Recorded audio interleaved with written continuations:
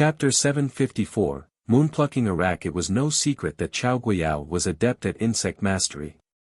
Someone once said that outside of those at the insect swarm valley, no one in this world was more skilled in insect mastery than him. Competing in an unfamiliar area instead of one's specialty is unwise. An older alchemist couldn't help but murmur after hearing Chao Guiyao's challenge. The power of Li Qi's wood mastery was as clear as day. It was extremely powerful. Anyone would be lost in awe, and Chao Guiyao had no way of comparing with him. But now, if Li Qi wanted to forego his advantage in wood mastery and compete with insect mastery instead, he would be put at a great disadvantage. Li Qi seemed to be enjoying things as he said, "It seems that you are very confident in your insect mastery. Since that is so, what will you bet to challenge me?" "My life." Chao Guiyao stood above his pavilion and laughed proudly to say, "My life is more precious than any treasure in this world. My life can handle any bet." These words were spoken with complete confidence and pride. It was not strange for him to have such an attitude. As one of the four prodigies and the one most well-versed in pill refinement, his life was indeed valuable, a unique treasure in the eyes of many. Quite a lot of spectators were aghast at such a huge gamble. He was putting his life on the line. It was just as he said, his life was more valuable than anything else. This was no longer a simple bet. "Betting your life for mine?" Li Qi smiled and glanced at Chao Guiyao to lazily say, "I am not looking down on you, but my life is more precious than yours." Chao Guiyao snorted as a response, but he did not become angry.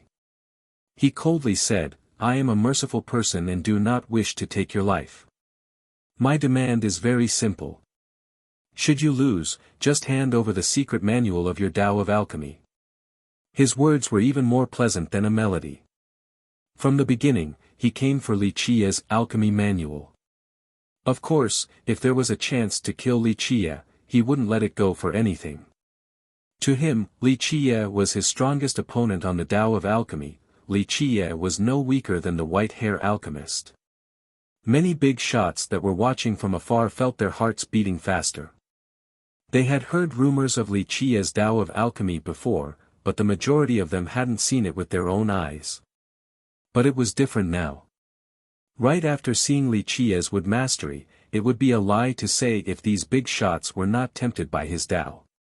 Any lineage that could obtain his Tao of Alchemy would perhaps be able to train disciples just like the four prodigies. They also recognized that since the very beginning, Chao Guiyao came for Li Qi's Tao of Alchemy. It was no wonder why he started with an ambush from the Dark Serpent. This was because he didn't want to kill Li Qi outright, he wanted to capture him instead. "Okay, it doesn't matter if you are here for my life or for my alchemy manual." Li Qi smiled and said while rubbing his palms together, "I have not played this game in a very long time, so I'll entertain you. You can start first so that when you die, you can't blame me for not giving you a chance." "Good, since you are so kind, I will gladly oblige." Chao Guiyao let out a carefree laugh, but he was sneering in his mind. He excelled at insect and poison mastery. Moreover, he had cultivated for a very long time in these aspects and groomed many insects. He came prepared. Even if Li Qi's Tao of Alchemy was peerless, how could Li Qi compete with him without sufficient preparations? Chao Guiyao took out an old urn. The moment it was opened, a very large spider came out from inside and squatted on the ground like a mound. It was covered in green, steel hair. Its eyes emitted an awe-inspiring glow, and its terrorizing pair of fangs seemed to be able to bite through anything and erode everything. Moonplucking Iraq. A few powerful cultivators quivered upon seeing this huge spider. A knowledgeable alchemist from the previous generation was aghast as he called out its origin. A moonplucking Iraq was not as frightening as what it appeared to be. In fact, it was not poisonous. However, its silk was extremely strong. Don't dream about escaping once trapped in its web. Thus, many powerful heavenly beasts and longevity spirits were doomed once they were trapped. No matter how much they struggled, they could only become its meal. Its name meant that if even the moon in the sky were to be caught by its silk, the spider would bring it down. This meant that not only was the silk tough and flexible, it also spoke of its mighty power. Go, catch him. Chao Guiyao issued his first command after releasing the spider. He had trained it for a very long time, so it obeyed his commands without delay. In an instant, the spider immediately jumped outside and spewed out a great amount of silk that instantly covered the sky. This web was formed at an astonishing speed. To everyone's surprise, the spider didn't attack Li Qiye right away, it only continued spewing out more silk to form a large web. In a short period of time, its web sealed the entire area as well as the 4 directions. Countless strands of silk intertwined as if this was its nest. Anyone would feel creeped out by this scene. The mountain where Li Qiye stood and the surrounding 100 miles was locked down by the webs. This land now seemed like the lair of the creature, causing all the spectators to feel a chill run down their backs. Pluff.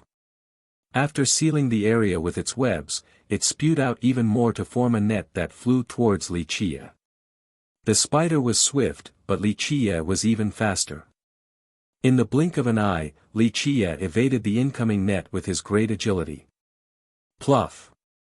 As the spider's nets kept on raining down, Li Qiye continued to shift his position at an incredible speed, causing the spider to fail time after time. However, as he continued to dodge, more nets came down and his area to maneuver became limited. The spider was not just blindly spewing out its webs. Its ability to strategize was amazing. Each of its moves aimed to eventually seal Li Qiye's retreat so that he would have nowhere left to run. At that point, he would become a prey trapped in its net. In addition to the huge webs that locked down the area, the spider continuously forced Li Qiye to retreat so that he would run out of room. It seemed that his escape was an impossibility. If your insect mastery is lacking, then it is not too late to surrender. Chao Guiyao was ecstatic watching Li Qiye dodging the webs, however, his external expression was one of righteousness. He smiled and said, "I will be very sad if the moon-plucking Iraq were to hurt Brother Li. The Tao of alchemy would lose a supreme genius, and I would lose a worthy opponent."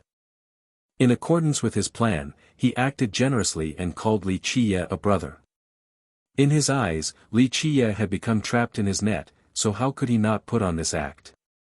Others were also anxious, seeing Li Qiye's continual evasion. No matter how hard he tried, he wasn't able to escape from the spider. Moreover, Li Qiye had yet to counter-attack, so many thought that he wasn't adept at insect mastery. Is that so? I'm just playing with you. Do you really think that this little art can actually trap me? Li Qiye smiled and stared at the moon-plucking Iraq before issuing a sharp cry. Pluff, the spider grabbed onto this rare opportunity and spewed out a huge web towards Li Qiye. This particular web was extremely fast and flew towards Li Qiye. However, Li Qiye didn't try to dodge. Very shortly, he would be covered by this web. Madame Ziyan's heart was hanging by a thread as she watched this scene. She fearfully exclaimed, "Watch out!" XSH, however, the spider net that aimed for him was cut in half in the blink of an eye. People finally saw a scorpion that crawled out of nowhere. It came from Li Qiye's courtyard. This scorpion was even faster than the moon-plucking Iraq. Right when it came out, its claw instantly cut the approaching net to save Li Qiye. The scorpion could only be called tiny compared to the huge spider. It was only the size of a desk while its outward appearance was completely red with a hint of gold. More importantly, its claws were extremely sharp. Divine Scorpion King. Even Chao Guiyao was shocked after seeing this creature. An alchemist who studied poisonous creatures startlingly stated, "The bane of the moon-plucking Iraq, the Divine Scorpion King. Its poison is unbelievable, and it also has a pair of extremely sharp claws that specialize in cutting spider webs." Chapter 755, Engulfing Serpent, Lightning Fly. Chao Guiyao was astounded after seeing the Divine Scorpion King. He was skilled in insect mastery, so how could he not recognize it? He just didn't expect for Wuxia to have one. Earlier, he assumed that Wuxia was unprepared. But now, after seeing the scorpion coming from Wuxia's courtyard, he immediately realized that he had underestimated Wuxia. "Return," he shouted out a command to the moon-plucking Arak. It was very precious and he didn't want it to die. In fact, after seeing the scorpion, the spider wanted to escape right away. The scorpion was its nemesis, so it instinctively wanted to flee. However, after being trained by Chao Guiyao, it didn't dare to do so without his command. It turned and fled out of its webs. However, the scorpion was much faster than it.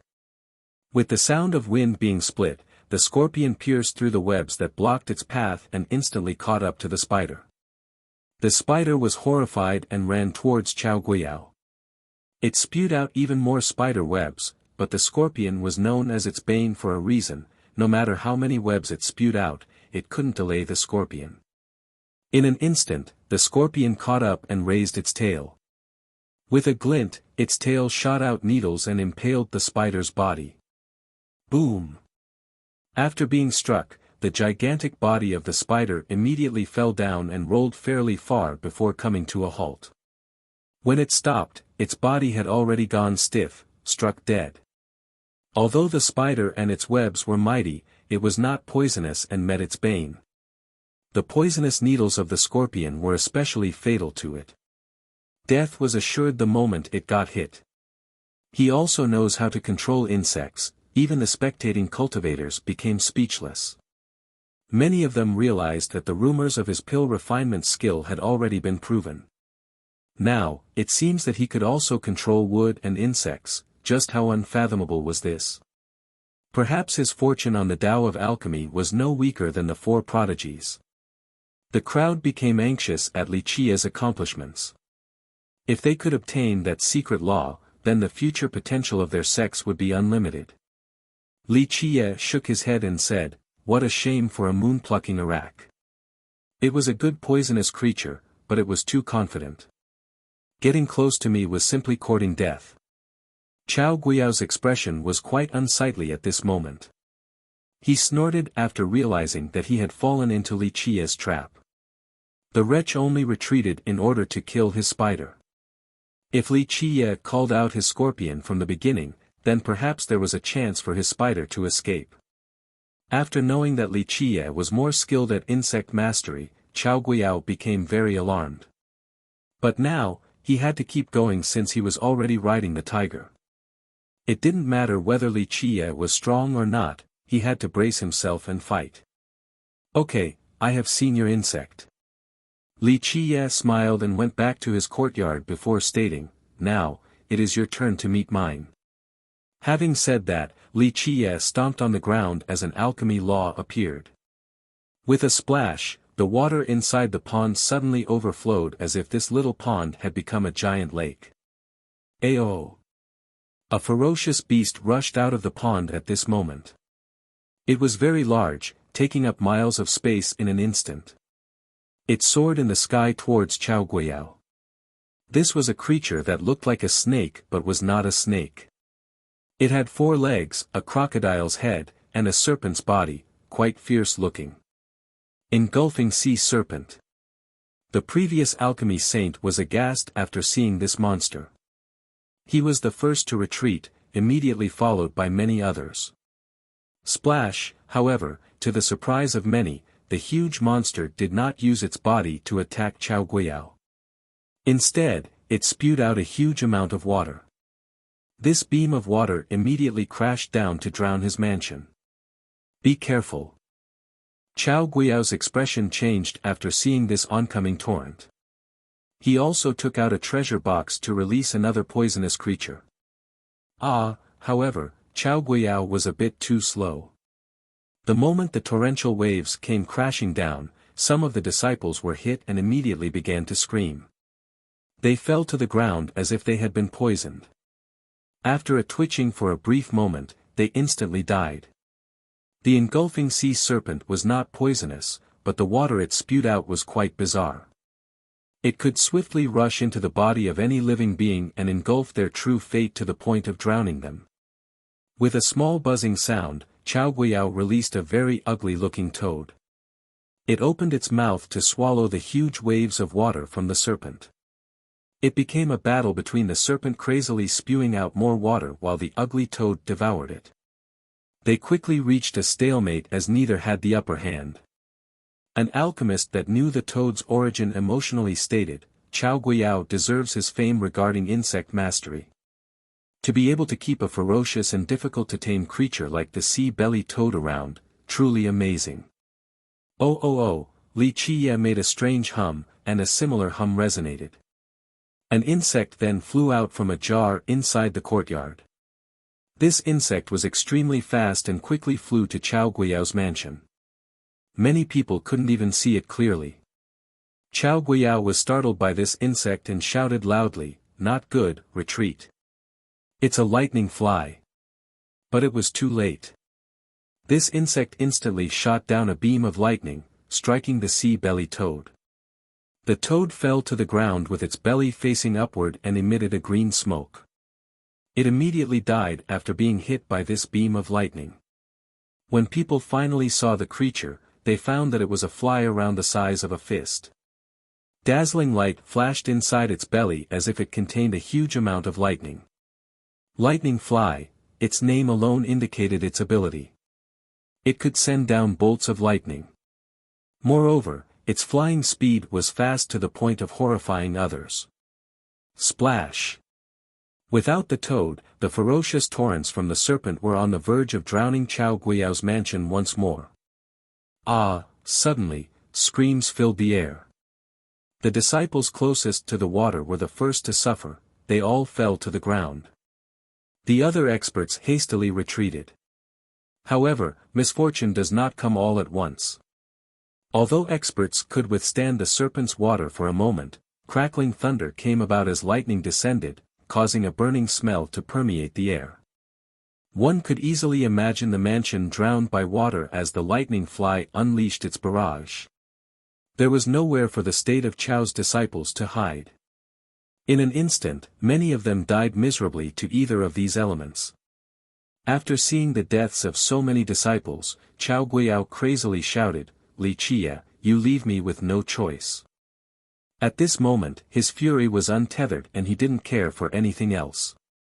He wouldn't even mind killing Li Qiye. Die! Chao Guiyao madly commanded the 4 steel demons by his side. At this point, he was ready to massacre everything. The 4 steel demons took action. They were terrifying monstrosities. One could only see 4 flashing rays that intertwined like lightning. Even the lightning fly couldn't escape with its great speed. The moment the rays disappeared, both the engulfing sea serpent and the lightning fly were killed by the 4 demons. They were too powerful, so the 2 beasts didn't even have the chance to strike back. Divine steel demons, these 4 monsters are finally taking action. Many people fearfully quivered before such a scene. Rumor has it that these things will not give up until they see blood. Even a heavenly king trembled at this sight. Li Qiye, don't blame me when you courted death. The livid Chao Guiyao was in pain from losing so many disciples. Some were the elites of his country. He ground his teeth and coldly uttered, "Hand over the alchemy manual right now, or else you wouldn't be able to escape even if you had 3 heads and 6 hands." Li Qiye didn't seem to mind at all. He smiled and slowly said, "Is that so? Go ahead and show off all of your abilities. Forward. Slay him." Chao Guiyao let out a deafening cry and commanded the demons. These divine demons were extremely powerful and frightening. Ever since Chao Guiyao tamed them, they had yet to leave his side. However, he was furious this time and would rather kill Li Qiye even if it meant not obtaining the alchemy manual. He would never let go of this vengeance. Divine steel demons, not bad. Li Qiye narrowed his eyes while looking at the 4 steel demons. Chao Guiyao was astounded after seeing the divine Scorpion King. He was skilled at insect mastery, so how could he not recognize it? He just didn't expect for Li Qie to have one. Earlier, he assumed that Li Qie was unprepared. But now, after seeing the scorpion coming from Li Qie's courtyard, he immediately realized that he had underestimated Li Qie. "Return," he shouted out a command to the moon-plucking Arak. It was very precious and he didn't want it to die. In fact, after seeing the scorpion, the spider wanted to escape right away. The scorpion was its nemesis, so it instinctively wanted to flee. However, after being trained by Chao Guiyao, it didn't dare to do so without his command. It turned and fled out of its webs. However, the scorpion was much faster than it. With the sound of wind being split, the scorpion pierced through the webs that blocked its path and instantly caught up to the spider.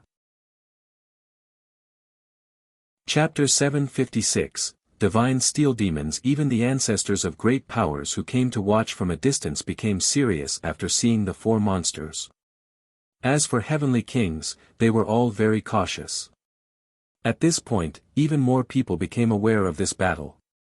Inside Alchemy City, a few undyings and ancestors who were here because of their juniors participating in the conference couldn't help but become interested, especially after Li Qie defeated the Heavens Will Crystal Physique. After this news spread, even the hidden ancestors had to show up. The divine steel demons, despite being called demons, were not actually demons.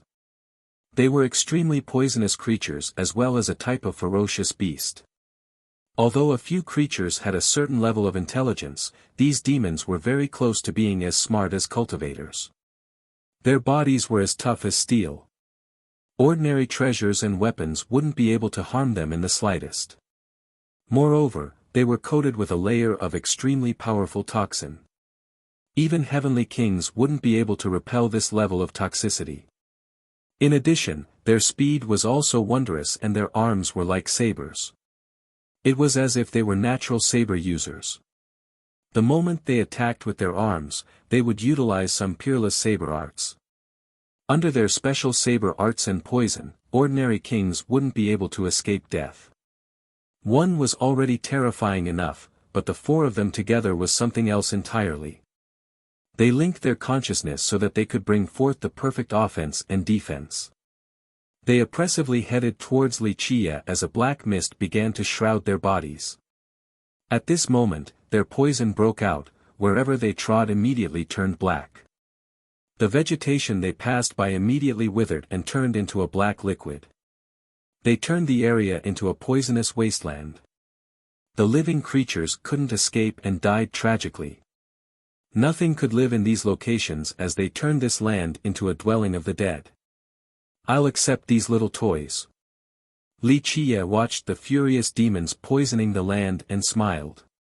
With a clanking sound, his 9 sun-locking heaven law appeared. A gigantic lock fell out from his chest and locked his body.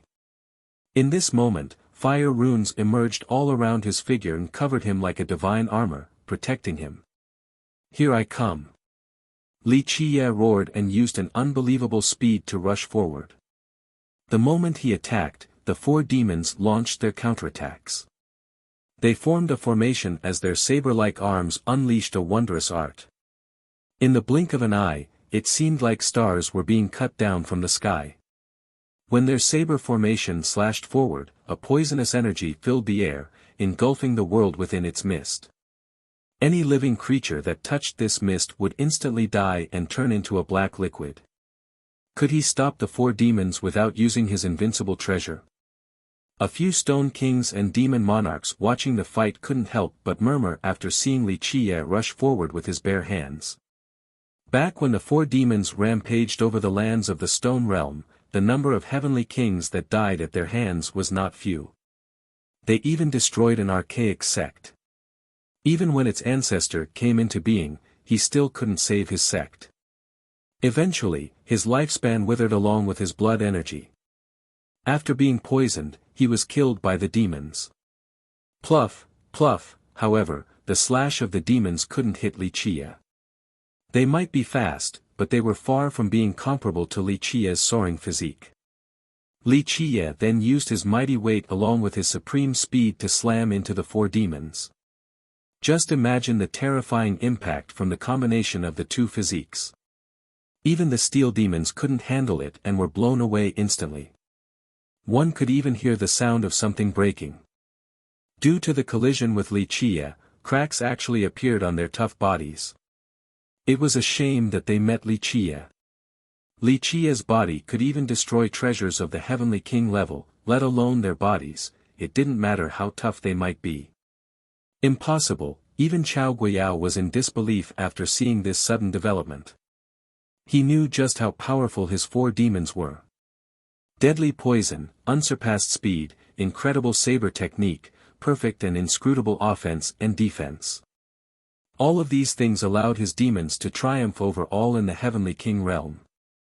They could even have a chance of harming an ordinary virtuous paragon. Because of this, he wasn't afraid of powerful enemies with them guarding him.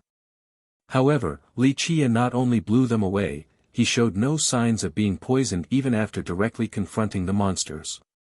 How could Chao Guiyao accept this? As a great alchemist, the moment he came into contact with the four demons' poison, he would still need to use precious medicines to protect his own body.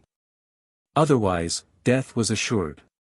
However, Li Qie was unharmed even after direct contact, as if the poison couldn't hurt him. How could Chao Guiyao know that Li Qie also cultivated the void imperfection physique?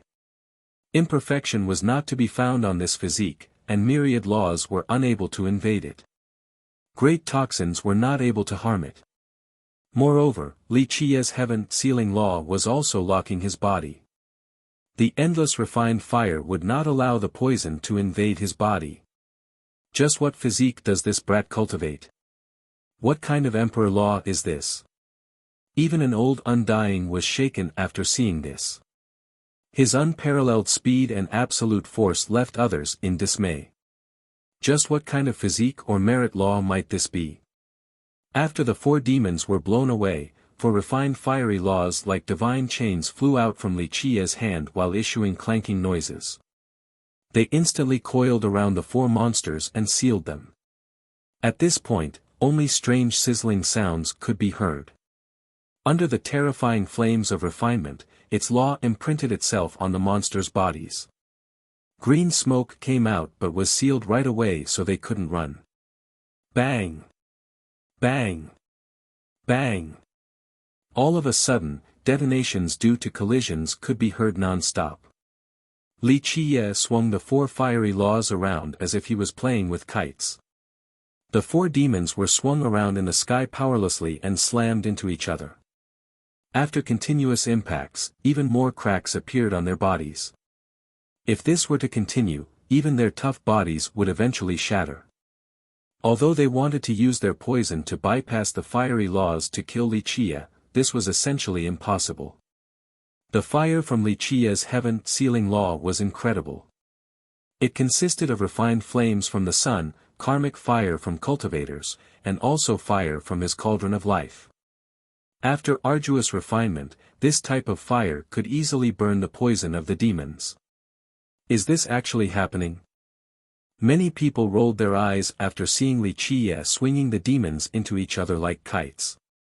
The force of the collisions caused even the sky to shake. Even heavenly kings paled after hearing about the four rampaging demons in the past, but now, Li Qie easily dispatched them in such a manner, so how could the crowd not be dumbfounded? Chao Guiyao was both shocked and angry after seeing this. In the past, in order to tame these four demons, he had expended countless efforts. During the taming process, their state of Chao lost numerous experts. But now, his four strongest demons seemed extremely fragile before Li Qie. Boom! Eventually, the four demons fell onto the ground and couldn't tell north from south. Under the numerous collisions, their bodies almost broke apart.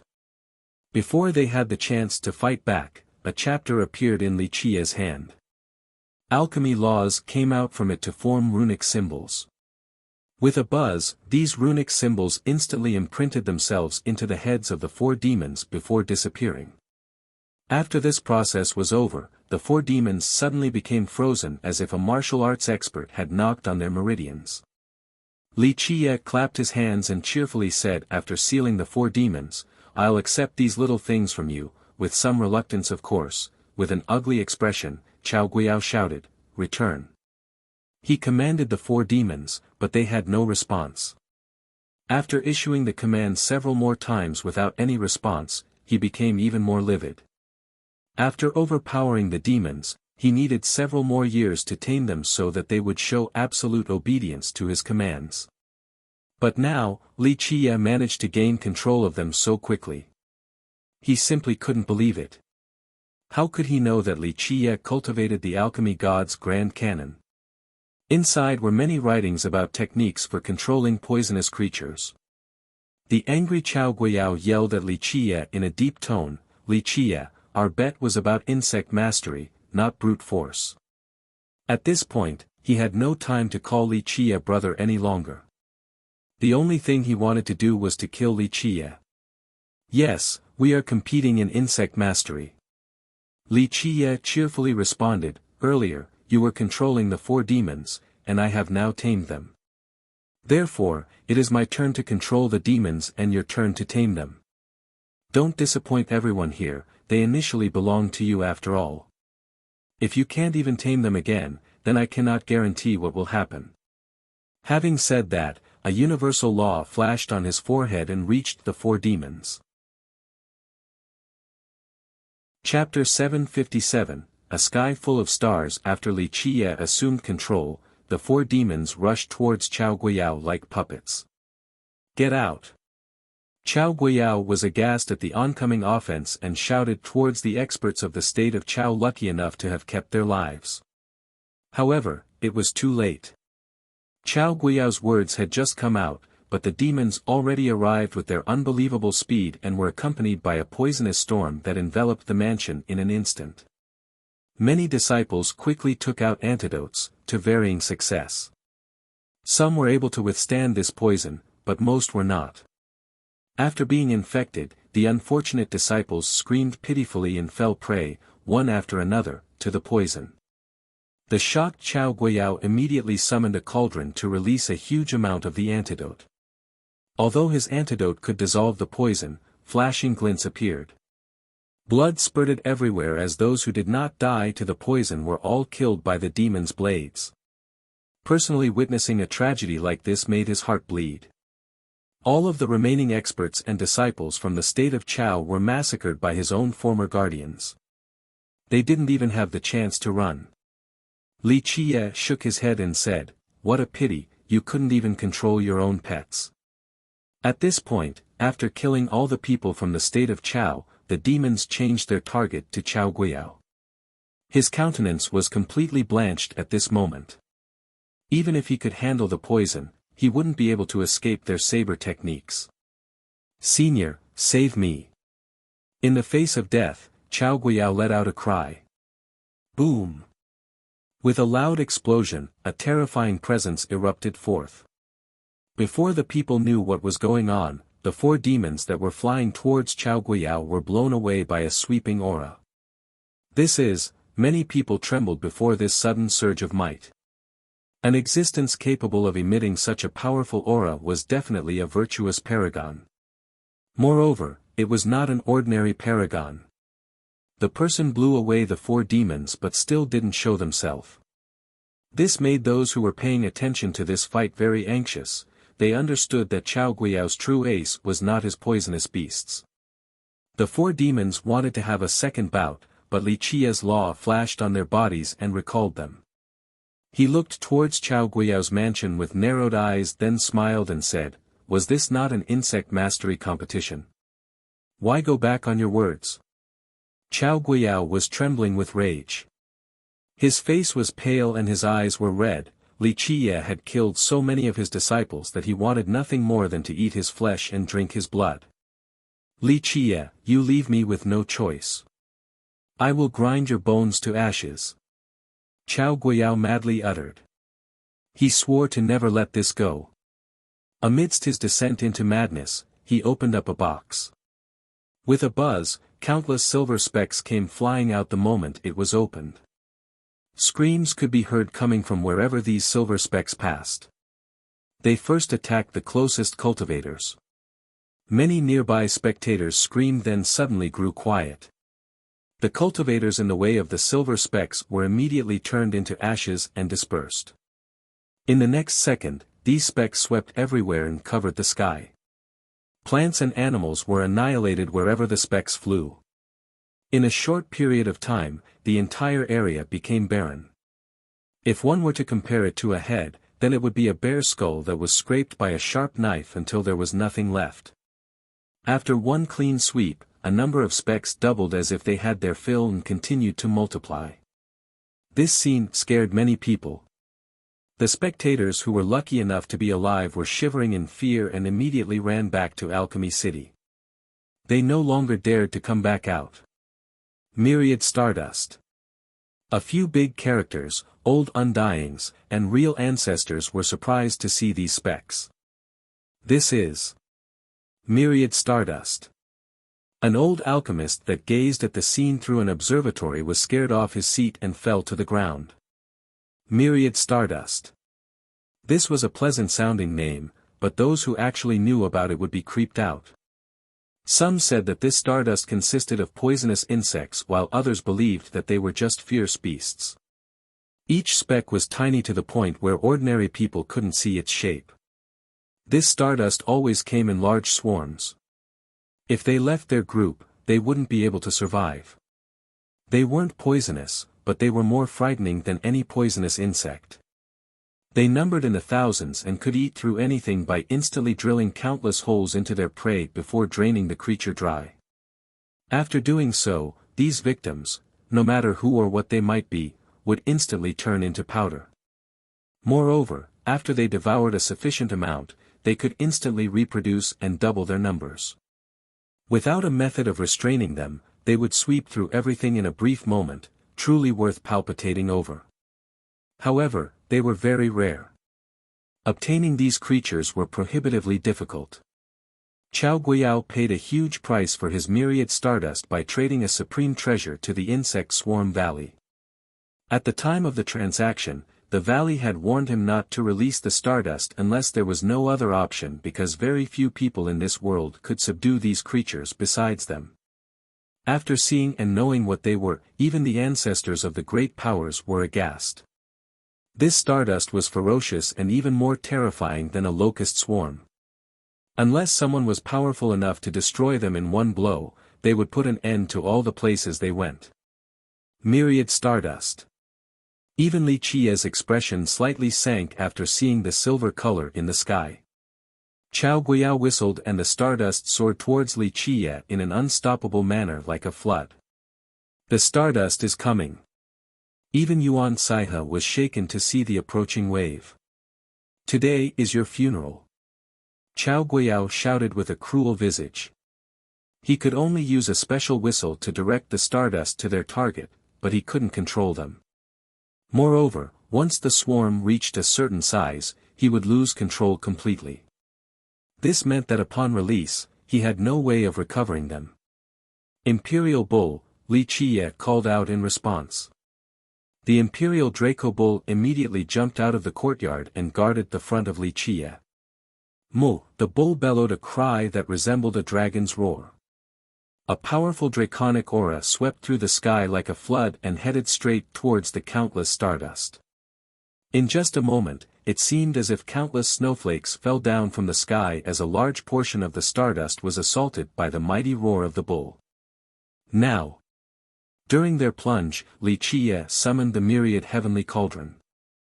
With an explosion, a divine flame from the mouth of the cauldron engulfed the sky, devouring all the falling stardust. Next, the boundless cauldron flame turned into countless fiery needles that pierced the extremely tiny bodies of the stardust, marking minuscule runes on them. As the cauldron spewed out more flames and thus created more runes, Li Qiye aimed to use them to refine these countless specks of stardust. After some time, Li Qiye finally recalled the cauldron and let out a cry. A new set of stardust flew out of the cauldron and covered the sky. One could only see them floating above his head as if it was another galaxy entirely. The only difference was that these stardust carried a fiery glow as they gathered together. Inside this galaxy were fiery sparks made from intertwined runes, forming a huge net. Under Li Qiye's control, the stardust above his head danced around in the sky. Sometimes they turned into a giant, at other times a mountain, or even just its original form of a cosmos. His control over them was absolute and effortless. They had become his supporters. As the Dark Crow, Li Qiye had tamed countless evil and poisonous creatures with the alchemy god, and myriad stardust was no exception. This chance meeting today became very simple due to him having the Imperial Draco Bull and the myriad heavenly cauldron. This is impossible. Chao Guiyao dropped to the ground and looked at the situation in disbelief. Once released, he wouldn't be able to control these stardust. Even in the insect swarm valley, only 3 people could truly control them. But now, Li Qiye easily tamed them with complete mastery. This was even more amazing than an ancestor of the valley. After Li Qiye assumed control, the 4 demons rushed towards Chao Guiyao like puppets. Get out! Chao Guiyao was aghast at the oncoming offense and shouted towards the lucky state of Chao's experts who were still alive in the mansion. However, it was too late. Chao Guiyao's words had just come out, but the demons already arrived with their unbelievable speed and were accompanied by a poisonous storm that enveloped the mansion in an instant. Many disciples quickly took out antidotes, to varying success. Some were able to withstand this poison, but most were not. After being infected, the unfortunate disciples screamed pitifully and fell prey, one after another, to the poison. The shocked Chao Guiyao immediately summoned a cauldron to release a huge amount of the antidote. Although his antidote could dissolve the poison, flashing glints appeared. Blood spurted everywhere as those who did not die to the poison were all killed by the demon's blades. Chapter 758, Xian Clan of the Alchemy Kingdom. Many people gasped at the stardust-changing masters. Of course, the one who was most frightened was Chao Guiyao since he had far greater knowledge of how terrifying they were. Even those in Alchemy City who watched using a heavenly mirror felt a cold chill running down their spines. Everyone held their breaths at this moment. You can't even control myriad stardust, yet you still dare claim to have mastery over insects. You truly think too highly of yourself. Li Qiye smiled dismissively and said, "Today, I will open your eyes and show you what is truly considered insect mastery." Having said that, Li Qiye ordered the transforming stardust above his head with a shout, "Go!"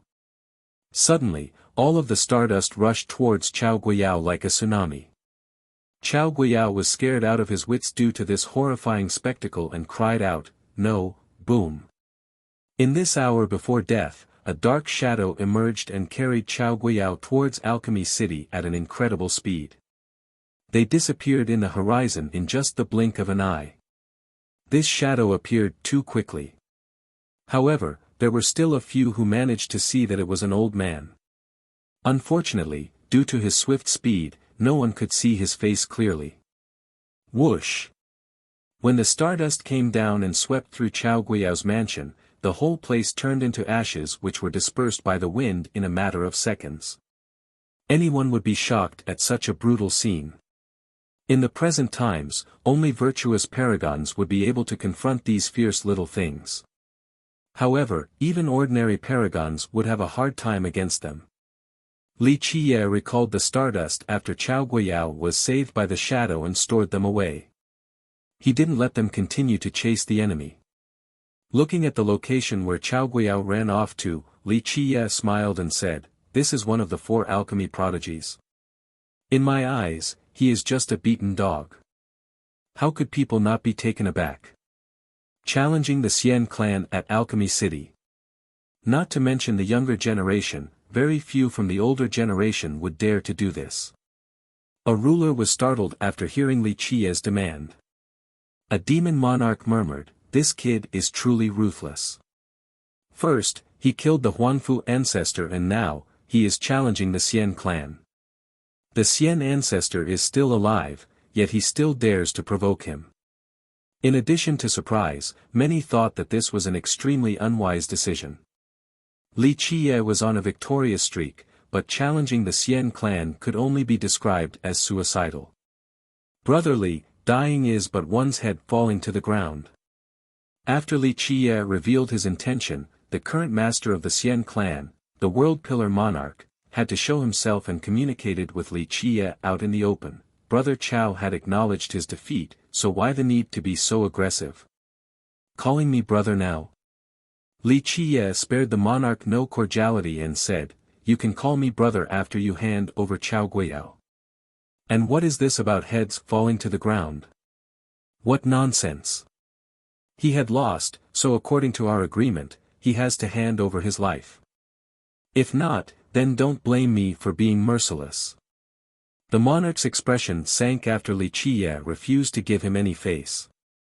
Not mentioning the entire stone medicine world, at the very least, very few people in Alchemy City would not show his Xian clan some respect. But now, a human junior like Li Qiye was being so audacious. He could no longer bear this affront. "Brother Li, I am sincerely trying to mediate things between you two." Xian Miao lowered his tone and said, "If Brother Li is willing, then our door is always open for negotiation regarding Brother Chao's matters." Although this was a conversation out in the open, Li Qiye still interrupted him and said, "There is nothing to discuss. One has to face the consequences of defeat. Let Chao Guiyao hand his life over, and I will pretend as if nothing had happened." "Li Qiye, don't push it." Eventually, Xian Miao lost his cool and uttered, "Alchemy City is not a lawless place for you to do as you wish." Li Qiye raised his brow and said, "So what if this is Alchemy City? Even if this was the immortal world, I would still do as I pleased.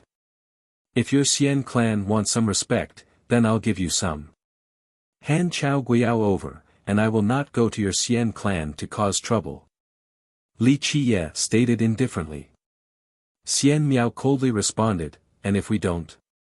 Li Qiye smiled cheerfully and said, "If not, then I will annihilate your Xian clan. Of course, I am a merciful person. I will give your Xian clan 3 days to reconsider. Within 3 days, feel free to send away your young and old or dismiss your disciples. All in all, 3 days later, I will personally come to your Xian clan." Although this conversation echoed across the sky so no one could interrupt them, many shuddered after hearing Li Qiye's declaration of annihilating the Xian clan. Many people gasped at the Stardust-changing masters. Of course, the one who was most frightened was Chao Guiyao, since he had far greater knowledge of how terrifying they were. Even those in Alchemy City who watched using a heavenly mirror felt a cold chill running down their spines. Everyone held their breaths at this moment. You can't even control myriad stardust, yet you still dare claim to have mastery over insects. You truly think too highly of yourself. Li Qiye smiled dismissively and said, "Today, I will open your eyes and show you what is truly considered insect mastery." Having said that, Li Qiye ordered the transforming stardust above his head with a shout, "Go!"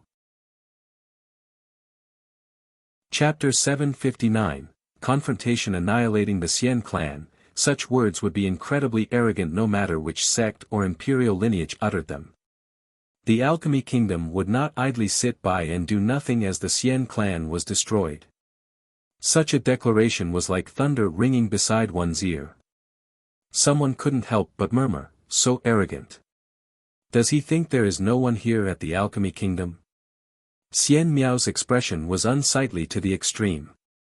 Ever since his Xian clan separated from the imperial family to form its own clan, no one had ever declared such a thing towards their clan. "Good, Li, our Xian clan also wants to see just what you can do." He also left behind a tough and cold response, "We will definitely protect Brother Chao. If you are unconvinced, then come. We'll take on your schemes." Xian Miao ended this conversation and turned back to enter his palace. 3 days later, I will visit your Xian clan.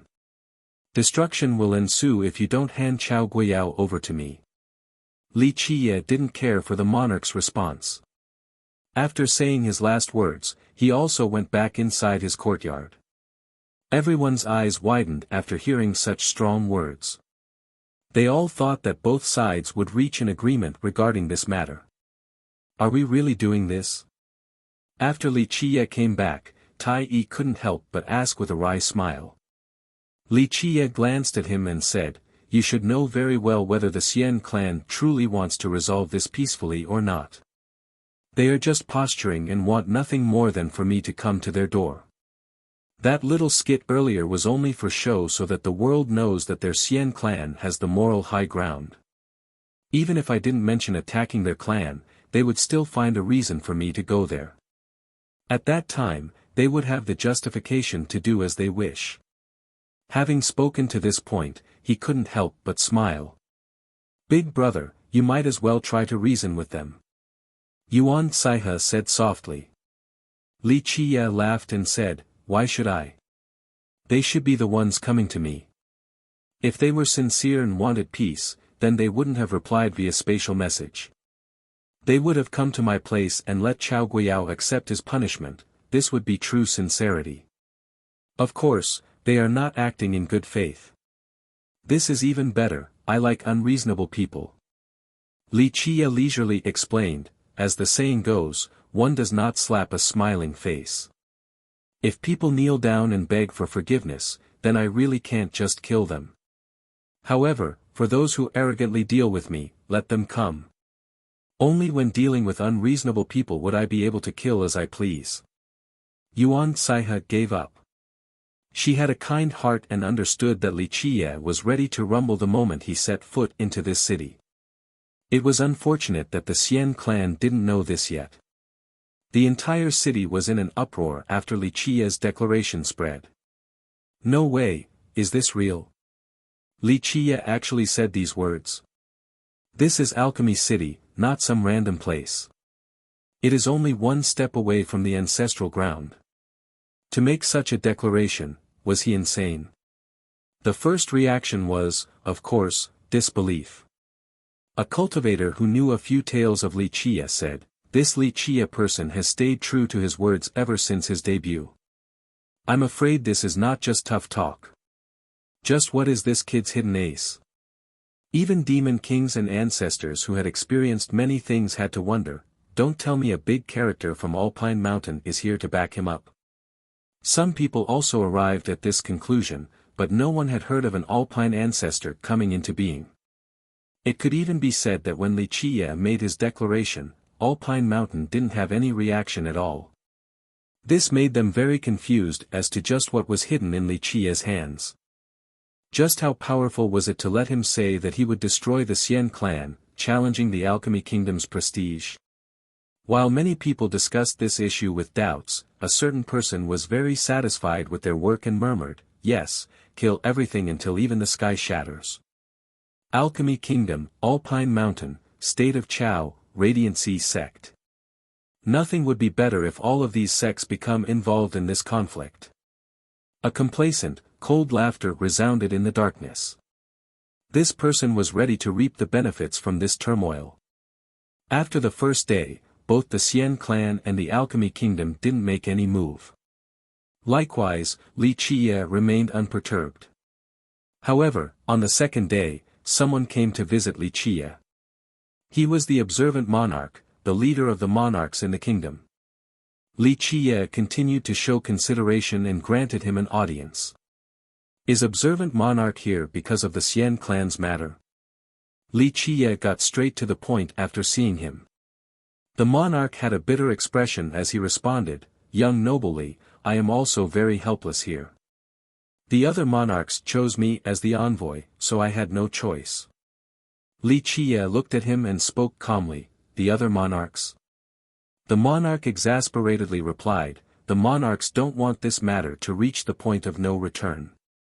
Our Alchemy Kingdom has always maintained a low profile and does not wish for a grand battle to occur inside the Alchemy realm. Moreover, the Alchemy Conference is about to take place. Even if the ancestors from the imperial family do not blame us, we monarchs will still feel responsible. We are unable to ignore this matter, but we also don't have the ability to settle it." "Settle this matter?" Li Qiye smiled and shook his head in response, "Observant monarch, it is not that I am refusing to give you or the other monarchs from your kingdom any face. You should know very well that the issue is not on my side, it is the Xian clan's. The monarch couldn't help but smile wryly at Li Qia's reply. Li Qia chuckled and said, if the other monarchs want to settle this matter, then it could be very simple. Tell the Xian clan to hand over Chao Guiyao. The helpless monarch replied, before coming to see young noble Li, I took a trip to the Xian clan. The World Pillar monarch's attitude was unyielding. Unless young noble Li starts by apologizing to the Xian clan, there will be no negotiations regarding Chao Guiyao. Not bad. Li Qia was not surprised at all and said, then we'll deal with it 2 days later. I am more than happy to personally visit the Xian clan. The monarch softly sighed. He knew that there wouldn't be a peaceful resolution. In fact, he knew a lot more than the other nobles. Before coming, he already predicted this result. However, the monarchs pushed him here, so he had to take the trip regardless. Young noble Li, sometimes, taking one step back is the right way to go. The monarch tried to persuade Li Qia once more, if this was before, then I and the other monarchs could pressure the World Pillar monarch into giving us some face. However, he is very confident at this moment, so I'm afraid your arrival is just what he wants. Li Qia cheerfully asked, so what? The monarch hesitated for a moment before eventually continuing, right now, I can say for certain that the Huanfu sacred ancestor and the Xian alchemy ancestor are residing in the Xian clan. Although people said that the alchemy ancestor had left, I'm quite certain that he is still there. I am putting myself at great risks by revealing this news to young noble Li. I appreciate monarch's thoughtfulness.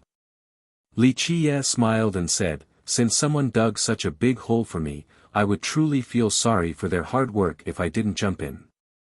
Although the frustrated monarch wanted to settle this matter, it was beyond his power. Even though this whole incident had dire consequences with deeply involved parties, nothing would be resolved unless the imperial family was willing to step in. Young noble Li, I am not underestimating you.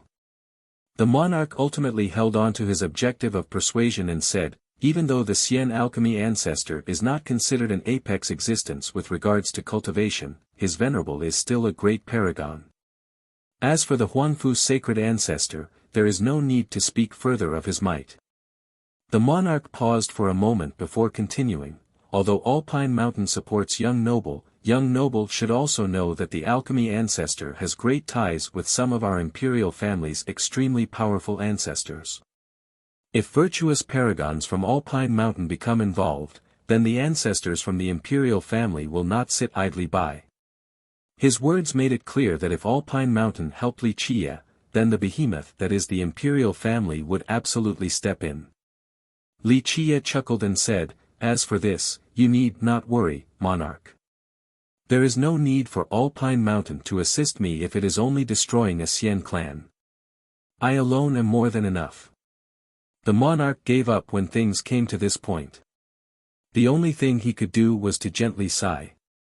Li Qia continued, however, since monarch is so sincere, I will ask you to send out some words. Tell the Xian clan to send away their young and old. I do not hope that on the day I go, I will have to kill the feeble and weak.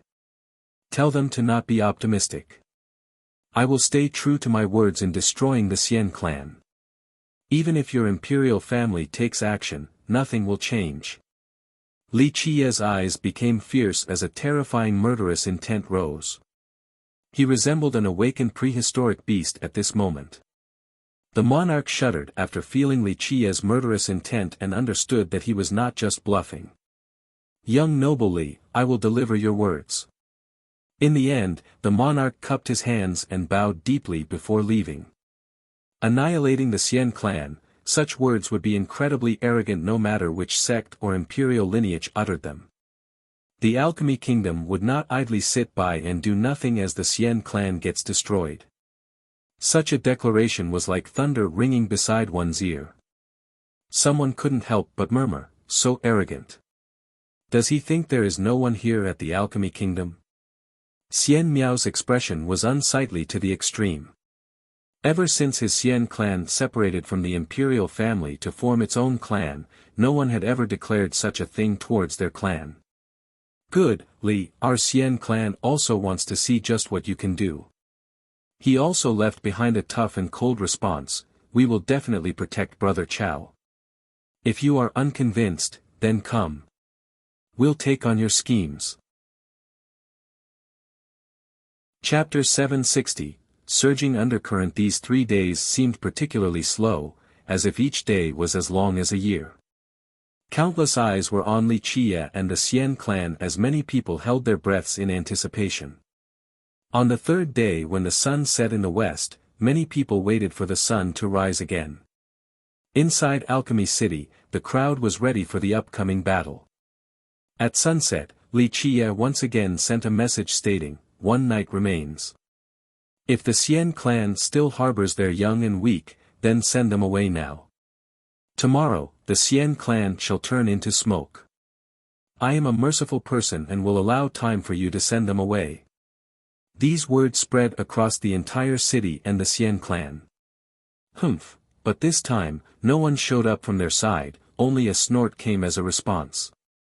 The moment this snort appeared, countless souls from those who heard it left their bodies. They quivered due to this threatening snort.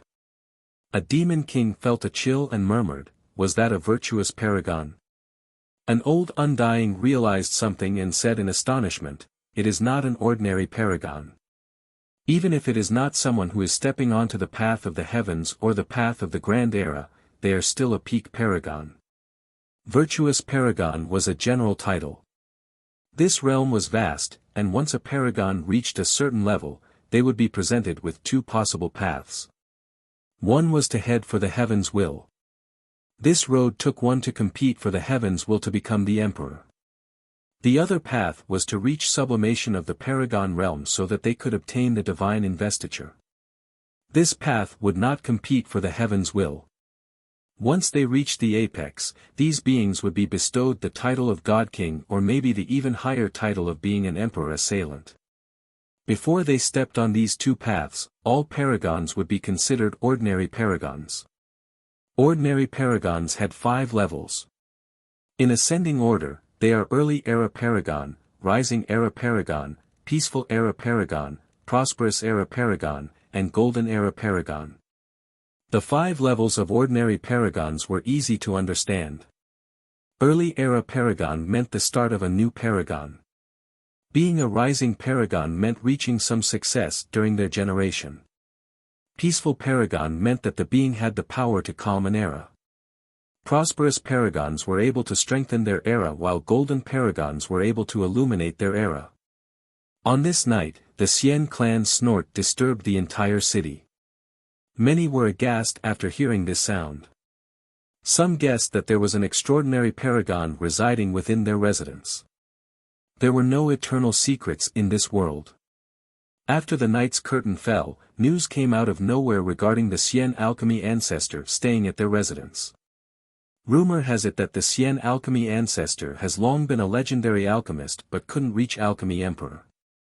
It looks like he is actually a legendary master as well. The hearts of many sank after hearing this voice. More often than not, juniors couldn't really gauge the paragon realm, so they only used general titles. For example, Old Undying's or Great Power's ancestors were mostly ordinary paragons.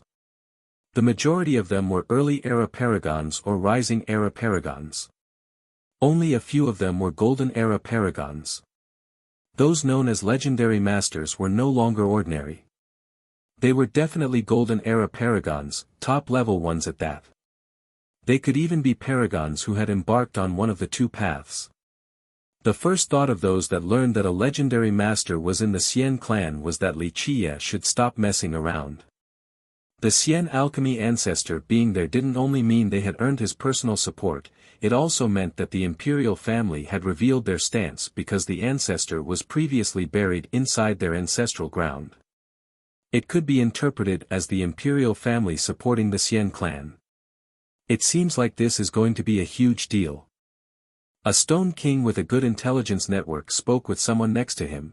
the Xian clan does not only have the Xian alchemy ancestor, all 5 of their elders have also joined while the young and old were moved away to a different branch. It seems that the World Pillar monarch has earned the support from the clan and is ready to play. The Xian clan was one of the branches of the imperial family, but the Xian clan of today was not the one that originally separated. After the Xian clan left the imperial branch, they formed several different clans. The Xian clan of the World Pillar monarch was only one among many. Now that their forefather, the Xian alchemy ancestor, was back, how could the other clans of Xian not support the World Pillar monarch? With their full support, it seems that the monarch had sufficient force. A worried cultivator murmured, if the World Pillar monarch's clan has earned the support of the imperial family, then even if Li Qie is backed by the Alpine Tree Father, I'm afraid he won't be able to do anything. On this night, the entire city was silent as everyone waited for the sunrise and the battle. Ming Yeshua slowly wandered around her garden inside an alchemy garden in the kingdom's ancestral ground. She was enjoying the spirit medicines as Grandma Bai came to inform her of the newest information. What is the Xian forefather trying to do? The grandma couldn't help but say after informing Ming Yeshua, he is not a foolish person. How could he become involved in the affairs of juniors? I wonder what benefits the Huangfu clan promised him. The charming Ming Yeshua was quietly savoring the spirit medicines. It seemed that her appearance was always alluring and fascinating. The Xian forefather has certainly been bewitched by the Huangfu sacred ancestor. Ming Yeshua withdrew her gaze and mused, what could the Huangfu clan possibly have to move an ancestor from our kingdom? Ming Yeshua's words were correct. As an ancestor from the kingdom, the alchemy ancestor could have whatever he wanted. A clan like the Huangfu had nothing that could tempt him.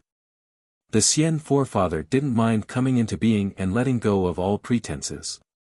He even prepared a trap for Li Qie.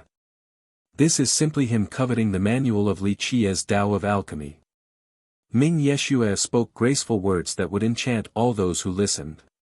Grandma Bai couldn't help but wryly smile and say, the Xian forefather is being too greedy.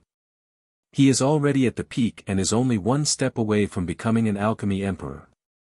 Plus, our kingdom has the alchemy manuals from 4 different alchemy emperors. This should be more than enough. Grandma, this is different than before. Ming Yeshua shook her head and said, if, say, the Xian forefather was only a simple legendary alchemist, then it would be a different story. However, he has been just one step away from alchemy emperor for so long now. Does that mean he still has aspirations of becoming one even now? The grandma wryly smiled and said, with his current age and his dried longevity blood, even if he could become enlightened, would his blood energy be able to bear the final Tao test? Ming Yeshua nodded and said, yes, he does want to become an alchemy emperor.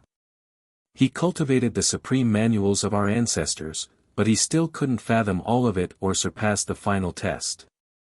He needs a different alchemy manual to help him become an alchemy emperor. Li Qie's Tao of Alchemy can't help him become an alchemy emperor. The grandma didn't believe such a thing. Regarding the Tao of Alchemy, their kingdom was untouchable in the entire stone medicine world. They had produced 4 alchemy emperors, so they had the most complete Tao of Alchemy manual in this world.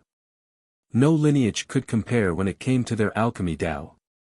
Ming Yeshua gently shook her head and said, it's hard to say.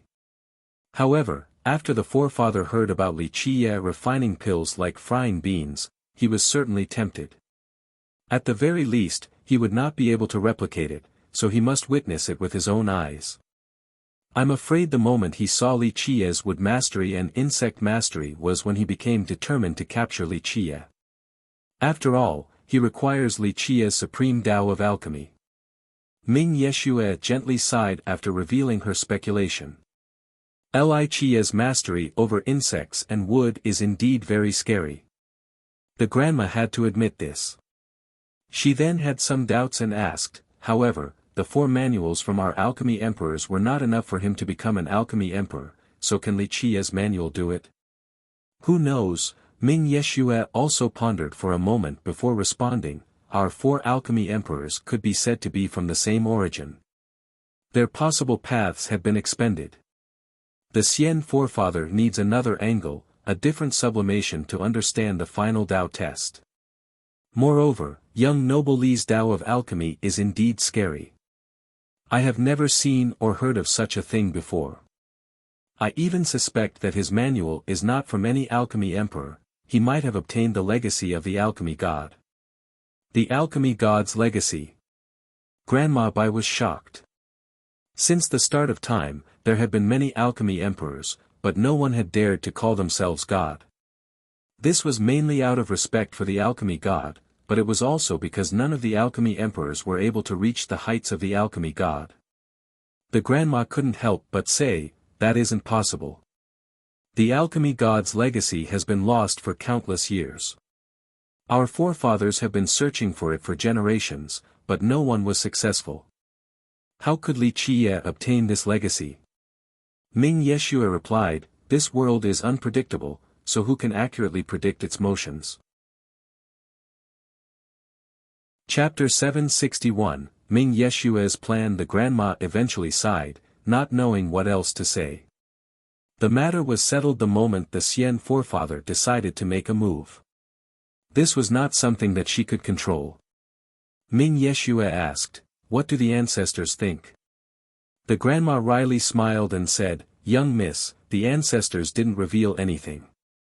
In fact, I'm afraid that they think this is only a small deal, so there is no need for them to show their stance. Li Qiye is only a junior, so there wasn't a need for them to worry. Young noble Li is indeed a junior. Ming Yeshua said, however, age does not represent everything. Moreover, he is extraordinary. Anyone who takes him lightly will definitely lose out in the end.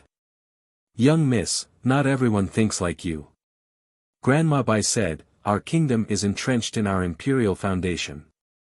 Not to mention people like us, but even the ancestors think that no one can shake our kingdom. Why should the ancestors become involved in such a trivial matter? Things will be settled swiftly since the Xian forefather is taking action, so why should the other ancestors bother with this sort of thing?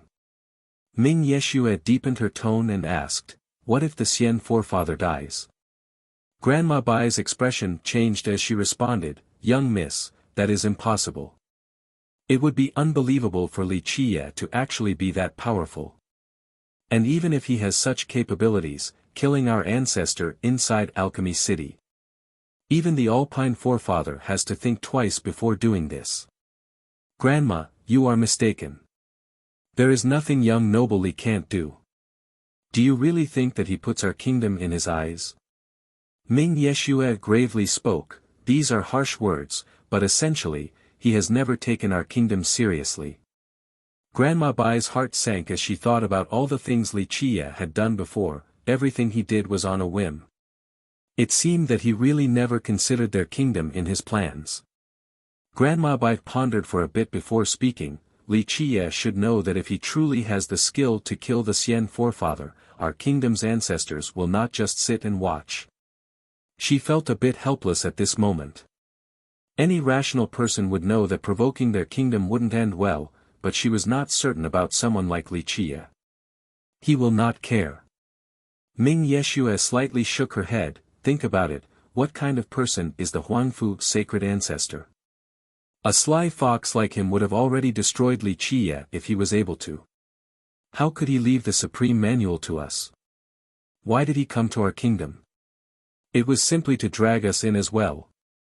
Ming Yeshua's eyes became serious as she spoke, Li Qiye killing the Xian forefather is exactly what the sacred ancestor wants. When that time comes, our kingdom will truly be dragged under the water. Not only would the Huangfu clan rejoice, Yi Qingcheng and the Heavenhoof Ravine would profit as well. Existences like them want nothing more than unceasing war in our alchemy realm. The grandma went quiet. This was the decision of the ancestors. As juniors, they couldn't influence them, let alone turn the tides. Ming Yeshua asked, what about Ancestor Wushuang?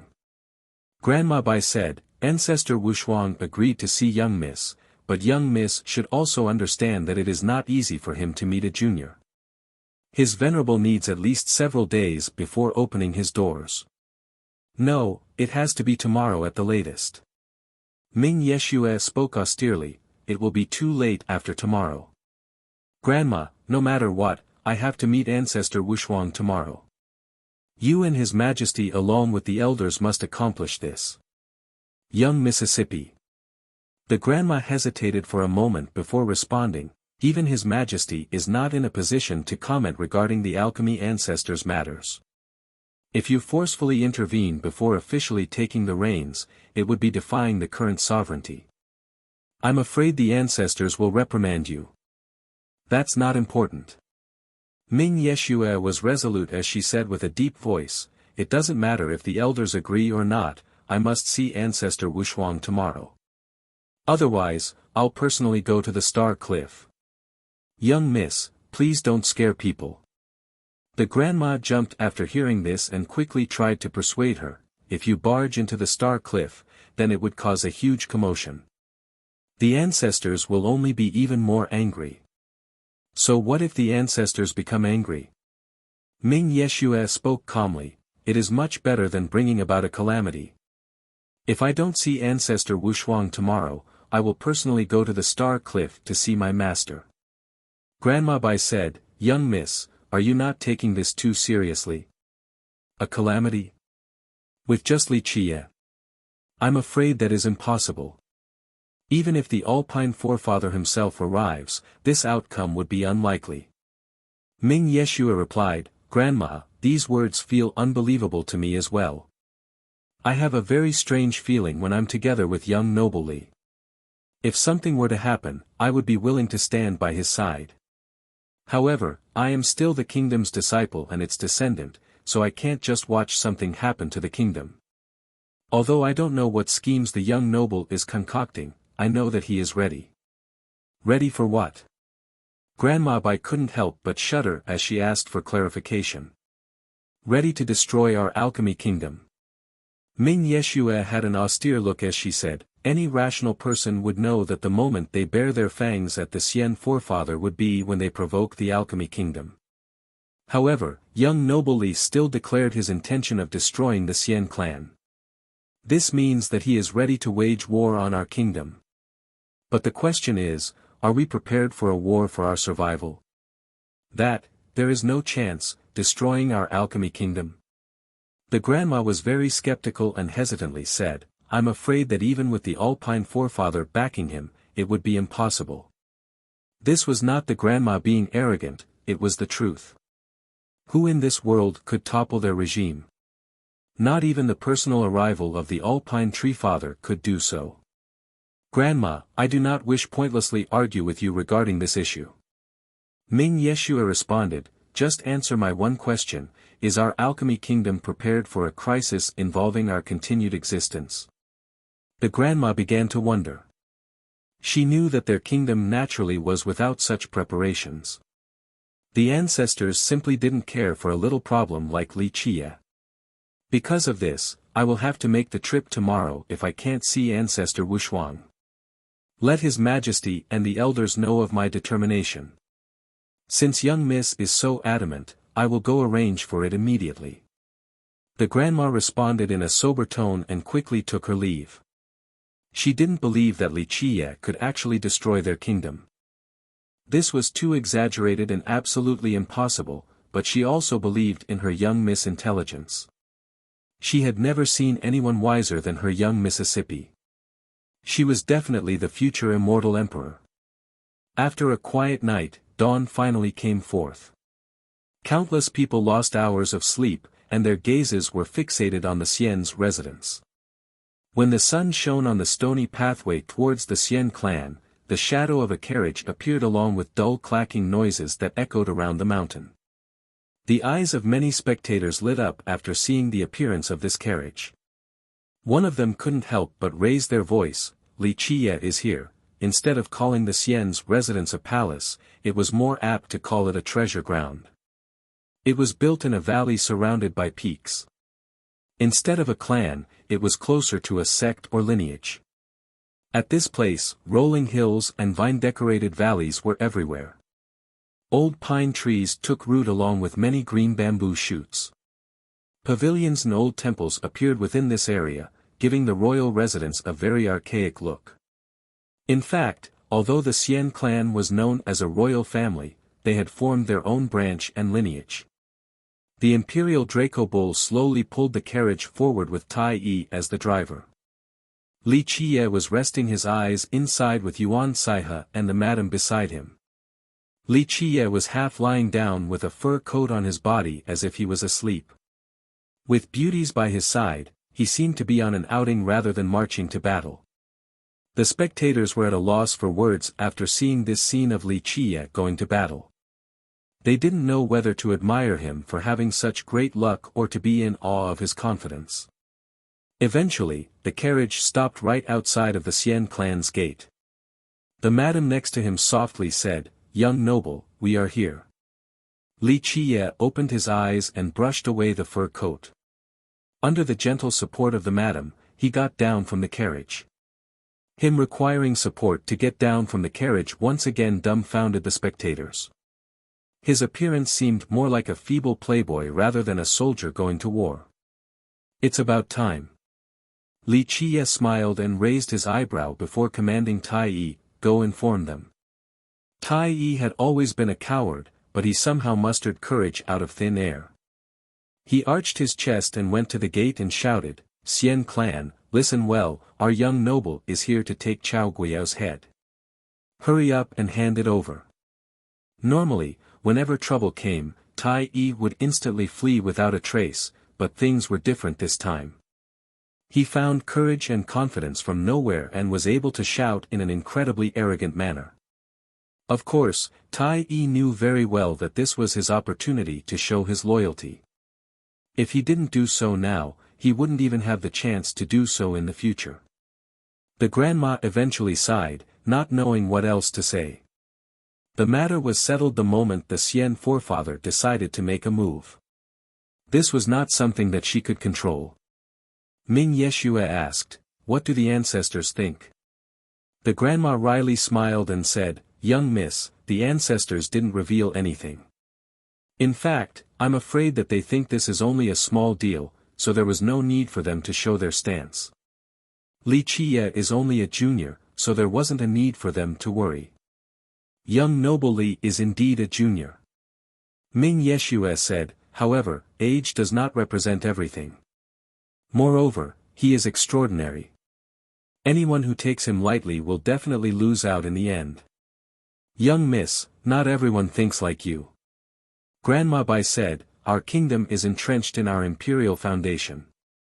Not to mention people like us, but even the ancestors think that no one can shake our kingdom. Why should the ancestors become involved in such a trivial matter? Things will be settled swiftly since the Xian forefather is taking action, so why should the other ancestors bother with this sort of thing?" Ming Yeshua deepened her tone and asked, "What if the Xian forefather dies?" Grandma Bai's expression changed as she responded, "Young miss, that is impossible. We don't know whether Li Qiye is actually that powerful. And even if he has such capabilities, killing our ancestor inside Alchemy City. Even the Alpine forefather has to think twice before doing this." "Grandma, you are mistaken. There is nothing young noble Li can't do. Do you really think that he puts our kingdom in his eyes?" Ming Yeshua gravely spoke, "These are harsh words, but essentially, he has never taken our kingdom seriously." Chapter 762, Xian Clan's Alchemy Ancestor, Clank. A loud knock on the wooden doors came about. At this time, the Xian's gates slowly opened as if they weren't prepared and were actually welcoming Li Qiye's arrival. Many watchers shuddered at the sight of the welcoming doors without any guarding disciples. This posture clearly showed that the Xian clan was not afraid of Li Qiye's attack and that they had complete confidence in their victory. "Li Qiye, don't even dream about taking Brother Chao's head." The World Pillar Monarch, Xian Miao, appeared on top of a mountain within the land of the Xian clan and gravely uttered, "Those who stay at Alchemy City are our guests. Our Alchemy Kingdom has the responsibility of protecting their safety. This remark carried another meaning. This was not a problem for the Xian clan alone, it was also a problem for the entire kingdom. Those who were paying attention to this battle felt a cold chill after finding out that the kingdom indeed wanted to take action. Suddenly, no one favored Li Qiye any longer. No opponent would have a good end after the entire kingdom became involved in the conflict. Li Qiye raised his brow and leisurely said, I am not here to negotiate with you. I give your clan two options: 1. Hand over Chao Guiyao, 2. Allow me to destroy your clan. Such a big tone. Xian Miao coldly countered, do you really think Alchemy City is a place where you can act so wantonly? Be smart and beg for forgiveness, then we might settle this matter peacefully. Our alchemy kingdom's prestige will not allow for dissension. The monarch once again brought up the alchemy kingdom as if he was its representative. Taking on this stance was very scary indeed. All right, it seems that you won't cry until you see the coffin. Very well, I will help you. Li Qiye slowly shook his head and said, I have been merciful and gave ample time for your young and elderly to evacuate. It is now time for me to wash your clan with blood. Child, you dare to utter such outrageous words outside of my gate? A shout came at this moment. Although it was not particularly loud, it rang like thunder in everyone's ears. The entire city could hear this statement. An old man appeared inside the grounds of the Xian clan, standing above a peak. The moment this old man appeared, myriad existences prospered and hundreds of flowers bloomed. An alchemy aura as vast as a sea immediately flooded the entire Xian clan. Any vegetation that sensed this aura immediately came alive with rich vitality. One could only imagine just how frightening this old man's Tao of alchemy was to be able to immediately invigorate the plants and trees in this land. Xian alchemy ancestor. Even ancestors from the great powers were astonished at his appearance and exclaimed in horror. There had been early rumors of the alchemy ancestor staying at the Xian's residence, but this was merely hearsay. Seeing his appearance in the flesh was quite different. Xian forefather, one of the ancestors of the imperial family, a legendary master, a peak legendary alchemist. A great character listed all of the alchemy ancestors' titles as he shuddered. Those who were called legendary masters were very powerful. At the very least, they had to be a golden era paragon or even an existence that had taken their first step onto one of the two paths. The Xian alchemy ancestor was not only a legendary master, but also a peak legendary alchemist. Just how prestigious was this status? For any great power, he was simply a priceless treasure. The World Pillar monarch immediately prostrated on the ground to greet his ancestor's arrival. As for Li Qiye, he was not surprised as if everything was within his expectations. Back when my Xian clan showed its dominance, it caused storms in this world and myriad realms lost their colors. The alchemy ancestor had a stately yet intimidating appearance. He looked straight at Li Qiye and coldly uttered, Today, when my Xian clan chose to maintain a low profile, an ignorant junior dares to come to our door to shame my Xian clan. Any other junior would be incessantly trembling with weakened legs after getting stared at by a legendary master like this. However, Li Qiye was unperturbed without a care. If you are finished boasting, then it is time for me to take action. Any other serious statements you want to make? Li Qiye lazily stared at the ancestor. Of course, I can say them all for you. For example, I don't know life from death, daring to provoke your Xian clan, challenging the might of the alchemy kingdom, not knowing the immensity of the heaven and earth, after a bunch of righteous and solemn rhetoric comes the real goal. Li Qiye smiled, aren't you just after my Tao of Alchemy manual? Why the need to talk so much? That old geezer Huangfu is also at your place, right? You've been meticulously planning yet you still pretend to be innocent and righteous, why bother? Just be straight if you want to rob people. The world of cultivators is where the strong reign over the weak. Murder and robbery are nothing shameful. The most disgusting thing is being a prostitute while pretending to be pure, so nauseating. Li Qiye took the initiative and mocked the ancestor. This made others take deep breaths. A few big shots already guessed the Xian clan's goal, but no one wanted to expose this thin layer of deception. Now, Li Qiye's brief remark made everything very obvious. How slanderous, Xian Miao harshly shouted, our alchemy kingdom has 4 alchemy emperors, your Tao of alchemy is not worthy of entering my ancestor's site. Li Qiye interrupted him with a lazy expression, okay, like I said earlier, don't waste time acting pure if you are a prostitute. To be frank, I want to trample your Xian clan, who told you to mingle with the Huangfu clan geezers. Of course, destroying your alchemy kingdom is fine with me as well. There is nothing shameful to reveal these things. Since everyone is here today, go ahead and let it out. These words made all the spectators open their eyes wide. Declaring the destruction of the Xian clan was already bold enough, but now he stated that he wanted to destroy the alchemy kingdom. This made others feel as if Li Qiye had become crazy. Your words just now are beyond redemption, even with death. The Xian alchemy ancestor glared at Li Qiye. With a terrifying aura, he spoke awe-inspiringly, Junior, will you give up, or do I have to personally take action? Okay, stop acting cool in front of me. I simply don't give a damn about you. Li Qiye retorted, today, I will sharpen my blade starting with you. With that, his eyes narrowed as a murderous intent shot out like a ray. Young noble, why use a butcher's knife to kill a chicken? He's only an old man, there is no need for young noble to take action. Before Li Qiye could attack, Tai Yi stepped forward and volunteered to be the vanguard. This little demon is ready to pave the way for young noble. An inconspicuous little demon like this suddenly coming up surprised all the spectators. Earlier, everyone saw and thought that Tai Yi was only Li Qiye's driver. But now, this little demon dared to utter these bold words and called the ancestor an old geezer. This was too incredible. Some people even thought that Li Qiye purposely arranged for this in order to humiliate the alchemy ancestor. Even the madam was astonished to see Tai Yi suddenly volunteering to fight. The Xian alchemy ancestor was a legendary master, but this unknown little demon still dared to fight him. How unbelievable was this? Good, I have not come out in a very long time, so even a random dog on the streets thinks that I am so easily bullied. The ancestor laughed due to his overwhelming anger. He was nearly driven mad from Tai Yi's statement. He was a famous ancestor. In the stone medicine world, who wouldn't fear his name? But now, a little demon came running, wanting to take care of him. How could he not be driven insane?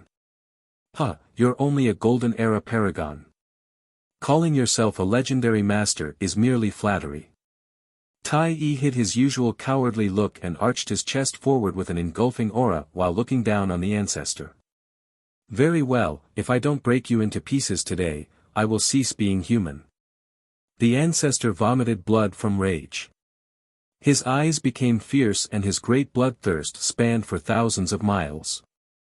With a new demeanor, Tai Yi bowed towards Li Qiye and said, Young noble, please allow this little demon to take his head. Li Qiye slightly waved his sleeve and lightly said, Go. Since you want to contribute, then let this merit belong to you. Little beasts, die. Seeing the master and servant playing their tune left the ancestor furious. He crazily roared as his grand palm came forward. His 5 fingers were as mighty as a suppressive mountain, capable of crushing the world. Only a minor technique. Tai Yi's body flashed and disappeared as fast as lightning. In the blink of an eye, no one saw how he appeared before the ancestor. Bang! Bang! Bang! Amidst the commotion, the ancestor was struck 6 times by Tai Yi. Even if the ancestor had energy protecting his body, he was still one step too late. After the loud detonations, he shattered a peak with his feet after being blown away by Tai Yi. His face was pale and his breathing ragged. Without a doubt, the 6 strikes from Tai Yi had wounded him. However, it was not serious. This sudden change amazed everyone. This Tai Yi was a little demon who no one valued, everyone thought that him attacking the ancestor was courting death. However, Tai Yi actually hurt the ancestor. Of course, some of this was due to the ancestor underestimating his enemy, but it was still enough to show that Tai Yi was powerful enough. He was definitely a virtuous paragon. Otherwise, without any weapons, he wouldn't be able to injure a legendary master. A paragon acting as Li Qiye's driver caused many people to shudder. Chapter 763, The Mighty Tai Yi. The madam herself was shaken by Tai Yi's strength. Normally, Tai Yi always had a cowardly look and escaped at the first sign of trouble. Who would have thought that he would be able to deter an existence like the alchemy ancestor? Little demon, come meet your doom. The ancestor's expression was unsightly to the extreme. He was a legendary master, yet he suffered in the hands of this no-name demon. It was only their first exchange, yet it was still extremely humiliating to him. He cried out and soared to the sky. Under his wrath, his blood energy erupted to its most powerful state. For someone with weak longevity blood like him, erupting his blood energy to this level was truly reckless. Here I come. Tai Yi remained undaunted in the face of this eruption. He laughed, then soared in the air straight at the ancestor. At this time, Tai Yi was like a completely different person. No one would be able to recognize the coward that he was. His aura engulfed the world as if he had been reborn with a domineering presence. Die. The ancestor's invincible treasure slammed down without holding anything back to meet Tai Yi's offense. In the blink of an eye, this invincible treasure blindingly lit up and broke all the laws in this world. The world seemed to be trembling under this blow, along with all the cultivators in Alchemy City. Boom! The alchemy ancestor was worthy of his fame. This blow tore the fabric of space. Even when Tai Yi took out a powerful life treasure to meet it head-on, he still couldn't stop this oncoming attack and was blown away. One could hear a loud detonation as the void was shattered. From this scene alone, one could easily imagine just how terrifying the attack from the ancestor was. Tai Yi stabilized himself and coughed out several gulps of blood and murmured, "This body is becoming weaker and weaker, I really am getting old." The spectators finally heaved a sigh of relief after seeing the ancestor wounding Tai Yi. If a legendary master like the ancestor was defeated by an unknown little demon, it would be too hard to take in. However, outsiders didn't know that this was not the ancestor wounding Tai Yi, it was Tai Yi's old wounds coming back due to the battle. Die. The ancestor didn't give Tai Yi an opportunity to breathe. The invincible treasure lit up again and carried with it an unstoppable momentum. For the ancestor, if he couldn't kill this unknown little demon, then it would be difficult to re-establish his reputation. Who's afraid of who? Tai Yi also laughed wildly and pounced forward to meet the ancestor head-on. It was as if he was an awakened lion, ready for battle. Li Qiye watched the battle between the two for a bit before losing his interest. He looked at the land of the Xian clan and smilingly said, "It is time to flatten this land." Having said that, he took out a pouch. Whoosh! In this instant, the wind suddenly howled. Poisonous insects and ferocious monsters came out one by one after being released by Li Qiye. Loud roars resounded as if a flood of monsters had arrived like a stampeding cavalry. These creatures crowded the Xian clan's gate. There were 8-meter-long red-eyed winged centipedes, toxic horned lions as tall as little mountains, black widow snakes that stretched like rivers, true fire-virulent toads spewing out poisonous flames, iron-hoof evil bulls full of poisonous parasites.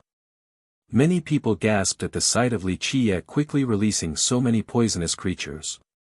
The infestation wreaked havoc across this land, left them with a terrifying and creepy sensation. Looking at the poisonous serpents with dripping saliva and spiders full of green hair, the beasts with evil flames surrounding their bodies. All of these terrorizing images caused people to tremble, some even wanted to vomit. Where did he get so many poisonous creatures from? Even a demon king was aghast in the face of so many monsters.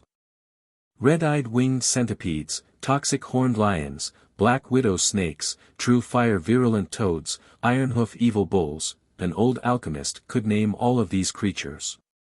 He paled as he murmured, "These are all indigenous species from the alchemy kingdom. The majority of them hide around in the dangerous locations here. How did Wuxia get them?" An alchemist realized something and uttered in shock, "Don't tell me he captured them just recently." A few people knew the ancient rumors of Alchemy City. In an archaic age when the phoenix and divine tree tried to obtain rebirth via fire, they left behind divine ashes that cultivated this land. This turned the city into a treasure ground for spirit medicines and grasses as well as a land occupied by many poisonous creatures and fierce beasts. Because of this, there were still locations in this city where many of these creatures resided. From then on, these areas became so dangerous that even heavenly kings wouldn't dare to venture inside. How incredible! Just what level has Wuxia's insect mastery reached? An alchemy saint uttered in disbelief. Legends describe the insect swarm alchemy emperor coming to Alchemy City to capture many poisonous creatures. However, besides him, very few people later on managed to catch so many.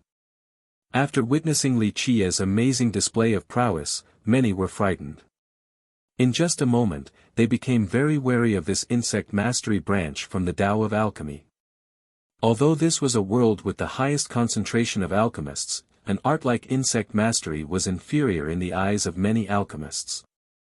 First, one had to be a legendary alchemist before learning insect mastery. If one was able to reach this level, they would obtain a very proud status, and countless people would be willing to work for them.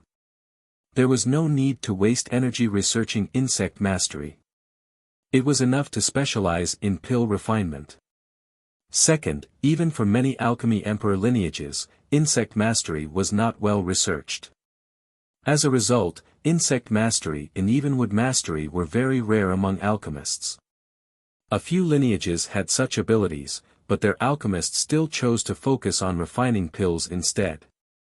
It was very rare for someone to take insect mastery to the extreme like the progenitor of the insect swarm valley, the insect swarm alchemy emperor.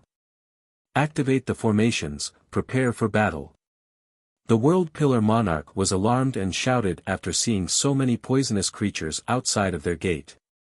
With a series of booming explosions, lights flashed among the peaks of the Xian's residence.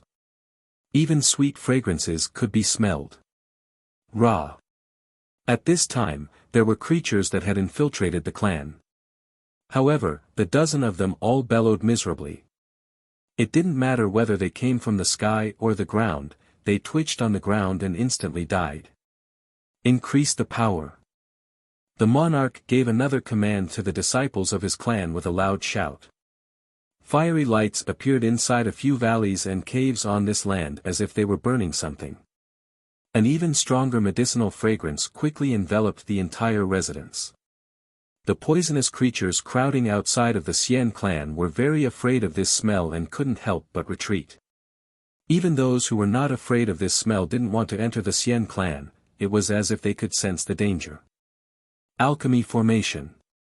An alchemist who was watching this scene emotionally commented, "The Xian clan is indeed a branch from the imperial family. By having such a powerful alchemy formation in their clan, they could even stop a huge number of poisonous creatures." Huh, fool, not knowing your own strength, do you really think you are unbeatable with your insect mastery? Don't forget, our Xian clan is a branch of the imperial family. Regarding the Tao of alchemy, nothing compares to our alchemy kingdom in the 9 worlds. With the protection of the formation, Xian Miao sneered with complete confidence as if victory was a foregone conclusion. Although his words were unpleasant, they were backed by logic. It was difficult to find a lineage within the 9 worlds comparable to their alchemy kingdom regarding the Tao of alchemy. Should you be so proud of such a trivial formation? Wuxia smiled and patted his myriad heavenly cauldron. Open. The cauldron opened its mouth wide.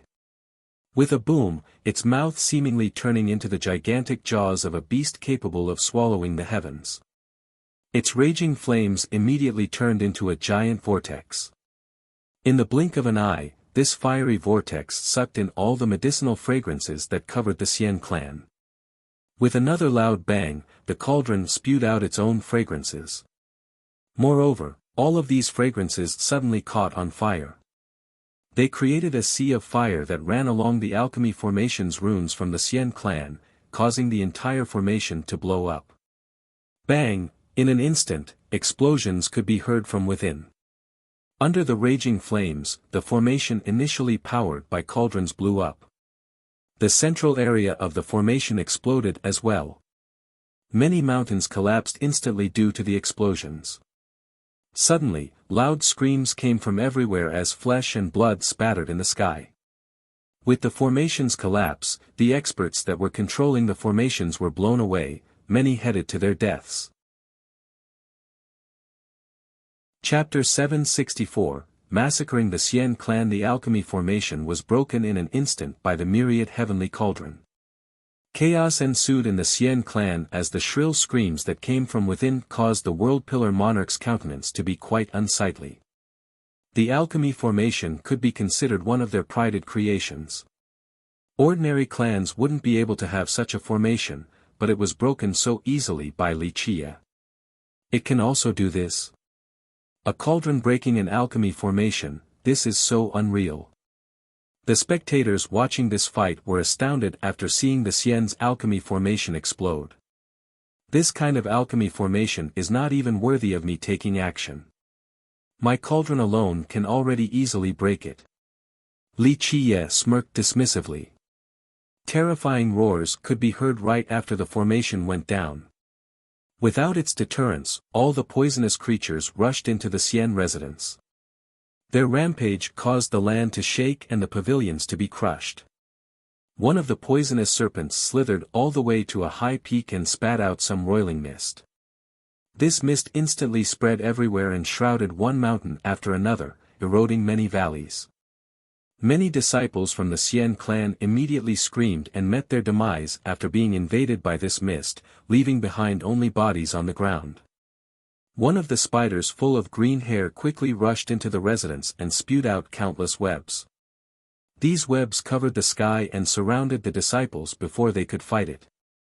Sizzling sounds could be heard after they were covered by this silk. Amidst their screams, their bodies began to rot. Some golden bees flew inside and swiftly shot out a barrage of poisonous needles as thin as hair. Many disciples couldn't dodge in time, they weren't ready to escape as they were hit by the needles. Once stricken, no matter their cultivation, their body instantly froze up as if petrified. Poisonous toads, ferocious rhinos, and dark bulls, all kind of creatures invaded the Xian residence like a tsunami. They trampled this land with devastating force. Buildings fell one after another from their onslaught. Wuxia only smiled while watching the fight from outside of the gate. There was no need for him to personally take action. Screams came left and right from within the residence. All the Xian disciples came to fight. The World Pillar monarch didn't have time to watch Wuxia as he rushed to the front lines to fight these monsters. Many people had begun to pay attention to this battle as early as 3 days ago, but no one had ever thought that it would begin in such a manner. There were many speculations regarding how things would begin. Some believed that a great character from Alpine Mountain would act as the vanguard. Others believed that Wuxia would take out that invincible treasure to bombard the Xian clan. However, no one thought that Wuxia didn't need to take action and would just leisurely stand there, directing his horde of monsters to attack the Xian clan. The crowd was dumbfounded and sent into a daze. This offense from Wuxia was indeed too powerful. Who would ever dare to say that alchemists had weak combat potential from now on? Insect mastery and wood mastery, both of these techniques can easily massacre a clan or even destroy a sect. An alchemist lamented after seeing this scene. However, there was a tinge of pride in his words. Damned beasts, stop running amok. In the depths of the Xian clan came 5 gray-haired old men that instantly formed a formation. They carried treasure medicines and divine roots and initiated their grand formation, coming forward with a powerful, sweeping momentum. Bang! A series of rumbling occurred. Under the pressure of the formation from the 5 old men, many monsters receded like a tide since they couldn't withstand this attack. 5 elders of the Xian clan. They are all amazing alchemists and were once renowned in the world. An alchemist who recognized the 5 was startled from seeing their formation. These 5 elders were the most exceptional alchemists of the Xian clan. Although they couldn't compare to the Xian alchemy ancestor, they all had remarkable accomplishments. They formed another alchemy formation to expel and kill these poisonous monsters. This was enough to prove their worth on the Tao of alchemy. An alchemist-based formation. Li Qiye smiled and said, "Let me show you what a heaven-made poisonous formation can do." Having said that, a Tao of alchemy emerged. Li Qiye's hands instantly formed 5 runic incantations that flew out and imprinted themselves on 5 different creatures. Croak, a gold-striped one-eyed frog as big as a mound jumped out from the poisonous herd. Pluff, a crimson flame serpent with a tongue as big as an arm came forth. Z, a scorpion with an iron carapace crawled out from the mass. Next, 100-meter-long centipede with 1,000 blade-like legs arrived. Just its movement alone could sweep through many experts and take their lives. One spider covered in poisonous needles also rushed out from its peers. These 5 poisonous creatures instantly formed a team and pounced towards the 5 Xian elders at an unbelievable speed. They attacked together in the blink of an eye. The frog spewed out poisonous mists while the crimson serpent unleashed its fire to burn this mist. The burning mist immediately turned into a sea of fire. In this same moment, the spider spat out a large amount of webs that was accompanied by needles towards the sea of fire. In an instant, they became extremely vile fiery nets that locked the entire sky. The 5 creatures unleashed their combination attack towards the 5 elders. Boom!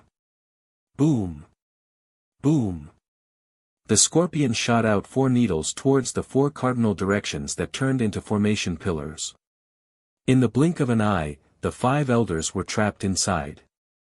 At this time, the poisonous fire had turned into lava. Moreover, the webs had locked the area inside the formation, so the 5 elders couldn't take half a step backward, let alone escape. Open! The 5 elders wildly shouted and unleashed their formation's most powerful state.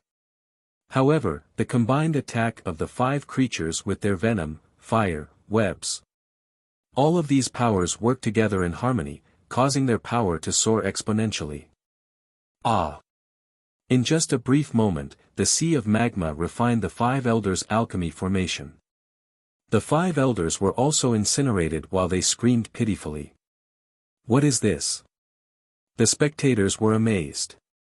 From the start, the 5 elders were able to push back these creatures. But now, these 5 monsters instantly reversed the situation and killed all 5 of them. This is the legendary 5 poisons mutual generation, a natural formation that abides the laws of the world. There is no need for formations or techniques since the 5 poisons rely on their natural harmonizing affinity to create this formation. A legendary alchemist who didn't want to show his face understood this particular method. His eyes widened as he murmured, 5 poisons mutual generation, this is easier said than done. To be able to display this natural effect in a formation in an instant. This allows for the strength of the poisons to rise by at least 10 times. Scram! When the poisonous creatures invaded the depths of the Xian clan, Chao Guiyao finally showed himself. He summoned a cauldron and spewed out an alchemy mist to stop the flood of monsters. Chao Guiyao was indeed a great alchemist, especially after obtaining the insect mastery arts of the insect swarm valley. He alone was even stronger than the 5 Xian elders as he stopped the incoming horde. Not bad, let's see if you can stop this. Li Qiye saw this scene and smiled. He took out a tiny bottle and let out a creature. Buzz! Chao Guiyao, who was battling the poisonous horde, suddenly heard a small humming sound. He lifted his head and noticed a little white silkworm flying forward. This silkworm had a pair of wings, so it flew very quickly. Such a cute and tiny white silkworm would make anyone think that it was completely harmless. Evil silkworm. However, Chao Guiyao acted as if he had seen a ghost. He quickly recalled his cauldron and turned around to flee without a care for anything else. However, he didn't make it too far before he let out a shrill scream. His body dropped to the ground and began to twitch as a terrifying scene ensued. A strange fleshy growth began to bud as if a bean sprout was growing on his body. The moment this fleshy meat reached a certain size, it began to crack and spew out black blood. The little silkworm flew out of Chao Guiyao's body and immediately sucked up all of the black blood. Fuck, where did Li Qie get an evil silkworm? A knowledgeable alchemist paled at the sight of this little silkworm. His legs grew weak as his butt hit the ground. Is that little white silkworm that terrifying? A disciple couldn't help but ask after seeing his master frightened to such an extent. The alchemist said, if it is not terrifying, then Chao Guiyao wouldn't have tried to flee. He obtained the arts of the insect swarm valley and was fighting so many poisonous creatures alone. Do you think he was afraid of them? However, after seeing this little silkworm, he ran right away. He eventually calmed down and licked his lips. Evil silkworm, this devilish thing is very rare. Some of them live in some vile marshes in Alchemy City. I only heard that the insect swarm alchemy emperor caught one after coming here. Later on, it was groomed by the valley to become a devil that could easily kill virtuous paragons. Rumor has it that this evil silkworm is still protecting the valley to this day. The alchemist quivered while recalling the tale. Chapter 765, Sacred Ancestor Chao Guiyao dying just like that caused the onlookers to grow silent. They were unable to describe their own thoughts at this moment. He was once one of the 4 alchemy prodigies, a genius flattered by many great powers and experts. It could even be said that when he was alive, he was a mighty figure that no one dared to offend. But now, he died miserably, and to a poisonous insect at that. Even his great insect mastery couldn't save his life. He once proclaimed that outside of the insect swarm ancestors, no one in this world could compare to him regarding insect mastery. Just how ironic was his ultimate demise today. Screams continued to emanate as the beasts rampaged in the Xian residence. Blood ran like rivers in the area as countless disciples died. Even the effort from the counteroffensive of the older experts was useless. From start to end, all the disciples and experts wished to defend their clan. However, after being surrounded, they couldn't even break through the swarm to escape. Such a scene left the spectators with tingling palms. No one thought that this would happen since they assumed that the Xian clan would clearly have the upper hand.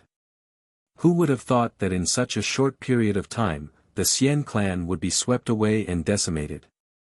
The clan that held great pride in their Tao of alchemy couldn't stop the rage of the poisonous beasts and were eventually massacred. Old dog Huangfu, what are you waiting for? The Xian alchemy ancestor couldn't help but cry out. He was gritting his teeth as his heart bled. If you don't take action, my alchemy kingdom will not forgive your Huangfu clan. The alchemy ancestor was driven insane after seeing his clan being abused like this. Despite his great mastery of alchemy, it was of no use. He was busy dealing with Tai Yi and couldn't do anything to save his clan. He was indeed wondrous. With his non-stop offense, he pushed Tai Yi back into a disadvantageous position. However, Tai Yi's might was unexpected as well. At this moment, Tai Yi's old injuries resurfaced and he would occasionally spit out blood. Moreover, him taking on the ancestors' continuous attacks only worsened his state. Nevertheless, he was a raging dragon despite his bloodied self. In his frenzy, he unleashed his most powerful attacks again and again until the sky collapsed. His bloodthirst and hostility erupted. Anyone would be horrified by this scene, they would rather run instead of battling with this dire wolf who was fighting without regard for his own life. Tai Yi fought with the aim of bringing the enemy down with him, so no one could connect him to his prior cowardly form that fled at the first sign of danger. The alchemy ancestor had the upper hand early on in this battle, but he couldn't suppress Tai Yi's rampaging state since he was not a paragon capable of divine investiture, he was not what people called an eternal existence. Despite his advantage, if he was not careful against Tai Yi's recklessness, then the tides would turn. It could even result in both of them going down together. The ancestor was full of remorse at this moment. With one wrong move, he lost the entire board. He was confident that this war would be easy since it was just killing a junior like Li Chia. He didn't expect to bring about a disaster to his own clan. What made him even angrier was that the Huangfu sacred ancestor just loitered around without showing his face. They had a pact that the moment Li Chia came, they would instantly attack and kill the virtuous paragons on Li Chia's side. But now, Li Chia's poisonous horde had destroyed the Xian clan while the sacred ancestor had yet to show his face, causing his Xian clan to suffer great casualties. How could the alchemy ancestor not go crazy? The regretful ancestor felt that he had fallen into the trap of the Huangfu ancestor, becoming nothing more than cannon fodder. I'm here, brother alchemy. My cultivation was tampered with and I almost suffered chi deviation, so I am late. The sacred ancestor finally showed up. When he emerged from the Xian clan, the stars seemed to have shifted. A terrifying aura swept through the entire alchemy city as if a deity had arrived. In the end, the sacred ancestor still took action. Although this was against his will since it was better to play the waiting game, he was forced to take action. After the Xian ancestor uttered those words, he would truly break all ties with the alchemy kingdom if he remained hidden. That would bring about a disaster to his own clan. Kill the little bastard. Although the enraged ancestor didn't believe this drivel about chi deviation, he had no time to care for it. He needed the sacred ancestor to reverse the tides of this battle. Boom! The sacred ancestor's attack resembled a blow from a god monarch. Myriad laws were destroyed, blowing away all the poisonous creatures from the Xian clan. As for the beasts closer to him, they were instantly rendered to ashes. At this second, he didn't care whether the creatures that went flying were alive or not. He stepped out of the Xian clan with his invincible aura and suppressed the 9 heavens and engulfed myriad realms. Sacred ancestor, is he a god monarch? Even great power's ancestors felt a cold chill. As for other people, they were naturally trembling with fear. The most powerful ancestor of the Huangfu clan is still alive. So this is a god monarch. An ancestor who knew the sacred ancestor became nervous. The sacred ancestor took one step forward. His 2 eyes were as dazzling as the sky when he coldly uttered while emitting a terrifying aura, "Little bastard, today marks your demise." That being said, with one palm blotting out the sun, he reached straight for Li Chia. This encroaching palm seemed to be capable of grasping the entire world, causing all the experts in the city to feel fear. A god monarch was indeed brilliant. Go! The moment Madame Ziyan saw that Li Chia was about to be captured, she acted without any hesitation. In the blink of an eye, she carried the immortal devouring evil jar forward and used all of her blood energy to empower it. The jar spewed out an endless black brilliance like a star flying all the way to the firmament, blowing away everything in its trajectory. The immortal devouring evil jar had a monstrous origin and was no weaker than even an emperor assailant's true treasure. With the madam not sparing anything, even if she couldn't exert its ultimate power, the strike would still be devastatingly powerful. All existences in the city trembled before this endless black brilliance that crossed the sky. Everyone felt as if their souls were leaving their bodies as they were sucked in by the jar. An ancestor recognized this treasure and exclaimed, "Immortal devouring evil jar." Even the sacred ancestor was alarmed and immediately withdrew his hand. He shouted and opened his mouth to spit out his true fate weapon. Even though he was a god monarch, he still didn't dare to meet the jar head-on without a weapon. Boom! The madam with the evil jar couldn't withstand the blow from the sacred ancestor's true fate weapon. After all, it could destroy even the world. Boom! Boom! Boom! The madam was forced back repeatedly as the ground shattered behind her. If it wasn't for the evil jar protecting her at the last second, she would have either suffered a grievous injury or died. After all, the cultivation gap between the two of them was simply too much. Without the evil jar, the sacred ancestor's finger alone could kill the madam. Immortal devouring evil jar. Even the eyes of a big shot like the sacred ancestor lit up with greed after seeing the jar floating above the madam's head. He couldn't be blamed since anyone would covet an item such as this jar. It was not weaker than Immortal Emperor true treasures, something that their Huangfu clan didn't have. This evil jar will only rot at your giant bamboo country. The sacred ancestor snorted, from now on, it will have a different master. Come again. Although the madam knew that it would be difficult after experiencing the last blow, her fighting spirit was still surging.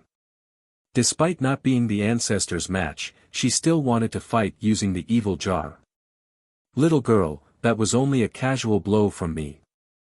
If I actually attacked seriously, even the jar would not be able to save you. The sacred ancestor coldly smiled, it is not too late to hand over the evil jar. If you do so, I will spare your life. If you force me to attack again, then not only will I kill you, I will also destroy your country another day. The madam still wanted to go forward but was stopped by Li Qie. You're only a false god yet you still dare to bluster.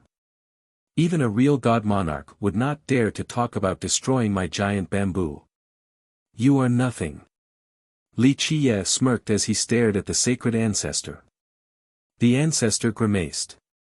People always referred to him as a god monarch, which was a source of pride for him. For a paragon, being called God Monarch was a great honor. In actuality, the sacred ancestor was not qualified to be called a God Monarch due to the strict standards. His strength was enough to form his own country or be part of the divine list, but it was far from being of the God Monarch level. For example, the sacred ancestor from the Thousand Carp River was absolutely worthy of this title. He was a real God Monarch that would be respected by the entire sacred nether world. However, the Thousand Carp sacred ancestor had seen Immortal Emperor Qianli before and had witnessed what true invincibility was back when all the generals of the great emperor were still in this world. Even if he was qualified for the title, he would rather stay humble and refuse to call himself a god monarch. Chao Guiyao dying just like that caused the onlookers to grow silent. They were unable to describe their own thoughts at this moment.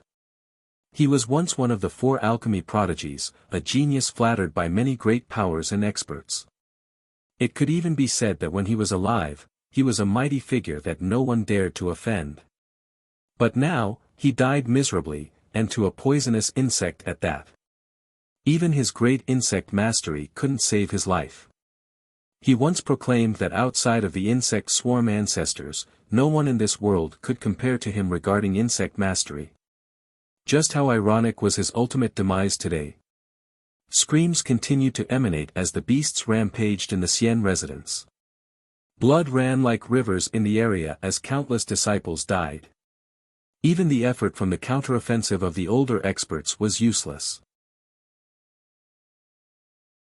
Chapter 766, Black Bones. This was not the case for the Huangfu sacred ancestor. With regards to cultivation and qualifications, he couldn't be bestowed the title of God Monarch. However, as the strongest existence in the Huangfu clan, he struggled to reach such a level, so he grew very prideful and complacent. At that time, many experts flattered him and all called him God Monarch. Thus, even till now, he always considered himself as one. He was very sensitive when others brought this up. Li Qie calling him a false god reminded him of what he was most annoyed with. Because of this, the sacred ancestor grimaced in an unsightly fashion and coldly uttered, "Fool, today, not only will I take the evil jar, I will also take my time torturing you until you wish for death." His blood energy erupted, causing his aura to become even more powerful. Earlier, he only casually attacked. Now, he didn't mind spending blood energy to kill the madam as well as to seize the evil jar. In the blink of an eye, a divine ring pulsed from his true fate weapon that appeared to be a galaxy in the sky. A fist emerged from the center of this ring. Its arrival immediately suppressed the world. All the Xian disciples and poisonous creatures were immediately frozen. Even the evil jar emitting its black brilliance above the madam's head was weakened by this oppressive fist. It was easy to imagine just how powerful this suppression was. Even if the sacred ancestor was not a god monarch, he was still an eternal existence, and a top one at that. When he actually became angry and used his blood energy to fuel his fate weapon, seizing the evil jar or other emperor weapons would not be difficult at all. As the fist came down, even ancestors from the great powers trembled, so it was needless to say for others. Ignorant insects, tremble before me. Those who oppose my Huangfu clan shall not meet a pleasant end. The sacred ancestor sneered. The divine fist suppressed the entire battlefield. Outside of the sacred ancestor and Tai Yi fighting in the sky, everyone else was subjected to its suppression. The evil jar also buzzed when faced with the oncoming fist. It started to shake in an unstable manner. Without a doubt, it was affected by this fist. It's over. The spectators gently sighed at the fist going for the evil jar. They knew the fight was about to end. When a powerful existence like the sacred ancestor took action, everything would quickly end. A false god still acts so unbridled before me. Li Qiye smiled at this, watch me slaughter you. With that, a grey death energy floated around his body along with the emergence of the death chapter. The chapter quickly embedded itself in the ground. Crack. Back at Li Qiye's abode, the dry mountain suddenly cracked. A broken black bone flew out from the desolate mountain. Like a heavenly spear, it crossed 10,000 miles in an instant. As the divine fist was suppressing the area, the black bone immediately pierced through it. Who dares to ambush me? The sacred ancestor was shocked after his fist was penetrated. This bone being able to do such a thing made him feel threatened. Pluff. Even more black bones flew out from the desolate mountains. Die. As these incomplete bones flew forward, the shaken ancestor roared. He no longer held back any of his blood energy. His true fate weapon shot out even more fists from its divine ring to meet the approaching bones. Boom. Boom. Boom. The earth was torn asunder. The most unbelievable thing happened. These bones actually pierced through all the fists as they tore through the sky. Everyone had the feeling that the heavens itself was being penetrated. What are those things? An ancestor saw these black bone fragments clearly. They were burnt crisp black as if they had caught on fire countless times. Moreover, their lengths varied. A few bones were cracked as if they had been destroyed after being incinerated numerous times. Such bones, in anyone's eyes, were useless. However, they managed to pierce through the sacred ancestor's fists. This was simply terrifying. Many became dumbfounded at this scene. They didn't know just what these bones were to be able to accomplish such a task. Descent of the gods. The aghast ancestor howled. He spewed a blob of longevity blood onto his true fate weapon to unleash the most powerful attack of his life. For an existence like the ancestor, his longevity blood had already dried up. Expending this large of an amount right now was akin to taking his own life. However, if he didn't take such a risk, then these bones would take his life anyway. Fear began to consume even an existence like him. Boom! As this unbeatable attack descended, a sacred image emerged. Many godly figures took form as if they had sent down their most powerful attacks. In the blink of an eye, they imprisoned myriad realms as they unleashed their onslaught to destroy all laws. Bang! The area immediately exploded. Under this ultimate attack, these black bone fragments were blown away. However, even the most tattered ones among them remained unharmed. Die! Li Qiye's eyes turned fierce as all of his death energy erupted. The death chapter began to rebuild and derive a boundless profundity. As Li Qiye empowered his chapter, these broken bones began to come together and rebuilt a new body in an instant. What kind of bird is that? Someone finally saw the shape of the restructured bones. This was the skeleton of a huge bird. Moreover, it was far from being complete as many pieces were missing. Just one incomplete skeleton was already so powerful. The moment it was successfully put together, it spread its wings with a force capable of stretching even the 9 heavens. Screech! A phoenix soared to the sky. This skeletal bird swooped down from above. Its bony wings swept by with a force capable of destroying the heavens above and annihilating all devils below. A flap of its wings left behind terrible scars in the sky. The heads of these godly figures started to fly as the wings of the creature swept forward. The most powerful attack of the sacred ancestor was instantly destroyed. Bang! His true fate weapon was torn apart under this pressure while the ancestor was blown away with his blood crazily spraying everywhere. Whoosh! One bone fragment flew out and immediately penetrated his chest, suspending him high in the sky. No, this can't be, he couldn't move at all after being immobilized in the sky. His wide eyes started to roll as he couldn't accept this reality. He was a god monarch and yet was defeated by the skeleton of a bird. No one could accept this result. This is impossible. The spectators watching this scene with their own eyes felt that this was impossible as well because it was simply too terrifying. A skeletal bird defeating a god monarch. Even if he wasn't a real god monarch, this was still too much to take in. Nothing is impossible. Li Qiye smirked, it is just that you cannot understand what true power is in this world. Pluff. With a sweep of a bony wing, the sacred ancestor's head flew to the sky as a spring of blood erupted from his neck all the way to the sky. Even at his moment of death, he didn't understand how he lost to a mere skeleton, he couldn't accept this fact. The world suddenly turned silent. Many people were creeped out, chilled by this astonishing development. Is this really happening? Some thought that they were simply dreaming. Just think about it. A god monarch, a frightening existence.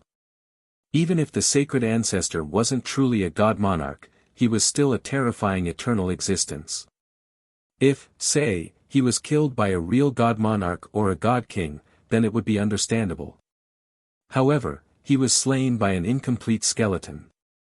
No one could accept such a thing. Just what is that thing? Many people couldn't figure it out while looking at this incomplete skeleton. No one knew what this creature was to be able to kill a god monarch.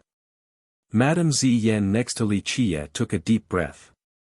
Recently, her young master used his death energy to gestate the mountain, reaching all the way to the depths of the ground.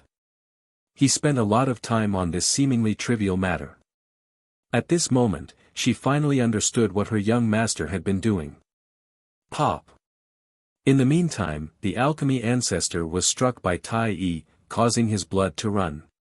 He quickly turned around to flee. The ancestor purposely accepted this attack from the crazed Tai Yi to use the opportunity to escape with his fastest speed towards the ancestral ground of the alchemy kingdom.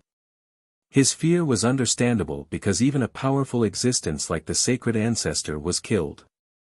Even if he were to stay behind, he wouldn't be able to escape death. At this moment, only the ancestral ground would be able to protect him, thus he had no choice but to risk it all to run towards that direction to seek asylum. Chapter 767, Invincible Bones. This reversal caught everyone by surprise. When the alchemy ancestor escaped, the surviving experts and disciples of the Xian clan were overwhelmed by despair.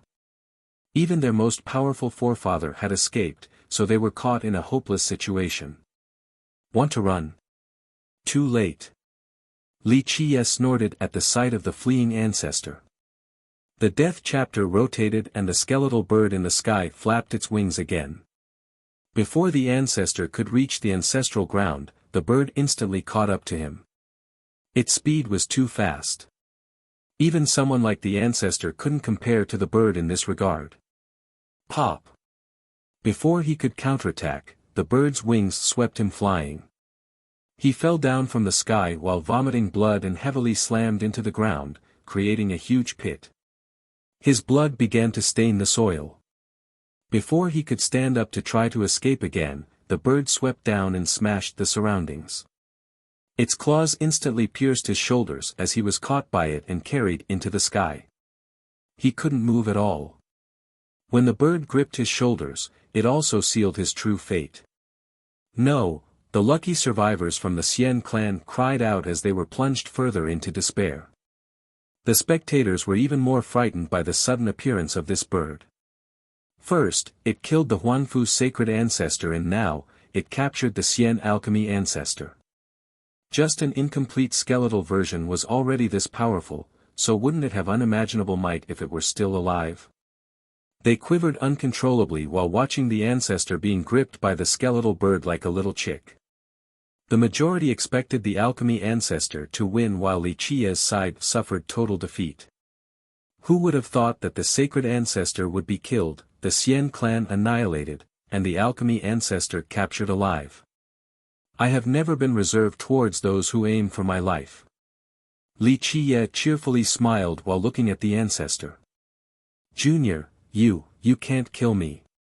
The ancestor was extremely pale. He knew just how close to death he was. Until now, he was always imperious, the one to control the life and death of others. A junior like Li Qiye would never be able to enter his sight no matter the occasion. But now, his life was in the hands of this exact junior. Is that so? Li Qiye smiled. Do you really think that I wouldn't dare to kill you because you are a denizen of the alchemy kingdom? You truly think too highly of yourself and the alchemy kingdom. There is no one in this world that I do not dare to kill. The ancestor's soul left his body after hearing this response. He knew that he had met his maker, so he shouted, "Senior uncle, save me." With that, he spewed out an arrow made of blood that flew all the way to the ancestral ground of the alchemy kingdom. With his life hanging by a thread, the ancestor used this blood arrow to ask the ancestors and seniors in the ancestral ground for help. Boom! When this blood arrow reached the ancestral ground, a divine light soared from the place all the way to the sky. Although its entrance was still closed, it was as if one deity after another awakened when this terrifying light reached the sky. A vast and invincible aura suddenly hit the world. Such a terrifying aura from an awakened being was able to shake all of the alchemy realm and even the entire stone medicine world. At this moment, many imperial lineages were alarmed by this powerful aura. The Jianlong clan, the Beastmaster Citadel, and the Heavenhoof Ravine had many sleeping ancestors that woke up due to this powerful disturbance. What is going on? Ancient existences were woken from their slumber by this force. They couldn't help but look towards the alchemy kingdom. Is someone attacking the alchemy kingdom, or did something strange happen to the world? Why is it that so many ancestors of the kingdom woke up? Even an ancestor from the low-profile Jianlong clan spoke emotionally after sensing this disturbance. The cultivators inside Alchemy City became nervous. Many even prostrated to the ground since they couldn't handle this aura. It was as if all the powerful subjects of an archaic dynasty had woken up overnight. These powerful auras were not necessarily weaker than the arrival of an immortal emperor. Countless people lost their minds out of fear of this horrifying power. For the masses, the might of the alchemy kingdom was only something from legends and gossip. In fact, for many cultivators, especially the younger generation, they simply couldn't imagine the magnitude of the kingdom's true power. Some even felt that the kingdom's power might have been exaggerated. But at this very second, when divine rays soared to the sky from the ancestral ground and powerful auras swept through the 9 heavens, people finally felt the true prestige of the kingdom. This was the limit of power, a might that could shake the entire stone medicine world. Even heavenly kings had the urge to prostrate on the ground. This left a permanent mark in many people's minds. Although no one could see how many ancestors actually woke up from the ancestral ground or what they looked like, their auras alone showed that it was not just one.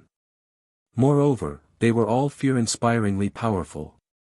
Long live the imperial family, long live the invincible ancestors. The despairing Xian disciples finally caught sight of a thread of life and couldn't help but rejoice. Fu! With a single breath, the wind started to howl. A god monarch's power engulfed the world. In the blink of an eye, a huge sleeve swept forward like a gust of wind, blowing all the clouds along with all the poisonous creatures assaulting the Xian residents to the horizon. Just one sweep of his sleeve was enough to blow all the monsters away. Just this one move was enough to show that the person who had just taken action was much more powerful than the Huangfu's sacred ancestor. "Senior uncle, save me," the captured alchemy ancestor shouted with a hint of embarrassment and joy in his voice. When he came into being and left his blood era stone, he told the imperial family that he was going to refine a longevity medicine cauldron. Right now, he couldn't face them after things came down to this. Within the endless lights in the ancestral ground, a figure emerged. They carried the endless light with their back leaning on countless mountains and rivers. Just this figure alone was enough for his god monarch aura to cover Alchemy City. His aura was vast and majestic, leaving people breathless. They couldn't help but want to prostrate before his imposing might. Although the sacred ancestor also emitted a powerful aura earlier, there was something missing in his aura compared to the aura emitted by this figure ahead. The sacred ancestor's aura was indeed oppressive to the point where people would quiver, but it still had a feeling of putting on airs.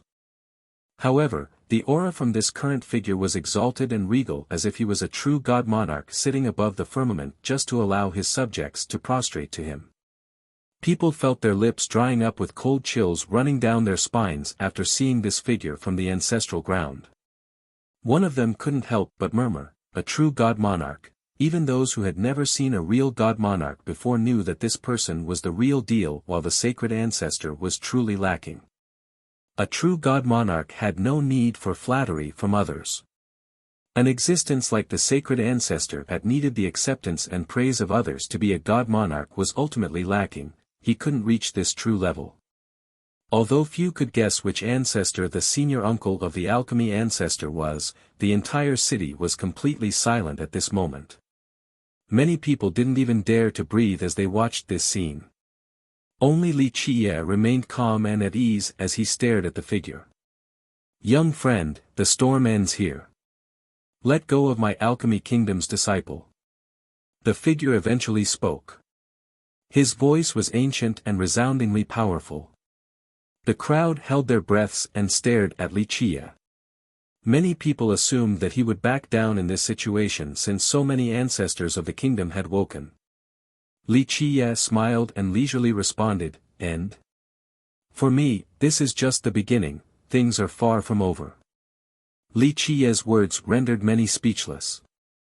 He had already breached the Xian clan, killed the sacred ancestor, and captured the alchemy ancestor. This was enough to make him famous in this world, enough to make him become a peerless genius comparable to Yi Qingcheng and Mei Aonan overnight. However, Li Qie still didn't falter after reaching this level. This was too aggressive and overconfident. Chapter 768, Alchemy Kingdom's God Monarch. It was so silent that one could hear the wind blowing about. No one would dare to interfere in such a matter. The behemoth that is the Alchemy Kingdom had finally revealed itself. Any lineage would feel pressured by this development. The atmosphere became extremely tense. There was a phrase that rang quite true: the world trembles before the fury of the Alchemy Kingdom's imperial family. The figure inside the divine light in the ancestral ground slowly uttered, "Little friend, the real culprit, the Huangfu sacred ancestor, has already been killed. You have destroyed the Xian clan and defeated the alchemy ancestor. Your goals have been accomplished, so what more do you want?" Each of his words was full of power and immense weight. Li Qie gently shook his head. "We won't talk about future matters, but even in the present, this is far from enough without killing the alchemy ancestor. Unless he leaves his life behind, I will not let this go." All watched with bated breaths. No matter their view on Li Qie or their grievances towards him, everyone had to admit that this kid was really courageous. To dare to bargain with the imperial family and still act nonchalantly before a god monarch, this was not something anyone could do. Such boldness and courage made many feel inferior.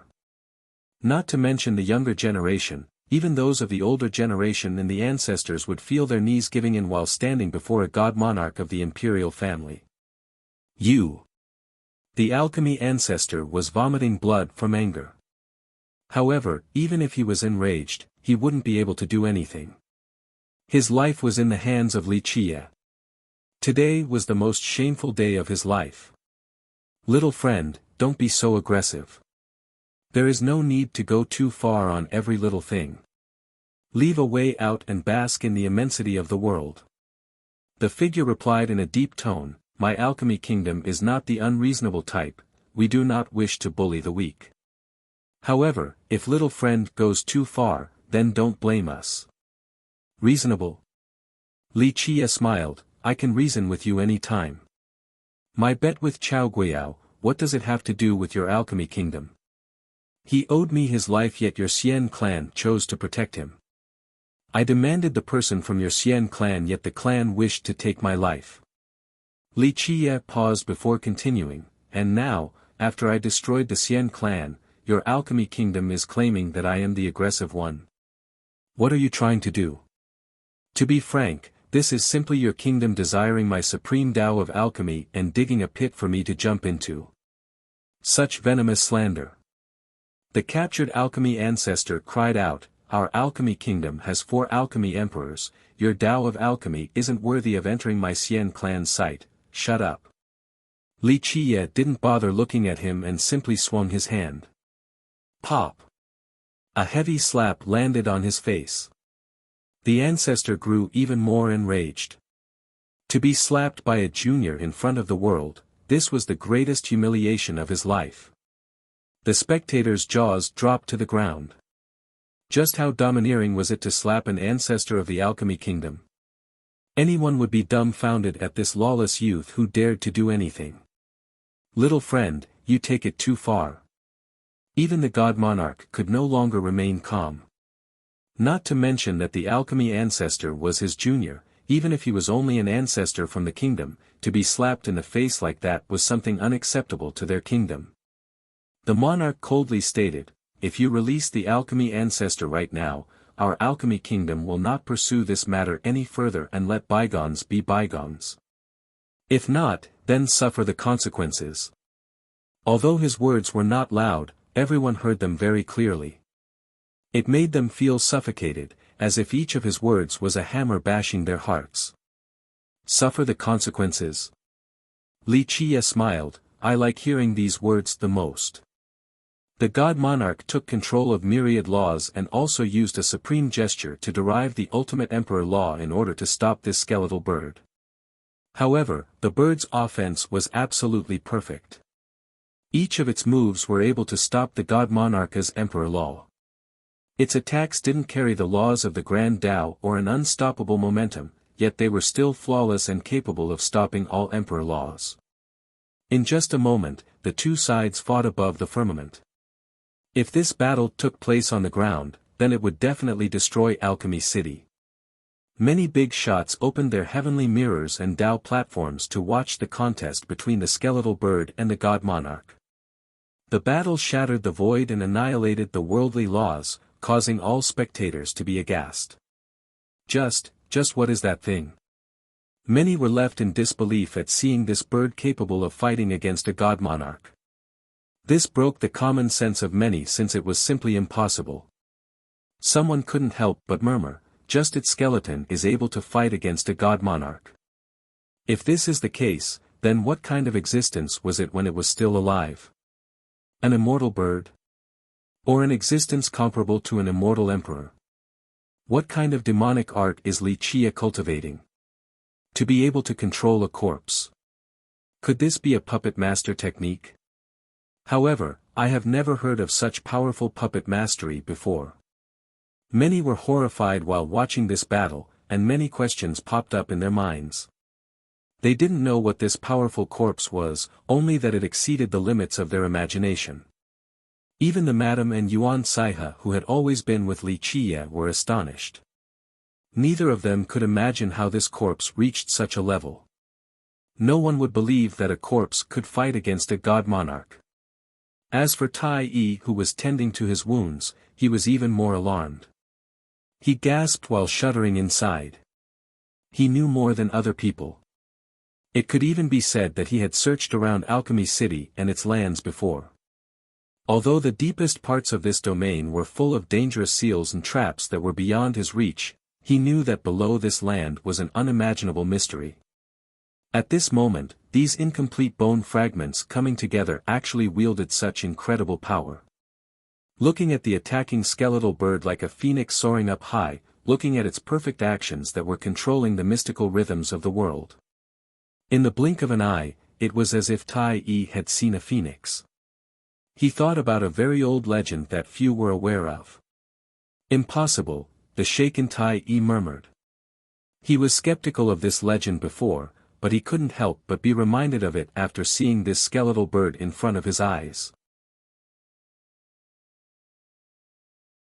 Chapter 769, Bright Flame Imperial Cauldron. A god monarch fighting against a skeletal bird high in the sky. In the blink of an eye, they exchanged 30 blows. Although the god monarch didn't have a weapon in his hands, each of his blows could destroy stars. His attacks were powerful enough to kill a group of virtuous paragons despite being barehanded. However, he couldn't end this fight against the skeletal bird. As time passed, the monarch grew exasperated. An existence like him would not easily come into being. He wouldn't have showed up if it wasn't for the alchemy ancestor. His lifespan had withered and he was on the verge of death. Each strand of blood energy and each drop of longevity blood were extremely precious. From the start of the battle, he didn't use a weapon because he truly valued his vitality and didn't want to use blood energy to channel a powerful weapon. However, as the battle waged on, he became angry and eventually unleashed his killing move. He must suppress this bird and capture Li Qiye as fast as possible. Boom! A loud detonation shocked the entire stone medicine world. The monarch took out a weapon that caused the heavens and myriad realms to dim. The world trembled below the endless imperial aura. Bang! Under the attack of this weapon, the skeletal bird broke apart once more and fell down from the sky. The sounds of bones breaking finally appeared. Under the attack of an imperial weapon, even the bone fragments that could be considered invincible were damaged. A few of them shattered into pieces. Who is using an immortal emperor true treasure? Myriad realms were alarmed by this attack. Countless existences trembled in fear after feeling the terrifying imperial aura. Even virtuous paragons were horrified. Bright Flame Imperial Cauldron. Someone inside the city saw the imperial cauldron in the hand of the monarch and became terrified. Their legs went weak as they dropped straight down to the ground. At this time, the monarch had the cauldron in his hand. The cauldron was a crimson that seemed as if it could incinerate the river of time. There was a supreme imperial fire surrounding its body, causing people to fall into dismay. Bright Flame Immortal Emperor True Treasure. Anyone would be horrified after seeing this cauldron. When a god monarch controlled an imperial true treasure, its power would be immense and terrorizing. Such battle prowess was simply unstoppable in this world. The cauldron had a notorious reputation. This was the true treasure of immortal Emperor Zhuohua. Legend has it that it could burn anything. Li Qiye was basking in the pleasure. I have to thank the Alchemy Kingdom. This is a great help to me. From now on, everything will be smooth and easy. He smirked after replying to her. At first, the monarch watched the bird's remains being melted away by the imperial flame and heaved a sigh of relief. His killing move was indeed successful. However, after a while, he felt that something was wrong. Although the bird was melting from the heat, such a powerful existence should at least counter-attack or struggle against the flame. However, the bird's remains didn't struggle at all. Instead, it seemed to be enjoying the heat. This made the monarch very suspicious. Return, the monarch immediately recalled the bright flame cauldron as well as the imperial flame. However, nothing happened. Return. His expression quickly shifted.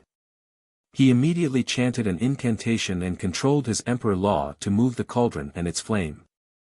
However, there was still no movement. What is going on? While watching this scene unfold, the big shots inside the city felt that something was not right, but none of them could solve the mystery. After 3 failed attempts, the monarch finally felt fear. He had never seen such a bizarre thing before. The cauldron was an imperial true treasure where 1 drop of its imperial flame could burn all things, but now it was no longer under his control and kept on burning the bones of the bird. The startled monarch cried out, "Start the formation to summon back the imperial treasure." His blood energy erupted once more as he instantly used an endless law to seal the cauldron. A series of powerful restrictive seals came out to lock the cauldron. He was afraid of losing the true treasure. If he were to be the one to lose it, then he would become an eternal sinner of the kingdom. Rumble. A hymn echoed in the sky. The ancestral ground spewed out even more gigantic pillars of light. An imperial formation emerged from within the radiance along with a series of voices like the chanting of an immortal emperor. This is a weapon summoning formation, it induces the seal of the heavens will. After hearing the chants of an immortal emperor from the formation within the ancestral ground, many people were jolted.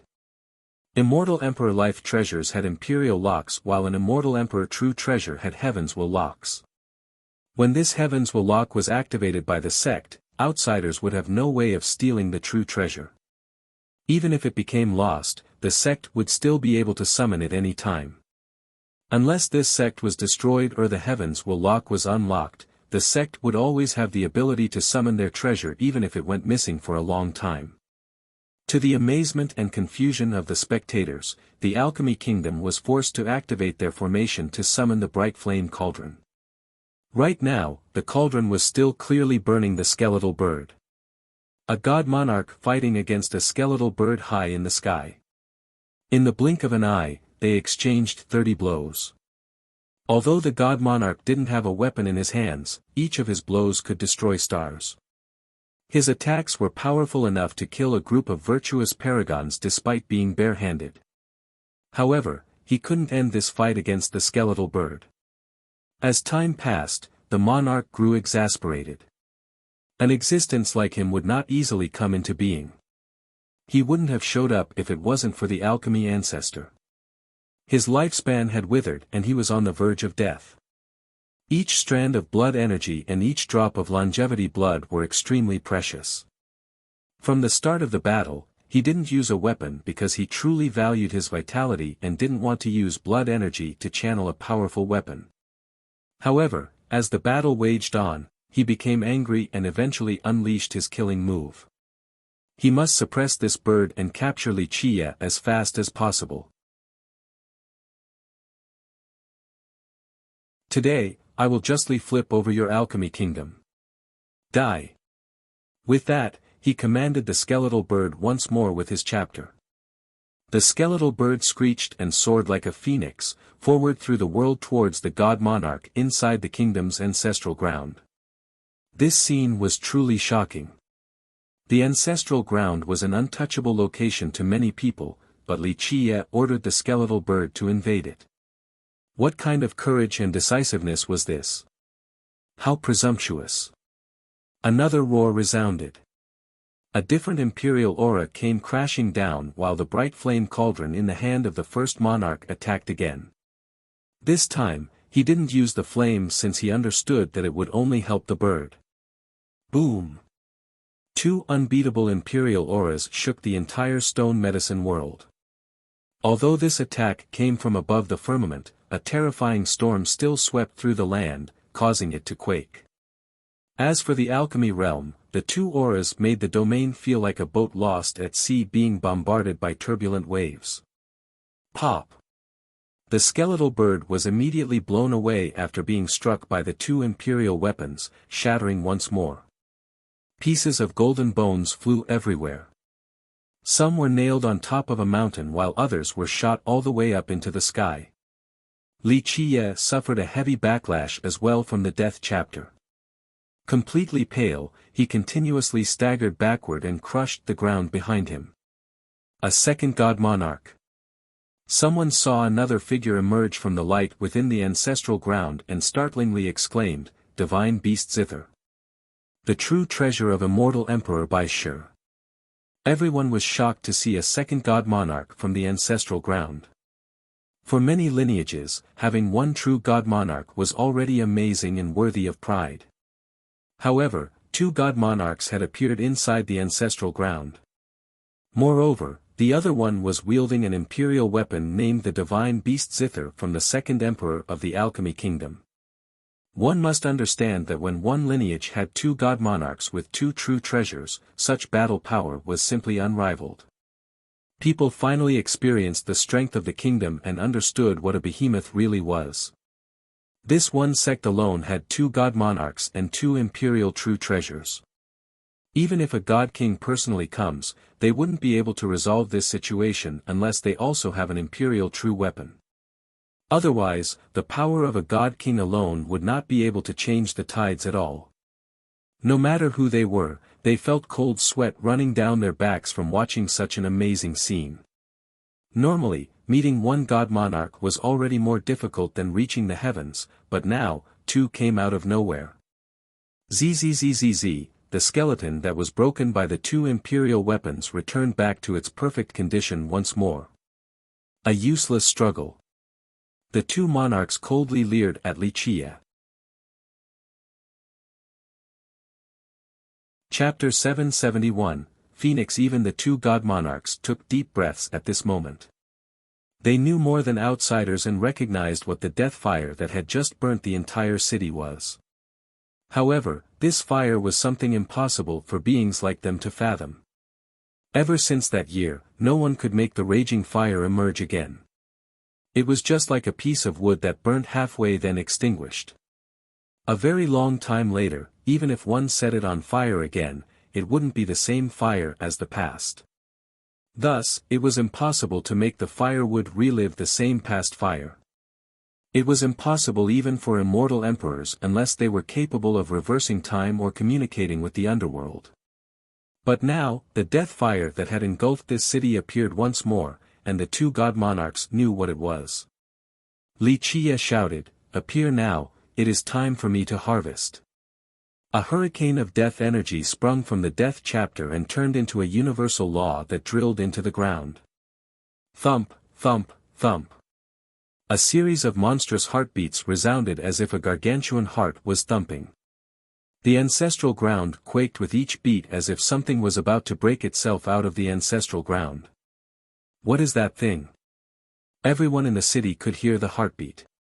They couldn't help but look towards the ancestral ground in shock. "Junior, we can't allow you to live any longer." The disturbed monarchs cried out and attacked with reckless abandon at the same time, disregarding the cost to their blood energy.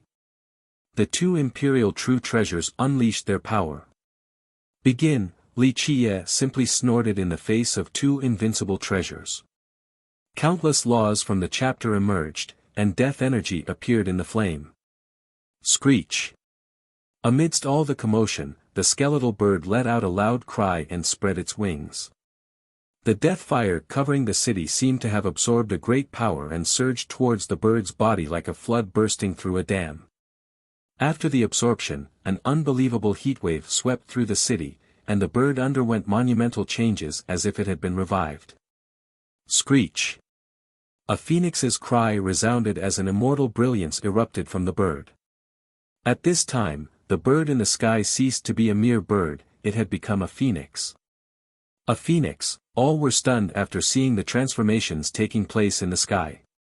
Even an ancestor from a great power screamed out in fear. A phoenix, a real phoenix. These beings were extremely holy and sacred. Nothing could imitate their supreme presence as they appeared before the world. A phoenix, the legend of Alchemy City is real. An old undying from an ancient lineage had to cry out. Boom! The attack from the bright flame cauldron came forth murderously, capable of suppressing myriad laws and destroying all things. However, the moment the phoenix soared to the sky and attacked, even the god monarch with his cauldron was powerless. The beast swept through the invincible imperial aura and instantly blew the monarch flying with spurting blood. Zhang zhang. The tunes of a zither accompanied the endless power of the divine beast zither that surged forward. One could hear different roars within the tunes as well as images of divine creatures jumping out, true dragon, phoenix, qilin. The phoenix's roar echoed across the 9 heavens as it glided down from above. It tore apart everything in its path. In an instant, one could see it killing the beastly images from the divine beast zither. Such a scene was truly moving. Tearing a dragon and splitting apart a phoenix. This made people's hearts want to jump out from their fleshly cages. No one could look straight at this overbearing and domineering spectacle. A fake is still a fake in the end. It doesn't matter if the weapon uses universal laws to create them, they can't compare to a real phoenix. Li Qie nodded after watching the phoenix killing the beasts from the zither. The madam emotionally spoke, "This phoenix is so powerful." Li Qie shook his head, "More like it is too weak. Strictly speaking, it is not a real phoenix since it took form from one's corpse. If it was still alive, then it would be unfathomable. Keep in mind that when it wanted to be reborn via fire, it was already comparable to an immortal emperor. Unfortunately, something unexpected happened that resulted in its demise. This majestic creature actually existed in this world." Yuan Saihe was in awe. Li Qie slightly shook his head, "Strictly speaking, it does not belong here, at least not in this world." Poof! The monarch could no longer bear it. Although he had recklessly expended his blood energy to fuel the zither, it couldn't turn the tides. Even more divine beasts surrounded the phoenix only to be torn apart by it. Eventually, this monarch vomited blood. An imperial true treasure required the support of a large amount of blood energy, so he could no longer sustain it. While all were horrified by this scene, someone murmured, "They have to unleash an imperial massacre or heavenly annihilation." However, the monarchs also knew very clearly that once they unleashed a heavenly annihilation, their death would be a foregone conclusion because of their withered longevity blood. A heavenly annihilation would require the support of all of their longevity blood. Once the blood was used up, only death would await them. Buzz! In the blink of an eye, another imperial aura rushed out from the ancestral ground. The moment it appeared, the thumping of the heart finally died down. An ancestor felt this aura and exclaimed, "A third immortal emperor true treasure, the one from immortal Emperor Yaozu." The alchemy kingdom using all 3 of its defining treasures would frighten just about anyone. "This is all of you forcing my hand." Li Qie's eyes turned cold. He opened his mouth and sprayed out more longevity blood on the death chapter. Buzz! The death energy of the chapter turned into a tidal wave that rushed into the ground. Longevity blood was extremely precious to cultivators, but Li Qie had spat out 2 mouthfuls. He grew pale since his loss was considerable this time around. Rumble! At the center of Alchemy City, a gigantic divine tree rose from below. One could hear crackling noises the moment this tree emerged as it was instantly burned by the death fire. The endless death fire turned this divine tree into a fire tree. Great spiritual souls jumped inside the death fire. This was the result of the divine tree burning. Screech! The phoenix sang again. The moment the phoenix flame on its body turned into a vortex, the burnt divine tree also flew upward. The phoenix carried the tree on its back, and the spiritual fire on the tree's body rushed into the phoenix's body, empowering its phoenix flame and making it even more dazzling. With another screech, the phoenix's chest opened. Waves of immortal universal laws emerged in a dazzling manner before turning into a vortex. Thump, thump, thump. The deafening heartbeats resounded again, even stronger than before. "Stop it.